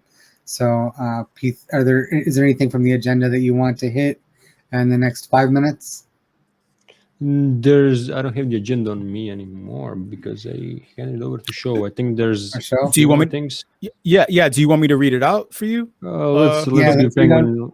Let's give All Penguin right. space to do what he wants, and then we can continue with the I agenda. only need 2 minutes, 1 minute. So yeah, let's figure out what the important other topics to hit are, and let's hit those. And then Sorry, just a second to close the purge. Yeah, I also just wanted to give one final comment in that, like, most of the people who got the fallen role are just the people who like never responded to the message from the executioner. All the other ones were either moved or became something else. But yeah, the point is that 50 of these inactive people will lose their player role, and then we'll be like through the rest of MetaFest we will be onboarding many new players, and so this is a great opportunity to get involved because the purge means that we can let more people in. All right. So on the agenda, we have 4 more bullet points. Welcome to season 2, y'all. Penguin. You forgot Penguin. Wait, what? Wait, I'm sorry. Go ahead. Yeah, I dropped into Penguin's line, and I cut him off. So now it's his turn. Oh no, I was just trying to keep the time moving so that we didn't miss anything important. Oh, you thought you were going to share the NFTs. I'll do that at the last moment. Oh, okay. So, okay. Yeah. Conflict resolution, y'all. We're working on it. We're working on conflict resolution. Speaking of new things coming, season 2, y'all. We're officially in season 2, right? These are the things that we're going to be focusing on. The state of raids. Top goals and plans for spring 2021. We're rolling into spring, right? It's the middle of March. It's about to be over soon, right? There's some things that we're looking forward to. You're going to let us know what you're looking forward to. And last but not least, we're going to have a little AMA, right? So from these bullet points, let's tackle some of this. What are we going to tackle here? Active raids for sure. All right. Yeah. The problem with this one is that we'll barely have time to cover all the raids, let alone the other agenda items, and I think the AMA is out of the question. Yeah, definitely. let me share this screen. We'll just really quickly go through this. I was updating this thing today, though I didn't quite finish updating it. And I'll just give a quick explanation for the people who are seeing this for the first time. And the idea is this is like we call this the navigation board. In the middle, you can see the people. You see these circles, and so the big yellow boxes that are on what are these, hexagons? Not hexagons, whatever. The ones that are on the green line are the ones that are progressing at the right pace. When they get closer to the red line, it means we're failing, and when we drop them out, it means when they're outside, we haven't started working on them. And let's just get inside of them. It started with the meta library, which is the first, which is the wiki of MetaGame. So right now it's just the explanations of MetaGame and like quick guides to the Ethereum space and things like that. But we plan on rebranding it and making it like more general about the Ethereum space. So it's not just about MetaGame, but it has like these playbooks and different things that will help people get inside crypto. The Purge, well, you heard about the Purge. The Achievement Factory is a DAO of its own that's about minting achievement NFTs for MetaGame, Raid Guild, MetaCartel, and a bunch of other projects. Don't really have time to get deeper into that, but if you want to get involved, you should go to Achievement. Goals. This was all right. This was unupdated. Social media. Meta Radio. Meta Radio is a page for all the podcasts that we have in the network. So right now we have 3 podcasts inside MetaGame, or 4 if we're counting the one with the players of MetaGame. And also inside the whole network, there are a bunch of other people who have podcasts, and the Meta Radio will bring all these podcasts into one page. And also we have some music on there, and Alibite has been working on streaming Meta Radio to the Crypto Voxels and making this page. And I hope that we will see more on that in the coming few days. Merchandise. Do you have an update on the merch, Penguin? Yeah, so the shirts are pretty much loaded. I've got to connect with MetaDreamer to get them purchasable.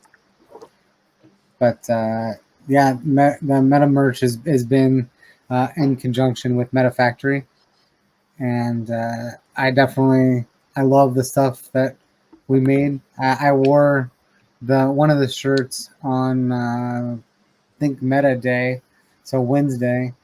That is the Octo shirt that Markop made. And yes, there's free stickers for all members in the Meta Merch channel. If you drop your address, we'll send you some stickers. Sad Birds will do that. And Nice. merch is fire. Awesome.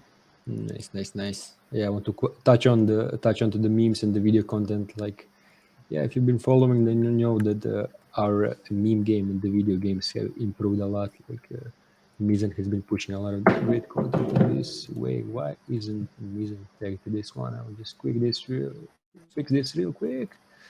And then onto the self-realize, which is one of the quests that got kind of sidetracked because we all focused on MetaFest so much.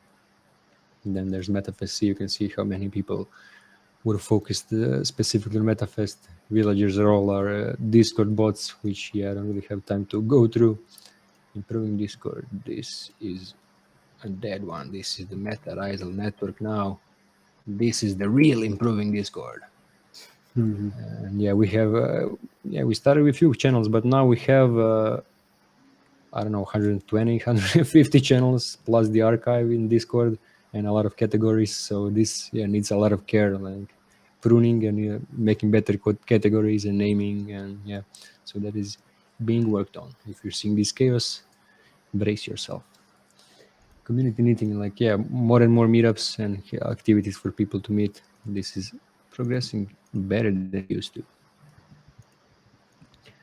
We got the value feed, which is also one of the things that I'm really looking forward to, which is as we scale that the noise on Discord gets worse and worse, and this is one of the things that is supposed to help us get over that, which will hook onto SourceGrid and just give a feed of everything valuable that's going on inside of MetaGame. So like whatever somebody built or somebody did some great thing, it will be a constant feed of good things happening inside MetaGame. Journal is it will be a journal of quests and for journaling in general. But this is, I don't know what is happening with this. So I'll just move this outside here. MetaGame lore, Gnomsky, you should really read that story. I think we are waiting for part 2, but this is right on track. MetaGame China is organizing the MetaGame China MetaFest. So that will actually be happening towards the end of this month. It will be a lot shorter, but it's awesome that it's even happening. So Jason is leading an initiative inside Hong Kong. See, they are building this sort of, it's called the VC campus. So it's something between an incubator and a university. And they plan on using the system that we built in MetaGame to run the whole thing. And this is really an awesome initiative where we hopefully having people build awesome things that we are developing in MetaGame. Quests, the internal system for MetaGame to manage quests. Like so far we were posting them in Discord, then we moved to Notion, but we need our own proper interface, and this is coming along. The backend is built and we are moving on to implementing the front end. My meta, this has been going better lately. I can safely move this here. The decentralized profile pages, which are supposed to be super customizable, and other DAOs should be able to use them for their own member directories, and people should be able to use them for like portfolio pages and things like that.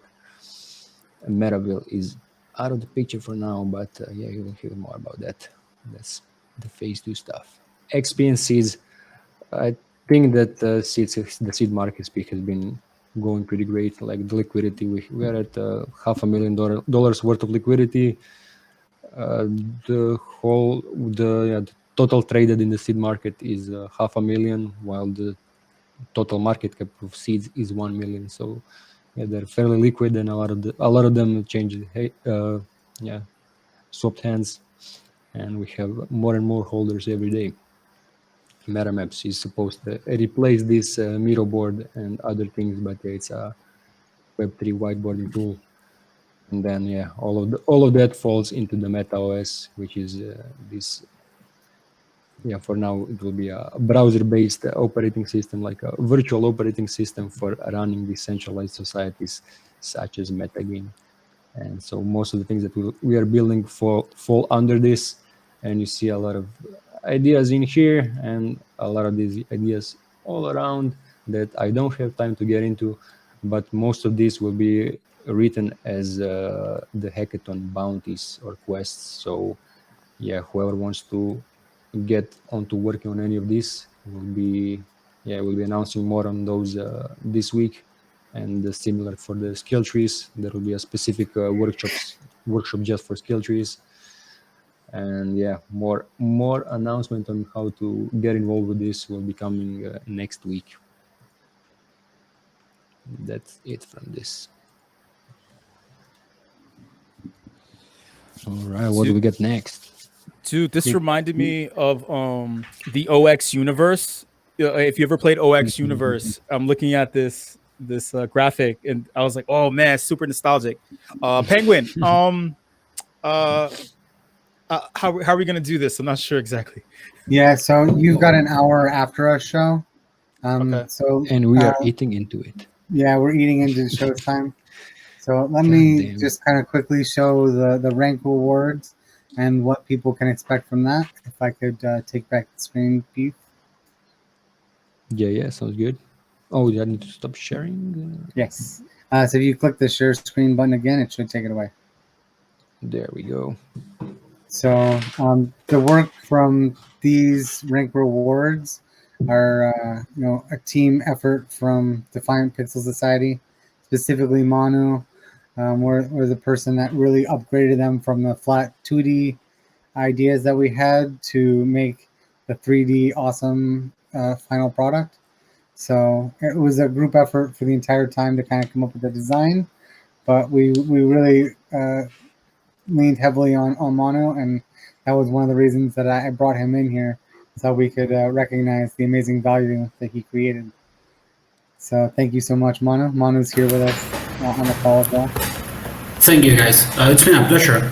The pressure, it's been absolutely mine. Like meeting all of you and getting involved with this, it's amazing. Doesn't seem to like, it amazes me a lot. This is golden chili, Manu, right? Yeah. Yeah, where I don't know if you know, but like we're working with Materium to like figure out if you can like make gold chili NFTs that are backed by real gold, like physical gold on Materium. So like that's the plan with or we might actually make gold chili chains with them too. So yeah, I just wanted to like say it's still happening. Damn. Man, yeah. I can't explain how this amazes me. Like it started with a Zoom in the Meta Factory Discord and just scale. And it's been amazing being an artist, like surrounded by such amazing people and such amazing projects. God damn. So can everyone see my screen? All right. Yeah. So this is the bronze award. So all players that reach the bronze level will get one of these NFTs. And so one of the key design elements that you'll see carried throughout are the star element as well as the decoration around the award. So there's the bronze, then we'll go to the silver. We can see the silver's got an extra point, and then it has an extra also pendant below that moves.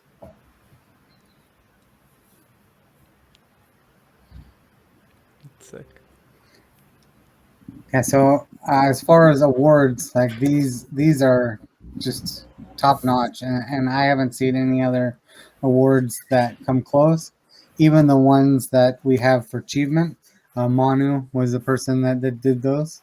So all the work that's kind of being done in the award space is led by someone that wasn't part of any DAOs, wasn't part of any communities, and I had to make sure that he got pulled into some of these discussions.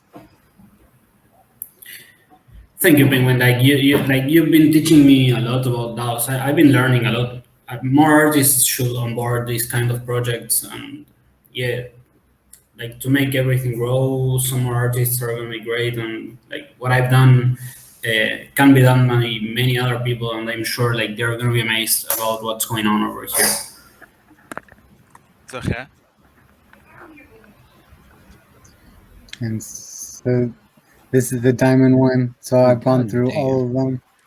Yeah, the diamond one is it's simply amazing. Each one of them isn't just like a token. They are works of art. I hope you all enjoy them.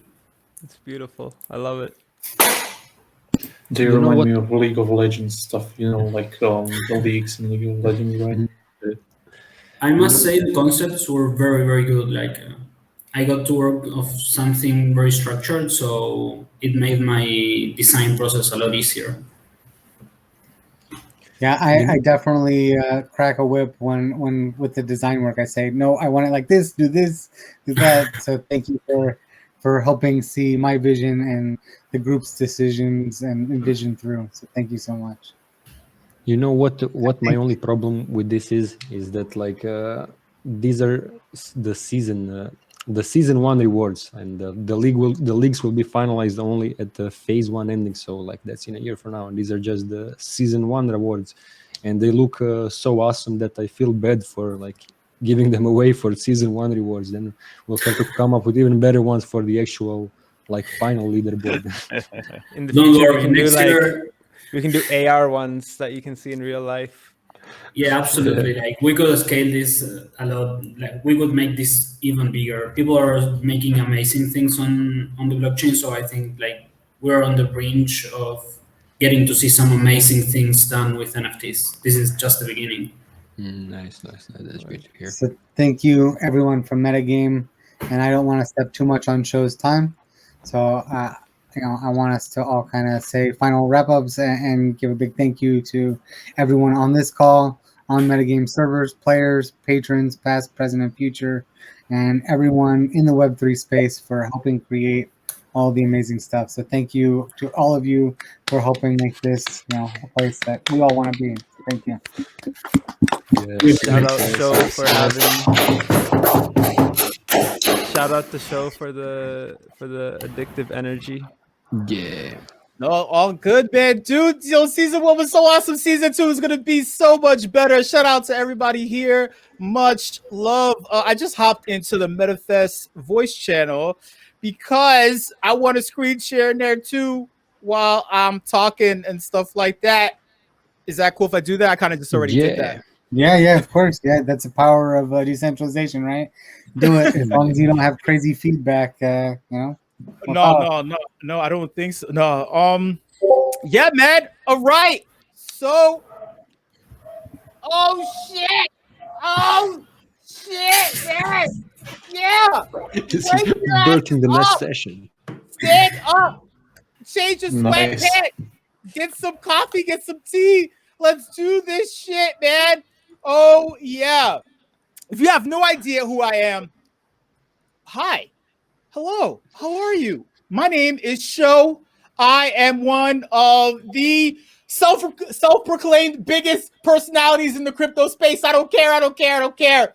And I am the founder of an awesome project, an amazing idea, an awesome community. Shout out to the community members that are here that came through. Shout out to everybody who will become community members in the future. There are many MetaGame players who are members of the community. Shout out to all of them. Much love. Thank you to Penguin, by the way, for also making this happen.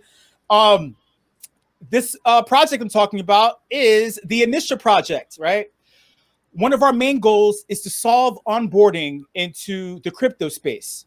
That this is actually a collective goal, right? All of us who are crypto savvy, right? It's kind of like our responsibility of trying to figure out the meaning of life. The second thing is also trying to figure out onboarding, right? Getting the normal person into crypto. It's all of our responsibility, right? Because it's an awesome place. We can do great things, right? The Initial project doesn't have the monopoly on onboarding. We know this because MetaGame attempts to do onboarding too, right? With the Initial project, Our main goal is to solve the friction that comes with onboarding the casual internet user, right, into the crypto space through unique and experimental event concepts. You know, the way that we do this, right, everyone can have an event, right? Everyone does all the time, right? But with the initial project, the way that we do things is through our events, we're educating the average individual on what happens in the crypto space by providing somewhat of a simulation of things that occur, right? Instead of you having real pitfalls without anyone supporting you, you know, in the moment, right? Like you don't want to have a random spammy DM. You click on a link, someone now has access to your wallet, they drain your funds, right? We can actually have you go through that in, I wouldn't say gamified. Some aspects are gamified, but not all though, right? You can go through this process and see things coming from a mile away because you have people there who are knowledgeable and are able to walk you through this particular thing. And that's what we do in the initial project. Our one of our other stronger goals, right, through this is to educate people. We want to educate people, but not really in a way that's like an e-learning. We all went through college. We don't want to sit down. Well, many of us did, you know. But like the worst thing that we got from college or learning is a bunch of debts. At least in America, we have nothing but debts, and we have zero fucking jobs around here, right? So that's an issue, right? We don't want to deal with that trauma anymore. We don't want to relive that trauma by sitting in a class for 3 hours, 4 hours straight, learning absolutely nothing, right? We want to make things engaged, real, active, right? You have an opportunity. You're also incentivized to participate. The Any coin, which is the coin that backs this project, is a proof of participation token, right? It's not the first of its kind, but it's one of many, but it's unique where in that it's attached to this idea, this philosophy, you know? So it's used to grease the wheels in addition to doing a bunch of other things that'll be revealed in the future. But currently it's a proof of participation token, right? It's separate from a proof of attendance token because it's okay. So people want me to do this. All right. So I was speaking in our mainstream, right? During the broadcast, GB, shout out to GB. I just unmuted myself in the Discord server so people in the Discord server can hear me as well. A proof of attendance token, you can just sit there and just collect an airdrop. No one wants that. I'm trying to encourage you to participate, be active. If you have a lot of this coin, it means that you've participated more than once, right? You've participated actively in an initial event concept. Anyone has an event idea. Not many people have a tried and true concept that's been hammered out, that's been worked through tirelessly, right? That's the difference. Anyone can have an event idea. Oh, we throw it up. People come. Oh, it's great. It's awesome. In initial, we hammer out things. We've experimented. We've put this through the ringer and we know that it's effective. That being said, in terms of effectiveness, in terms of increasing the overall knowledge base of brand new people into the crypto space, the flagship event of Initial and the Initial project is the Big Crypto Game Show. The Big Crypto Game Show won't last long. Obviously, it's 5:17 on the East Coast. I will keep this super short. It is a series. It is a 2-round series. It is a series of 2 sessions, right? One session consists of 4 challenges. Yeah. Just for today, we will do 1 series, right? We'll do 4 challenges and we'll keep our asses moving for the sake of time, right? We will go through this. But more importantly, before I do that, just so everybody knows, you're able to one of the most crucial aspects of the Initial project is your ability to bring an event concept to your server, right? If you feel like this can help your community base, if you're a project lead and you wanna educate your members on what the hell is going on, right? If you're a if you're a community manager, your community is down in the dumps, they don't know what to do, they're bored, right? You can. Really simple. You can acquire the Any coin on Uniswap, or you can become a member of the Initial project, right? You redeem the Any coin for one of these right here. I just linked it in the Discord server. It is an NFT representative of an event concept, right? They're single use only. So you'll redeem it for one of these NFTs. Then This NFT allows you to schedule a date and time with yours truly. I'll bring my tools, I'll bring my snacks, I'll bring my fucking videos and my dope ass overlays and my big ass voice. I come to your server and we do the damn thing. That's what it is, right? So let's say, right, we just had the crypto tax talk a couple of weeks ago. People want to know about crypto taxes. I can bring my tools there. You acquire the AnyCoin. You redeem it for an event concept NFT. Bring me right in there. We start talking about crypto taxes. I start bringing resources that I've accumulated. I encourage you to do research. We do some great things and make some things happen, right? But this event concept NFT is the Drunk Crypto Job Interviews event concept. Super fun. It's one of our favorites right here. Super awesome. Great things, right? All right. So all that being said, the poll bot is in here. Is it? Do we have access to the poll bot? Is there a poll bot? I think we have simple poll. Yes. Okay, cool. Also, am I able to do tip outs of my coin, or is it only seed coin in here? We have not locked the token, so you can do any drops too. All right, cool. That being said, because hey, y'all, I'm gonna do a big ass drop since you attended. I am dropping 2,000 of the AnyCoin, right? So the only people that have ever been exposed to the AnyCoin are people who are members of the initiate community. Shout out to all the initiates in the building. I see all of you. And also, if you've taken part in the Uniswap liquidity pool. So if you're not a member, but you've bought into the liquidity pool, then this coin has really low exposure, right? Super awesome low exposure. And oh, fucking yeah. So I'm doing a big drop soon, right? In the meantime, if you participate in the big crypto game show, right? If you win, you get 150 INI, big bag of INI as a grand prize. And also you will receive an exclusive NFT from yours truly, right? From one of my personal crypto art collections that I have created. One of my series is that I've created, right? All right, I've spoken too much. Let's just get into the shits. Let's get into the fucking shits. All right, so that being said, welcome to the big crypto game show. Oh, yeah. Oh, yes. Check this out, y'all. I need 5 people. I need 5 people. Can I get 5 people? Can I be one of them, Show? You know, yes. I love playing these games. Yes, you can be. Hey, listen, we just called. We trimmed the fat. So we got nothing but the super active in the building. Nothing but the super active peeps in here. Thank you. Let me look at this. All right, we got Google Muck. We got Penguin, Google Muck. Who else do we got? We need some more people, y'all. I need 5 people to play. Do not be scared. I don't bite unless you pay me an INI. I do not bite unless you pay me an INI. Okay.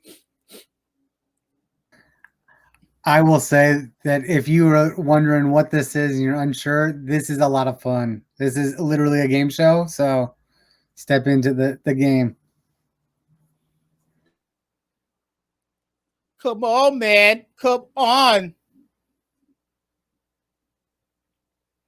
Come on. Pablo looks like he wants to step into the game. All right. So that's 3 people so far.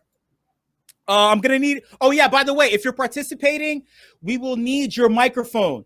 And remember, we're kind of short on time too. I'm highly aware. So I will be like speeding through. Yeah. I gave you an hour show. So most of our talks were 30 minutes, but I figured that our previous one might run a little long. So you've got a little bit of extra time to do what you need to do. So that'll be like what, like 6:10 or something like that, or? So right now we have got 37 minutes. Okay, cool. All right. Let me just look at this real quick. Yeah. It's a big crypto game show. Nikki's in. All right. So I gotta let me triple check. We got Penguin, Gugu, Pablo, Nikki D. Did I miss anyone? Let's get someone directly from MetaGame who's never played, who's never seen my face before, who's never at all, who's never done anything. That would be me, I think. Wait, who? I couldn't see. Who is it? Who is it? That's me and Pablo. Okay, wait, Pablo, wait, we got you. I need one more. I need one last one.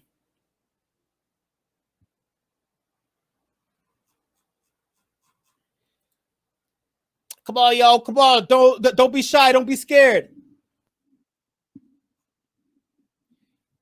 Wait, Demon, hold on. I'm looking for one more person specifically from MetaGame who's never even heard of what the hell I'm talking about at all. Who's wondering? Who was that? I'm gonna suggest either Tommy or Bagsy should step up and play. Oh shit! Oh shit! Oh wait! We got Disbullock. Yeah, this Bullock. Yeah. All right, just so you know, y'all. So all 5 of you who said yes, you need to be able to unmute your microphone. So I need a confirmation if you are willing to speak on mic. All right. So please give me a thumbs up. All right. So everyone who said yes, please give me a thumbs up just so I can confirm. All right, Gugu, Disbullock, Penguin, Nikki D. Is that a no worries as in a never mind or no worry? No. Oh, you're good to go, Mike. All right. Oh shit. Okay. All right. Let me see something. 1, 2, 3, 4, 5. You know what? We can do 6. We can do 6. Let's just do 6 people. So because we're gonna automate this. I mean, not automate this. We're being flexible in the MetaGame server, all right? So bag holder, you're in, all right? So we got these 6 people, y'all. Let's give it up for these motherfuckers. Let's make some noise. Let me get some emojis. Let's get some gifts. Let's do it. Let's do it. Let me see. Let me see, man. Let me see. Let's see. Come on, man. Come on. We did some awesome shit for MetaGame this season, man. We moved the needle. We moved the damn needle. He also showed we've got about a 1.5 minute delay, so there might be a little delay between when you say. With my voice and things like that. 1 second. Hold on. Yeah, just in case you're wondering. I don't know. Maybe you're streaming direct to people's brains, but at least for the YouTube. Okay, I'm not sure. I just refreshed. I'm still streaming into the main broadcast for YouTube, and I'm screen projecting into Discord. I'm doing a bunch of stuff. I'm just pressing a bunch of buttons, y'all.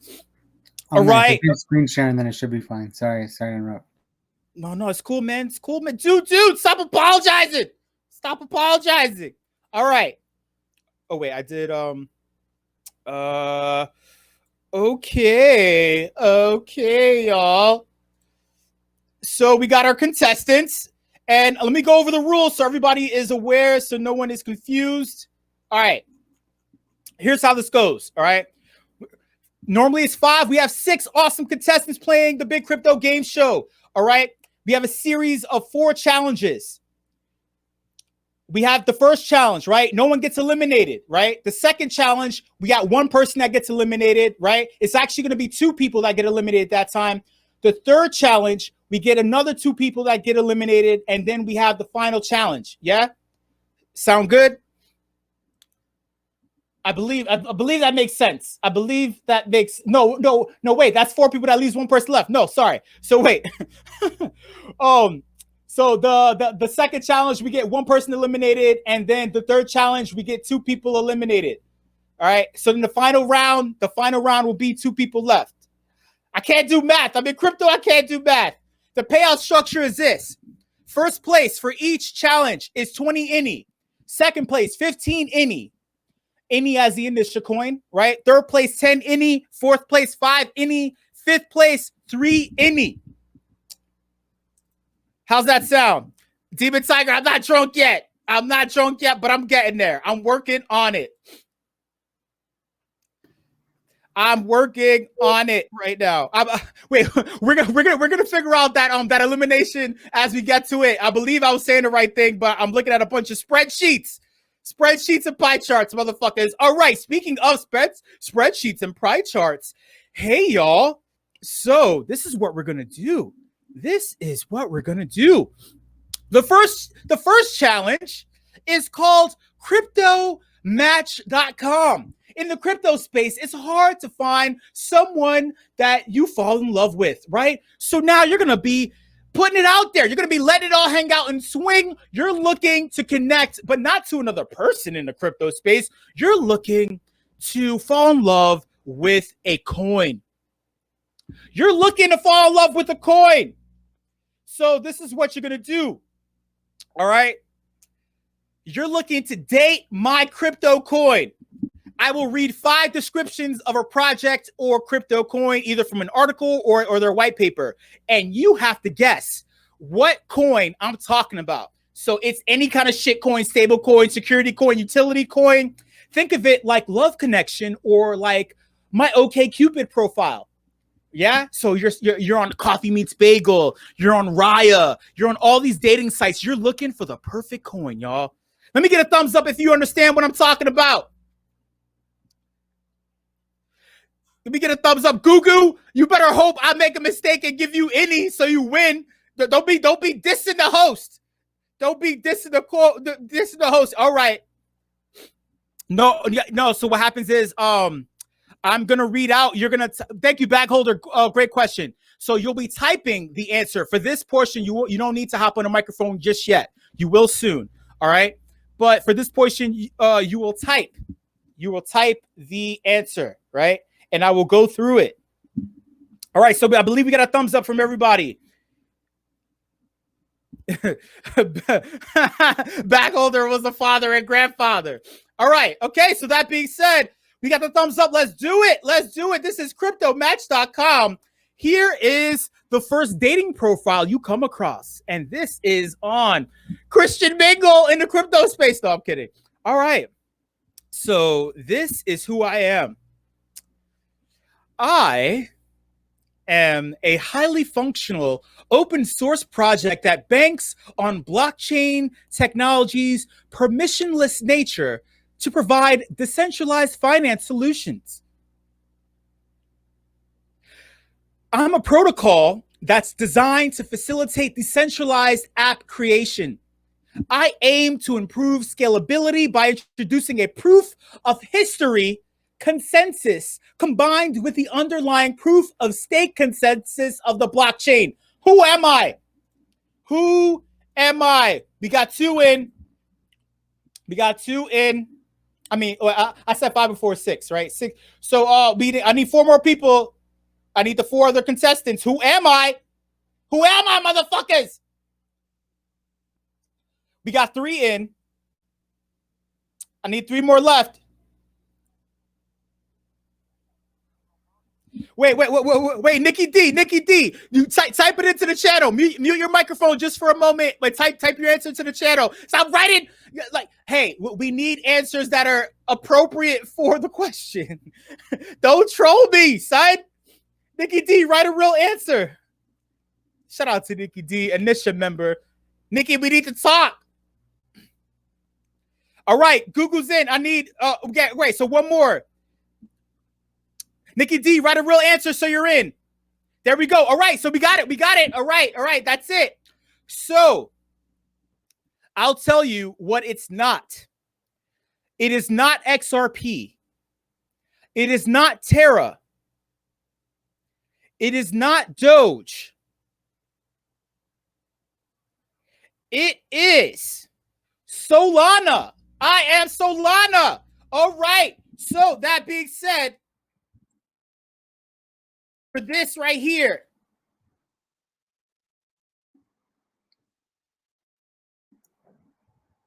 these 2 people get 20 any, and the rest get nothing. Oh wait, oh shit, it's tip you 10, so I'll just tip you one time again. These 2 people got 20 any each.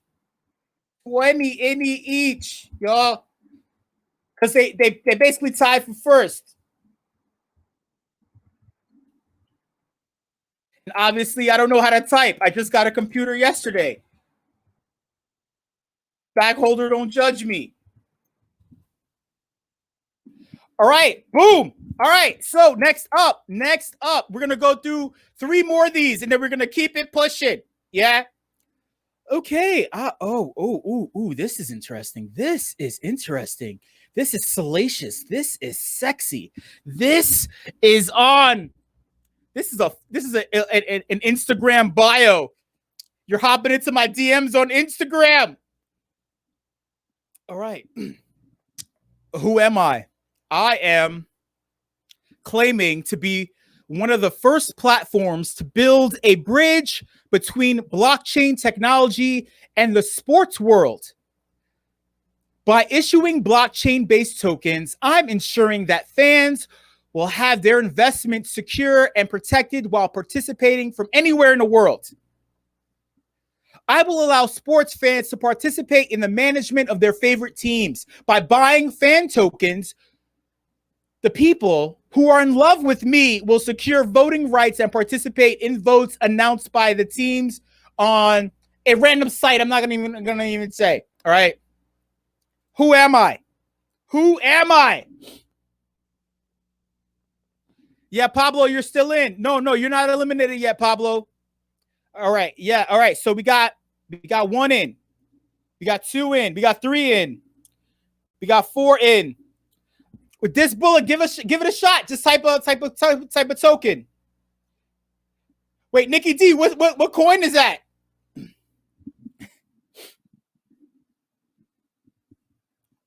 All right. We got, I believe that's 5. 6. All right, we got our 6 in, I believe, right? 1, 2, 3, 4, 5, 6. All right. So, all right, there it is. Okay. I'll tell you what this coin is not. This coin is not NBA Top Shot. This coin is not Consensus. This coin is not All Sports. This coin is not Tron. This coin is Chili's. This coin is Chili's. And no, I am not DMing Penguin the answers. All right. I am not fucking DMing. No, I'm kidding. Penguin and this Bullock get 20 any.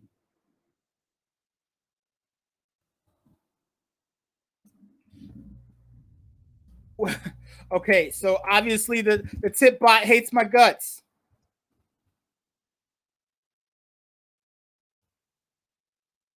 $20 any, y'all. 20 any.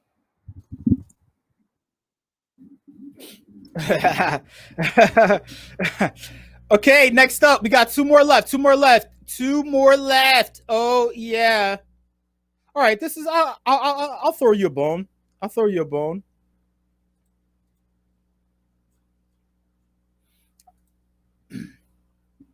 Okay, y'all. You guys ready to go? Give me a thumbs up. Give me a thumbs up. Perfect. Miss Santh, no, I'm not. No, I'm not. All right, let's do it. Thanks, y'all. Boom. There it is. Those are the thumbs. Okay.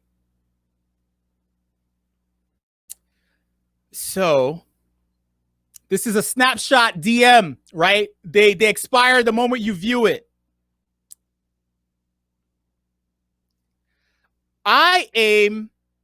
My coin and me aims to diversify the AMM market and also add additional features not previously present on Uniswap, such as increased rewards for network participants via its in-house token, right? The person who created me is a chef. Who am I? All right, we got 1 in, 2. No, Penguin, you already gave an answer. You already gave it. You can't change your answer halfway. 1, 2, 3, 4, 5. I need 6. All right, boom. 1, 2, 3, 4, 5, 6. All right. Okay, I'll tell you what it's not. It's not trade. I thought that's a coin. I thought so. It's not BAL. All right. It's not 1 inch, y'all. It is Sushi Swap. It is Sushi motherfucking Swap.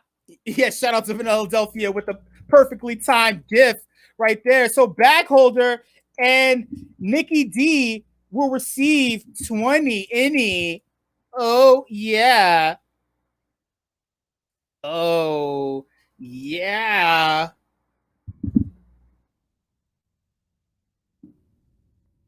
Boom.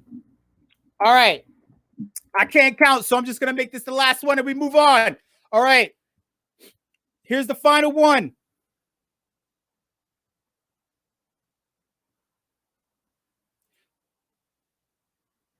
All right. Okay, I'll do this one then. This coin. Oh, okay, this right here is my OnlyFans. It's my OnlyFans bio. We're keeping it sexy in the MetaFest. We're keeping it sexy in NSFW, motherfuckers. All right. This coin is one of 2 native tokens on the Blank blockchain. Right?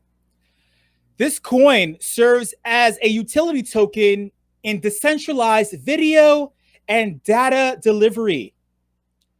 It's meant to to power all operations on this blank blockchain, like payments to relayers for sharing a video stream, for deploying and interacting with contracts, and for fees associated with video streaming. It's used to incentivize users in the ecosystem to power their node and stream. I just keep saying stream to give you a hint. Let me see. 1, 2, 3, 4. Masant, you're not playing. All right, is that primary? God damn it! Hi, primary. Primary, you know better. You're not playing. Messing all the things up, causing trouble. Shout out to primary. What's up? Another initiate. Shout out to all the initiates in the building. Wait, let me just count. Bagholder, Gugu, Nikki, This Bullock, Pablo. We didn't get one from Penguin yet. No. Oh yeah, Penguin. Right? Was that 6? 1, 2, 3, 4, 5, 6. Yes. Okay. All right. So I'll tell you what it's not. It is not cherry. It is not Theta. It is not Phil. It is not Cidiam. It is not PRQ. It is, okay, so semantics, y'all. Semantics. It's not Theta, but it's T-Fuel. It's one of 2 tokens backing the Theta blockchain. It's not Theta. It's T-Fuel, GB. So you all got it wrong. You all got it wrong. All right, so that is the end of the first round, y'all. Shout out to everybody. Please make some noise. Please make some noise, y'all. This is, woo! Yeah. Oh, fucking yeah. All right, here's the next challenge, y'all. This is what you're going to do. This next one, we're going to turn the tables. We're going to turn the tables on all of you, right? Instead of you looking for love, expecting to find some shit, right? You've actually met the person in real life. This next challenge is called Crypto Pickup Lines. Crypto Pickup Lines. Now, you're forced to choose a coin. You choose a coin, you choose a project, and you attempt to shill me by using your best pickup line. Yeah? You're going to phrase your shill in the form of a pickup line, y'all. Give me a thumbs up, participants, if you understand the rules. You are going to pick a coin, and you're going to shill me on the coin by using a pickup line. I'll give you an example. I used this before. The initiates know this one because I use it all the time. I'm only good at using one pickup line. That explains my love life. I need more pickup lines to get more love in my life, goddammit. Hey, baby, I'm Ave. You can call me anytime because I'll never go ghost on you. I'll never go ghost on you. Do you get that? Did you get it? Did you get it? OMG. I can't imagine what nasty things you're thinking about when using seed. You nasty motherfuckers, you. Bagholder, stop. You're jealous. Bagholder, you're jealous. You are jealous of my pickup lines. All right. We got the thumbs up. Oh, yeah. So I will give you guys a moment. Please find a coin. Once you're ready, I want you to type ready and give me a thumbs up one more time. All right. Once you found your coin. Okay. All right. So we got You got Bag Holder, that's a ready. Nikki D, ready. Penguin, ready. That's 3. I need 3 more left. Once you found your coin, give me a thumbs up and say ready. We got Google Muck, Pablo, ready. I need 1 more left, right? This bullet, if I'm not mistaken. No, wait. Wait. 1, 2, 3, 4, 5. Oh, come on, primary. Wait. Who's the 6th? Who is the 6th person again?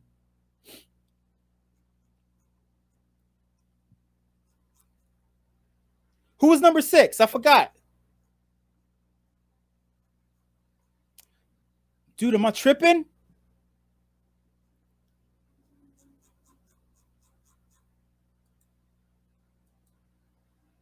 I'm counting. Dude, I know, man. There's so much I'm trying to like remember.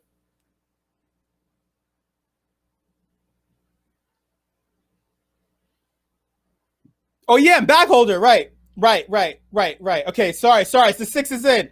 All right. All right, so all 6 are in, y'all. So first up to the nightclub that we call MetaFest. This packed ass nightclub is. Thank you, Penguin. Sorry, dude. I'm old. No. Vanilla isn't playing. Google Muck is the 6th. Yeah. All right. So speaking of, hey Google, please unmute your microphone and show us how it's done, my friend. Let's give it up for Google Muck.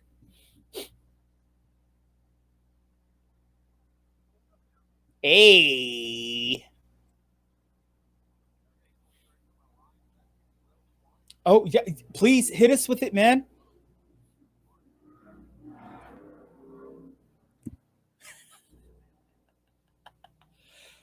Let's give it up for Google Muck.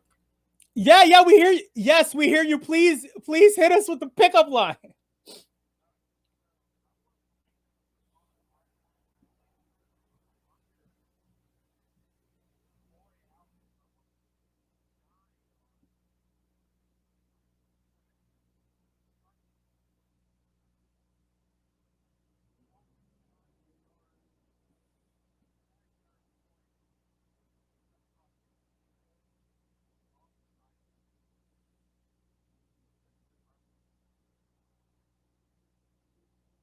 Is the coin shark? What coin is it?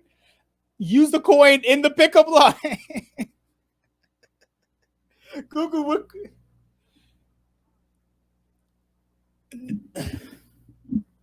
You're gonna put it in, right? We'll know what it is, right? You're shilling us on the coin by using it in the form of a pickup line. So your shill is the pick. So you already did it. All you have to do is just throw the coin in there, right? So wait. So do it again and throw Aurora coin in there. We can watch the stars in the Aurora. I'm not gonna give it to you. I'm not gonna give you my pickup line of Aurora coin.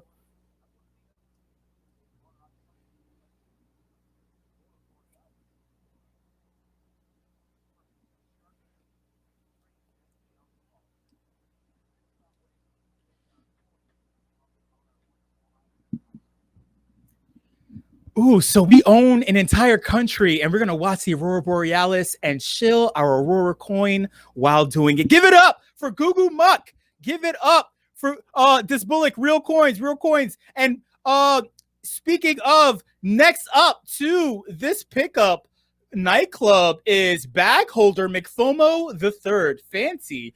Dude, Shark Meat is fancy. Bag Holder McFomo the Third is a fancy name. Let's keep the fancies going. Yeah, we hear you just fine, sir.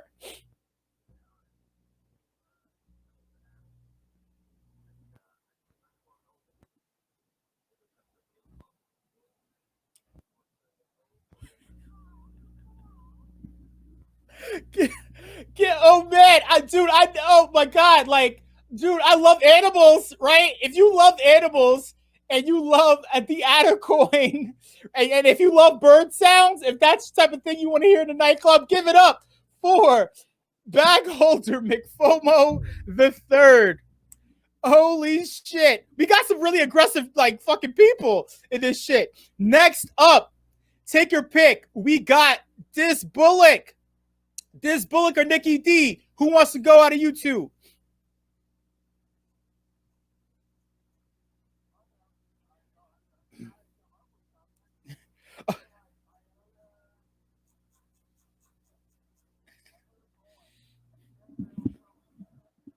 Just don't think, just do. I'm giving you life advice.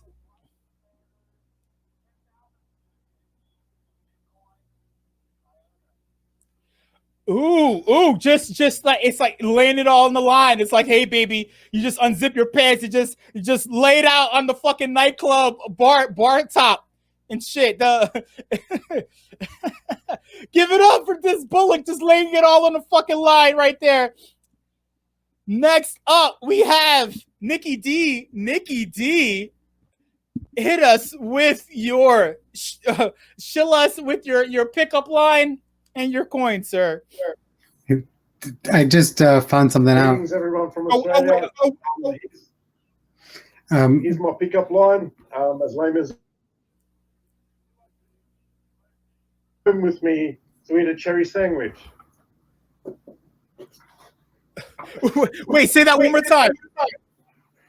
Would you like to Ini Kamosi home with me to eat a cherry sandwich?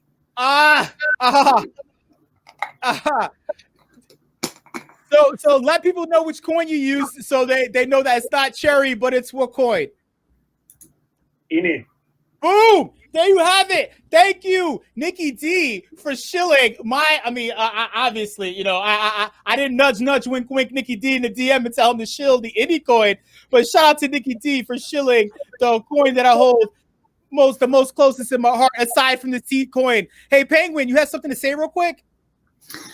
I did. It turns out that because we're recording from the stage, they don't actually hear anyone speaking from Discord. So it's just you show repeating us. Oh. I tried to turn my speakers up louder and turn the microphone back on the stage, but it's Let been me see some. one-sided.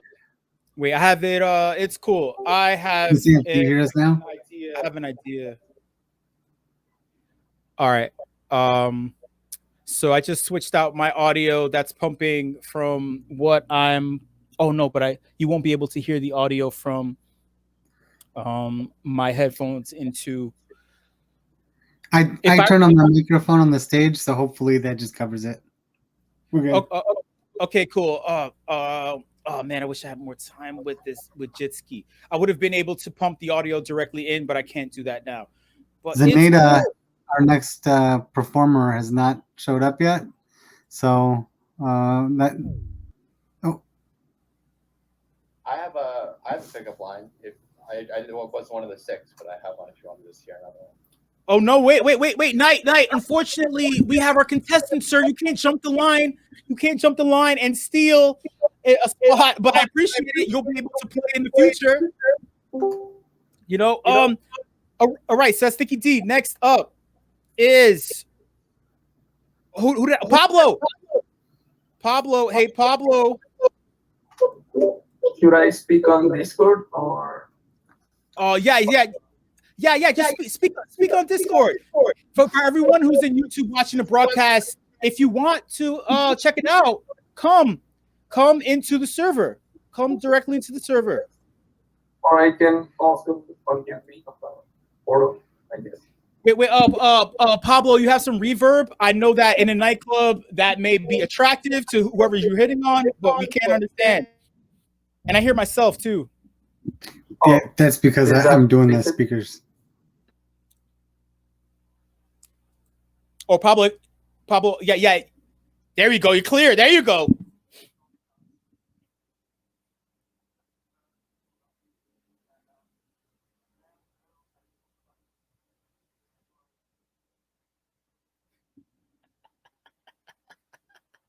What coin is it? Is it the thick coin? Is it the sweet coin? What coin are you shilling? The honey coin? Oh shit, Pablo! Give it up for Pablo. Oh yeah, he made us wait. He hit us with that banger. Last but not least is Penguin. Penguin, are you good to go, my friend? Oh yeah, I'm good to go, and I have pretty much the ultimate shitcoin that I'm going to shill with my pickup line. And baby, you're just like Bitcoin because you're the best there is, the best there was, and the best there ever will be. Oh shit! Oh, the excellence of execution from Penguin. Give it up for Penguin. Super awesome. All right, so now that you heard all those pickup lines, y'all, I'm not going to leave it up to me. I'm going to leave it up to you. Let's vote. Let's put it to a vote, shall we? All right. Wait, let me just type in all the names.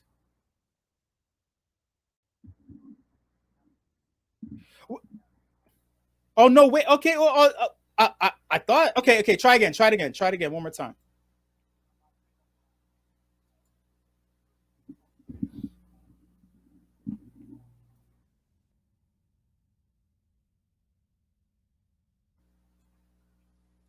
Boom. Boom. Did you get it? Did you all hear it?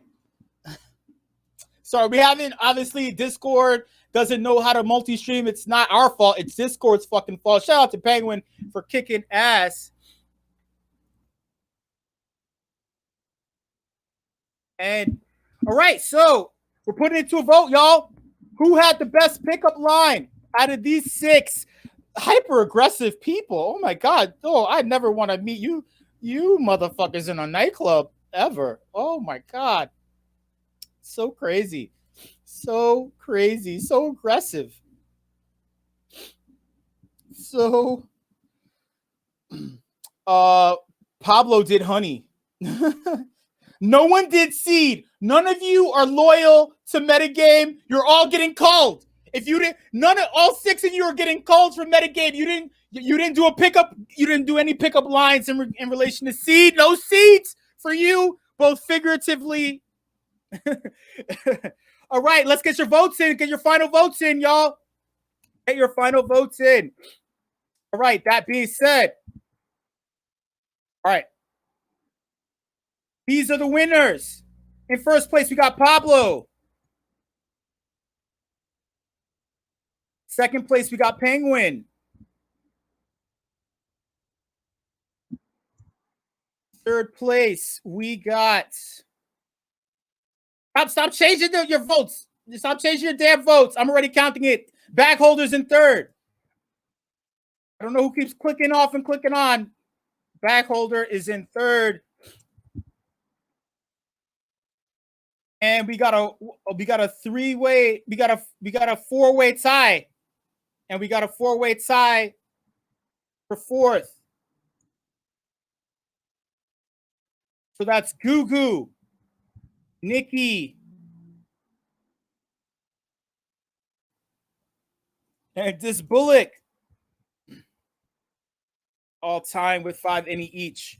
All right, now participants, here's what if, oh shit. Okay, sorry, I didn't, hold on. This discount that 1.6, you're gonna ignore that for me real quick, okay? You're gonna count this for your score right here, what I'm sending you right now. Keep the 1.6 as a gift from me, but don't count this towards your overall score. You're gonna count. The any coin is my coin, man. The any coin is the coin that backs the initial project. It is a proof of participation ERC20 token, man. Boom. All right, so now all 6 participants, please do me a favor and post your cumulative scores from the first and second challenge. Demon Tiger, not yet. We will do a toast later on. You know how it goes, Demon Tiger. I love you. Thank you, Google Muck. Post your cumulative. So your score is in any. So the amount of any coin that I've tipped you in the first and second challenges combined. Thank you. That's Pablo. We got Google Muck. Pablo. We need the 4 of you left, y'all. Please post your cumulative. Thank you. No, not you, LK. Please delete that so I don't get confused. All right. So this Bullock, you're at, okay, 26. Right. Well, actually, you're technically 25. Oh my God, Demon Tiger, please delete that GIF. That looks scary as shit. That is scary as shit. Oh my God. Demon Tiger just DM me a anthropomorphic GIF of my headshot. All right, let me see. We got bag holder in. I'm waiting on. Okay, Nikki D posted. Penguin posted. Penguin, wait. Penguin is cheating, showing his actual initial wallet. Please just type the actual number so I can see. Let me just double check. So 1, 2, 3, 4, 5. And that's Nikki 6. Okay, so please, all right. If you're not playing, please do not post your any balance. Please don't confuse me. All right, let me just look at this. Let's look. All right, unfortunately. All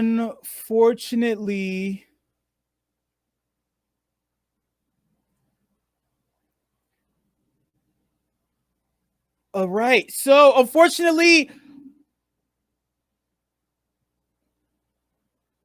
Goo Muck, you're eliminated, sir. That's so unfortunate. Please give it up for Goo Muck. Please give it up for Goo Muck for participating. That was sad. That was really, really sad.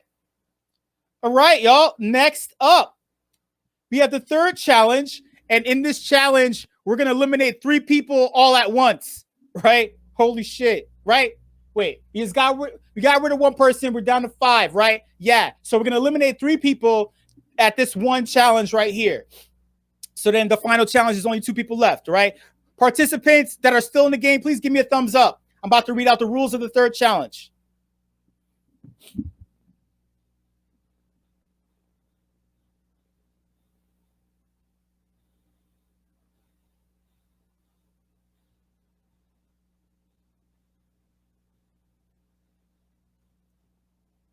Oh, no, wait, that's true. Nikki D, you don't have 25 inni. You have 5 inni, correct? Sorry, y'all. Sorry, just got to make sure. You posted the wrong number.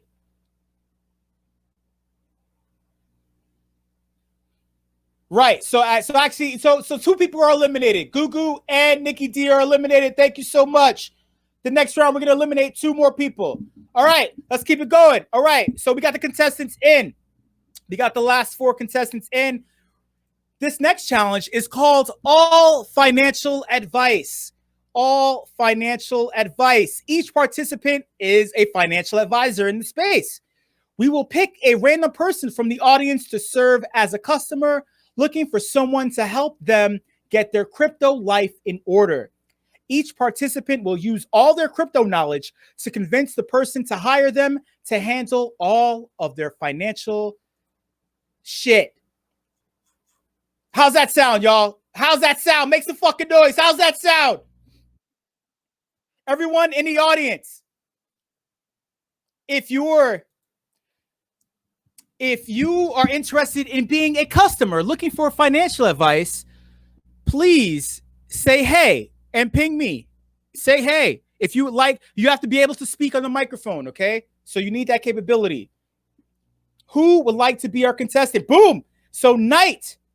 Oh, Manu, god damn it. So we got Knight.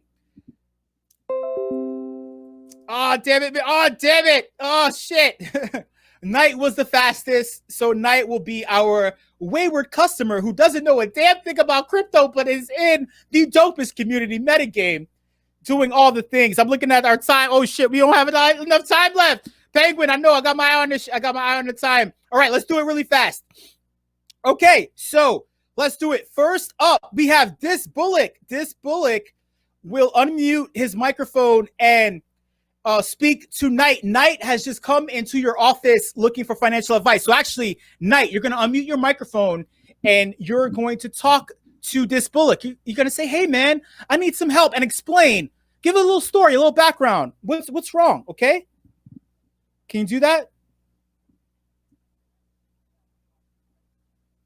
Your levels are awesome. They're not as terrible as mine. Keep going. GameStop at $300. I lost Yeah. it all.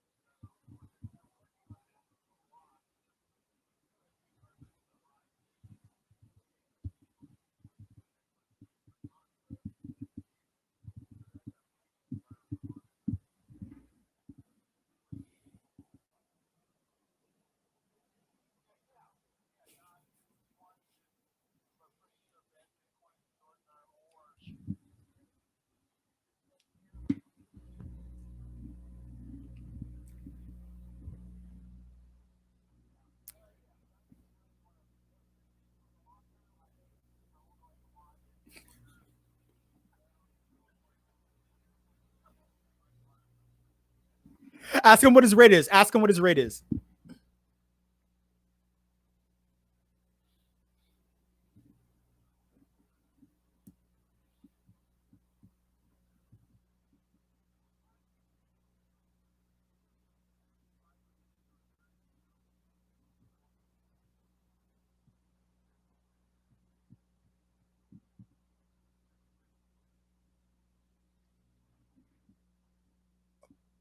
Oh shit! Oh shit! Another financial.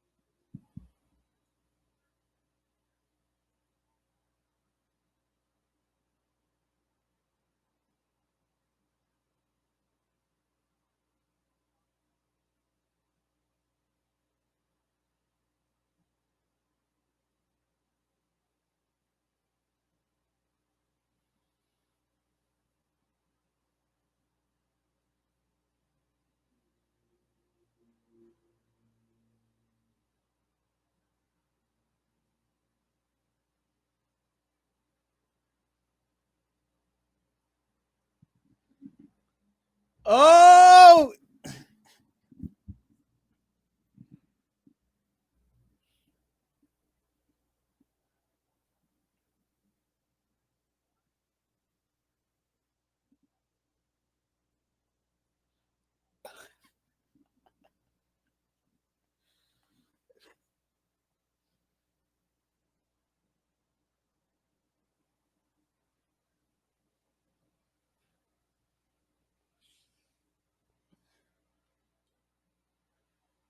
Wait. Ask him what his rate is, and also ask Penguin his rate.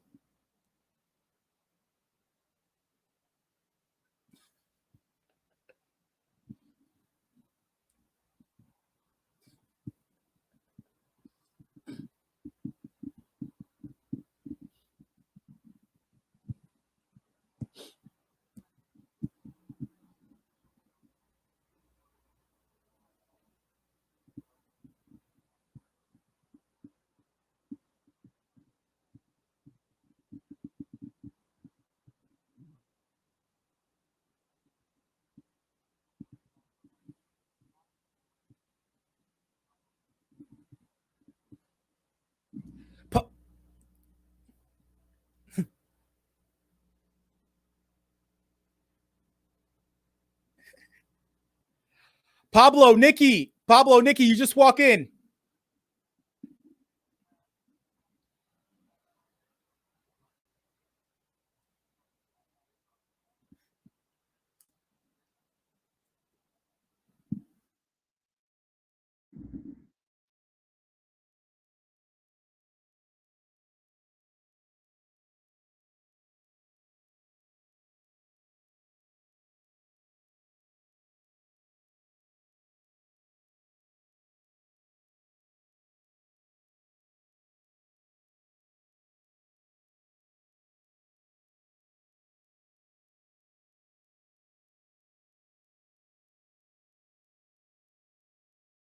Nikki D, you just walk in.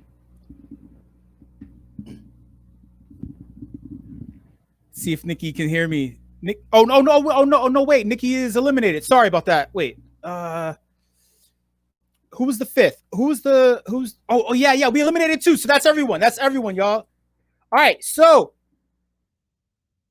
who had the best financial advice, y'all?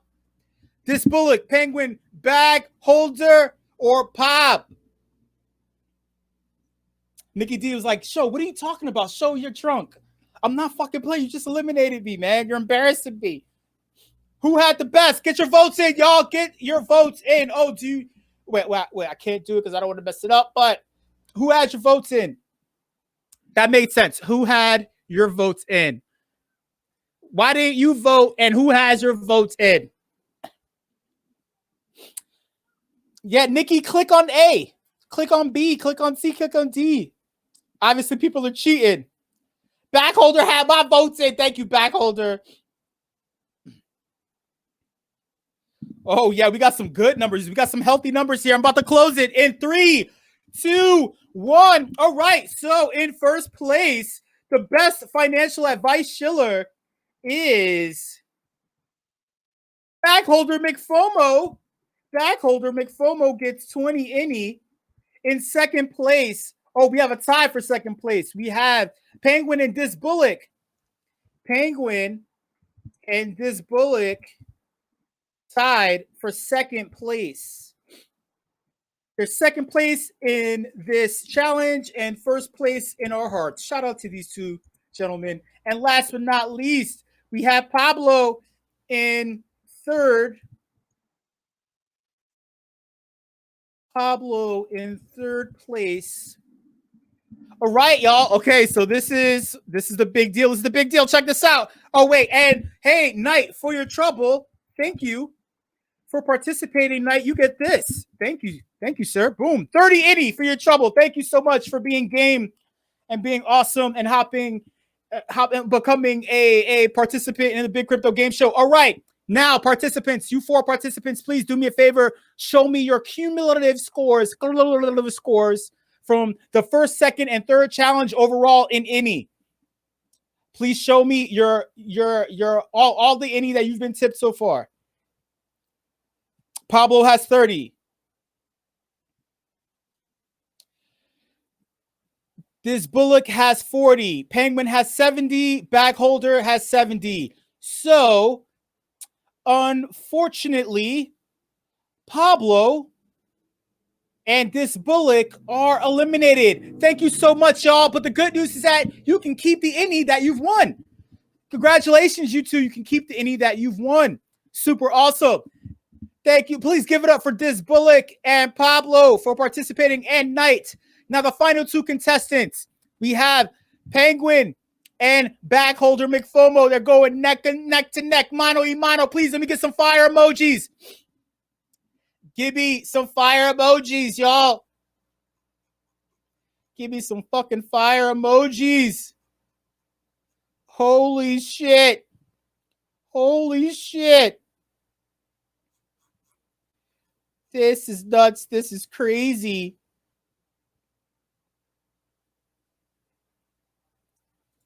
Yeah, let's do it. This is MetaFest, motherfuckers. This is MetaFest. This is what you've been waiting on. 2 weeks of kicking ass. Shout out to everybody in MetaGame. Shout out to everybody who survived the culling. Shout out to all the players in MetaGame. This is what the fuck we do. Oh, yes. Shout out to everybody in the voice channel. Oh, Yeah. By the way, big any drop coming for you at the end of this overall thing.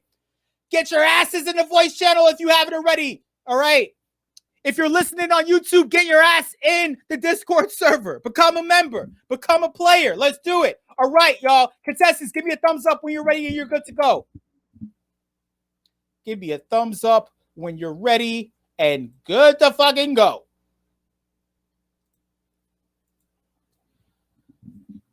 There it is. Bag holder McFomo keeping it super serious with a thumbs up. Penguin keeping it not so serious. He is delusional from hosting 8 hours consecutively in the Discord server today, not including all the hours he spent so far hosting. Shout out to Penguin for hosting MetaFest and doing all the dope, awesome things, my friend. All right, so this next game is called Crypto Arbitrage Unhinged.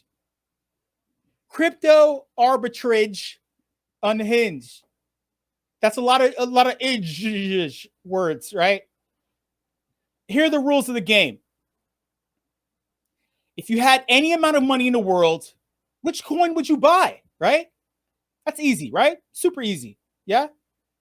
So, Penguin, Bag holder McFomo, if you had any amount of money in the world, which coin would you buy? Type the coin into the server, to the server channel. Just type it.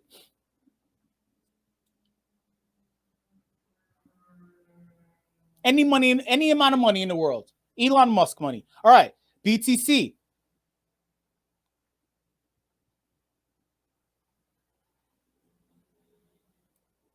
XDAI. Okay. All right. So this is what you're going to do. Actually, wait. Hey, backholder, do me a favor. Choose a coin that isn't a stable coin. It's for a reason. We got to play with arbitrage, and I'll explain why. We'll need a coin. We'll need a different kind of coin. Trust me. Yeah, you can. It's too complicated. My brain doesn't hurt, but we can't go through that for the sake of time. I know. That's why I'm kind of doing it for a reason. Thank you, Google, for shilling. Shout out to all the initiates. No, I know, but it'll make it somewhat complicated in order to facilitate this challenge. Just trust me on this. Choose a coin that has a yeah. Just believe me. It's not that I want to do it. I can do it. I'm hyper educated. I just act not so educated.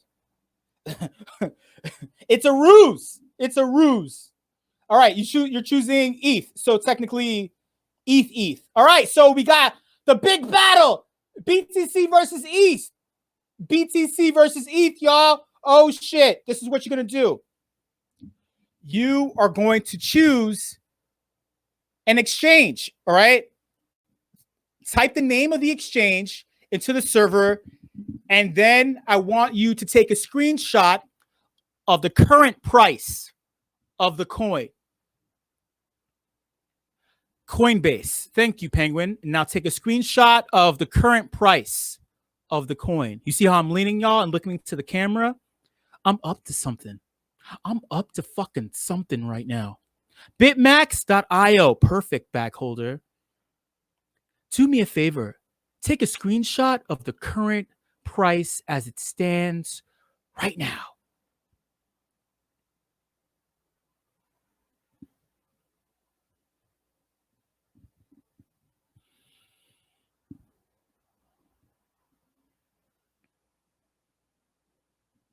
While we wait for these gentlemen, they're supposed to be the most skilled in metagame, and they can't do a fucking screenshot, y'all.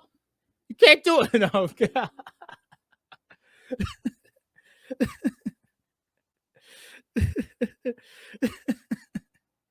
All right, we got the first screenshot in.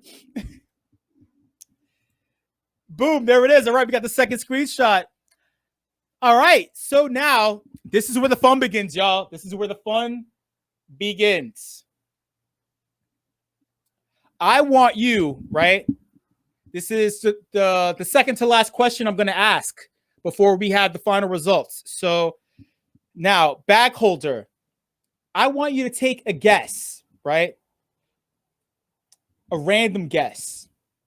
Would you say that obviously I'm speaking very slowly right now, correct? You would say I'm speaking kind of slow right now. Yes, you can say yes or no. For a reason. You want to know why? Because I want the price to change. That's why. So I want you to guess. Would you say that your coin from the period that you've just sent the screenshot to now has either gone higher or lower? You're gonna guess high or low. You're gonna type high or low. It's wait, Penguin, hold your thought. Hold your thought, Penguin. Don't cheat. Don't cheat. All right. So bag holder just said hi. Now, Penguin, I want you to give me another answer. All right. Or like it could be the same answer. Just I want to stall and then give you another shot. Would you say that I'm speaking very slowly right now, Penguin? Yes or no?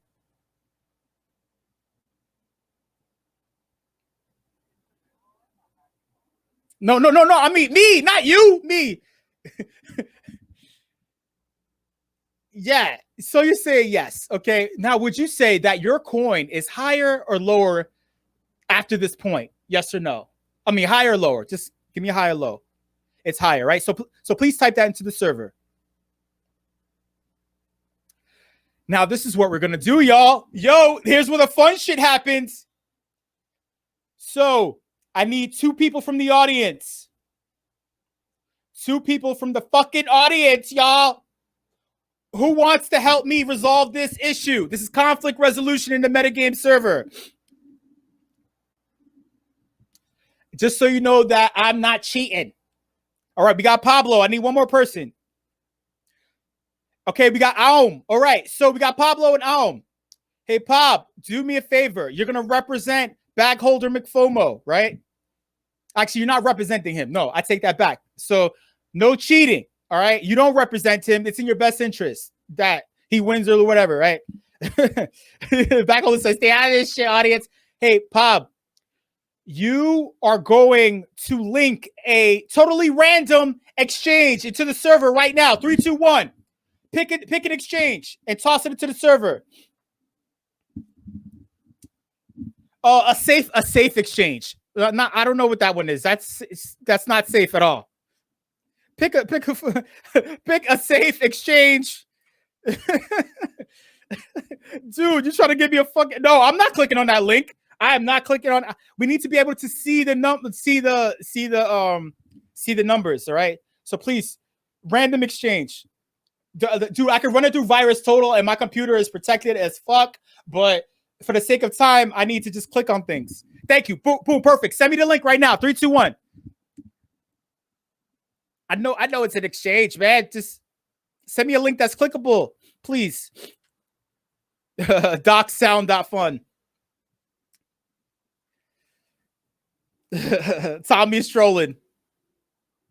All right, so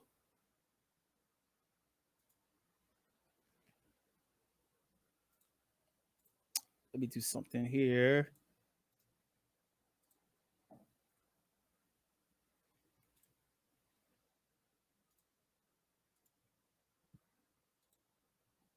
All right, can everybody see my screen?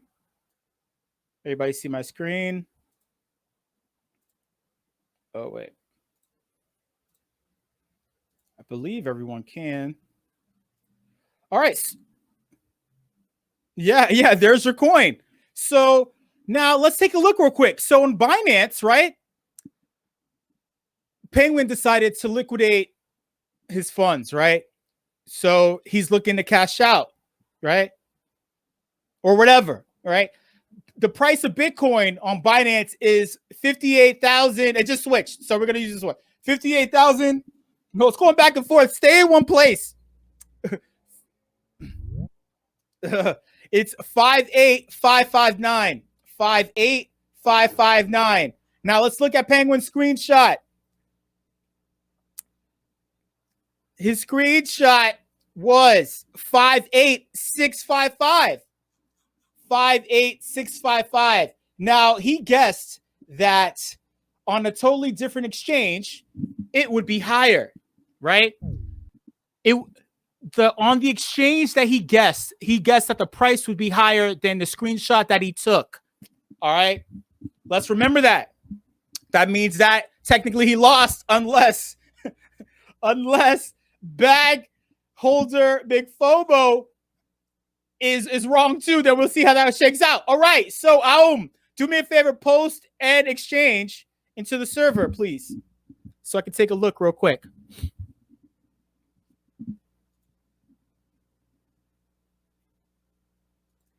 And Penguin, just so you know, even though it's switching back and forth, it's still below. Keep switching. 58585. It's not going above. Okay, it just went to 605, but it's still not hitting the 55. 606. It's still below. It's still below your high. All right, so Bittrex. Oh, no, not Bittrex. Who just linked Bittrex? I'm gonna beat you up. Goo, god damn it. I'm gonna beat you up, Goo. All right, so. All right. Let's look at these prices. God damn it. Let's look at these damn prices. Come on. Oh, see, my computer's protected at all times. All right, all times. Let's see. So Ethereum on Kraken. It was Kraken? That was the link? Yeah, he did. He did click. He did. Kraken is 1834. 1834. Let's look at what backholder screenshotted for ETH. Oh shit, it's 1834, but he guessed higher, right? So let's look at the cents, because all the cents matters, man. The Gwei and Satoshis matter. So he said it'll be higher. His screenshot is 1834.85. On Kraken, it's 1834.40. Hey y'all, so take a wild guess. Take a wild guess. Penguin, say that again for the people. Say it out loud for the people if you can.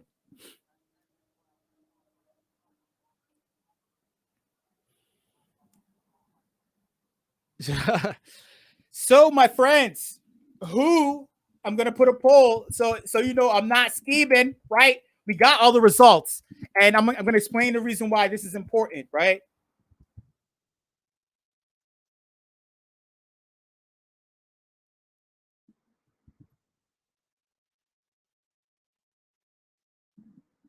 Oh shit! Sorry.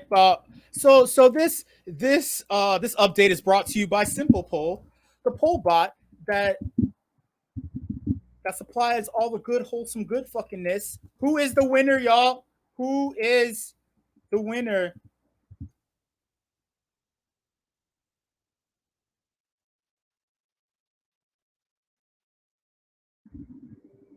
No, too late. You missed out. You missed. See, this is the arbitrage game. It's about speed. Y'all. Please get your votes in. If you're confused as fuck as to what the hell is going on, this is the deal. This is teaching you, right? When it's time to exit, right? You don't just rely on the same exchange. You want to look at multiple exchanges and look at the price, right? You want to make a guess, like, okay, maybe today, because of the positive news, blah, blah, blah, I'm betting that the price is high. You're exiting out on top, right? This is the top. This is the top. You want to exit. So get your votes in. Who is the winner? We got more people in voice. Come on, voice channel. Wake your asses up. I'm trying to teach you how to exit. I'm teaching you how to exit, man. Oh, fucking yeah. All right. So about to close the poll in 3, 2, 1. Let's give it up for Bagholder McFomo the third. Let's give it up for Bagholder McFomo the third. That was an awesome. He survived the gauntlet. Oh, yeah. Shout out to Penguin. Well, actually, wait. Penguin, for your trouble. Well, actually, hey, hold on.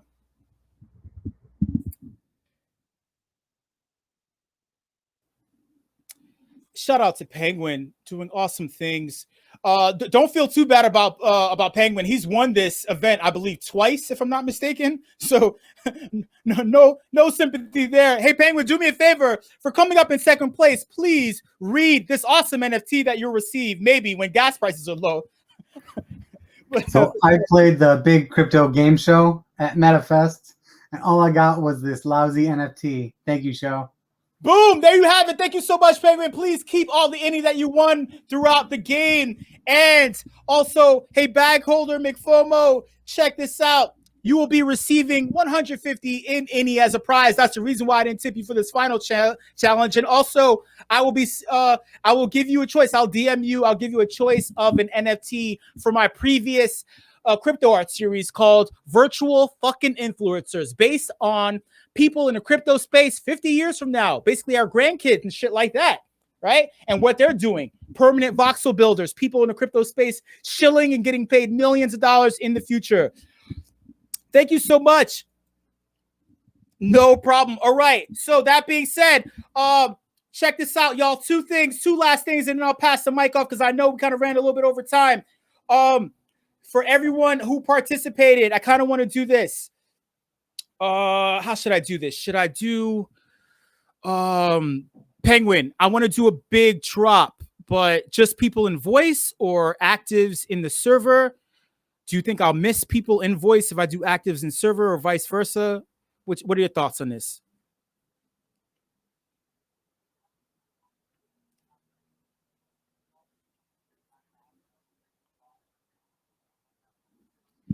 All right.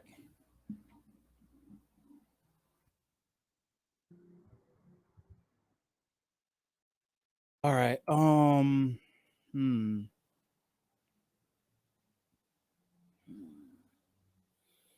I hate airdrops so much. I mean, there's some people in different aspects of voice too. I don't know where they're in different voice channels.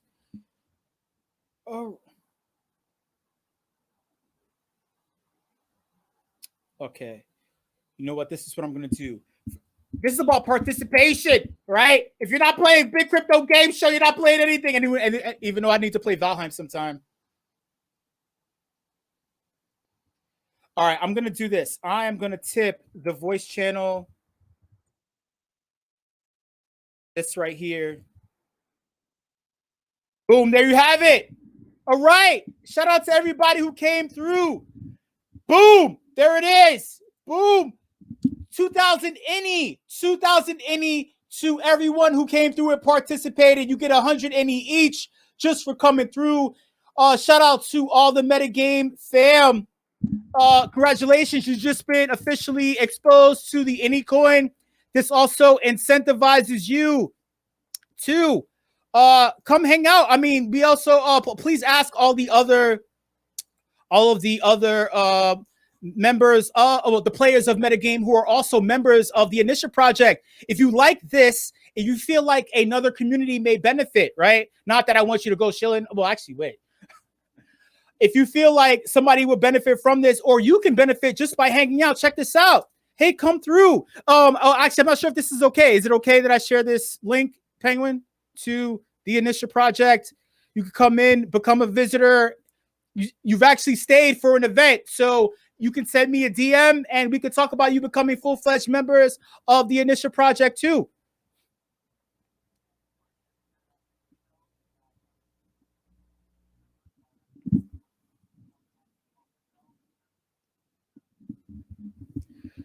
Boom, there you have it. Hey, y'all, thank you. Please click that link, hang out, and also remember, like Google just said, you've technically just been initiated. We have a rule for visitors, right? When they come into the server, right? They can't interact with the coin unless they become members. They have to go through the verification process. All you have to do is DM me. We hop on a call. My bots scan your activity history. But if you're a MetaGame player, you've technically already kind of been screened somewhat, you know. So it wouldn't be that much of a problem for you. So please hang out, join, do all the things, have some fun. And I believe that's my time, Penguin, correct?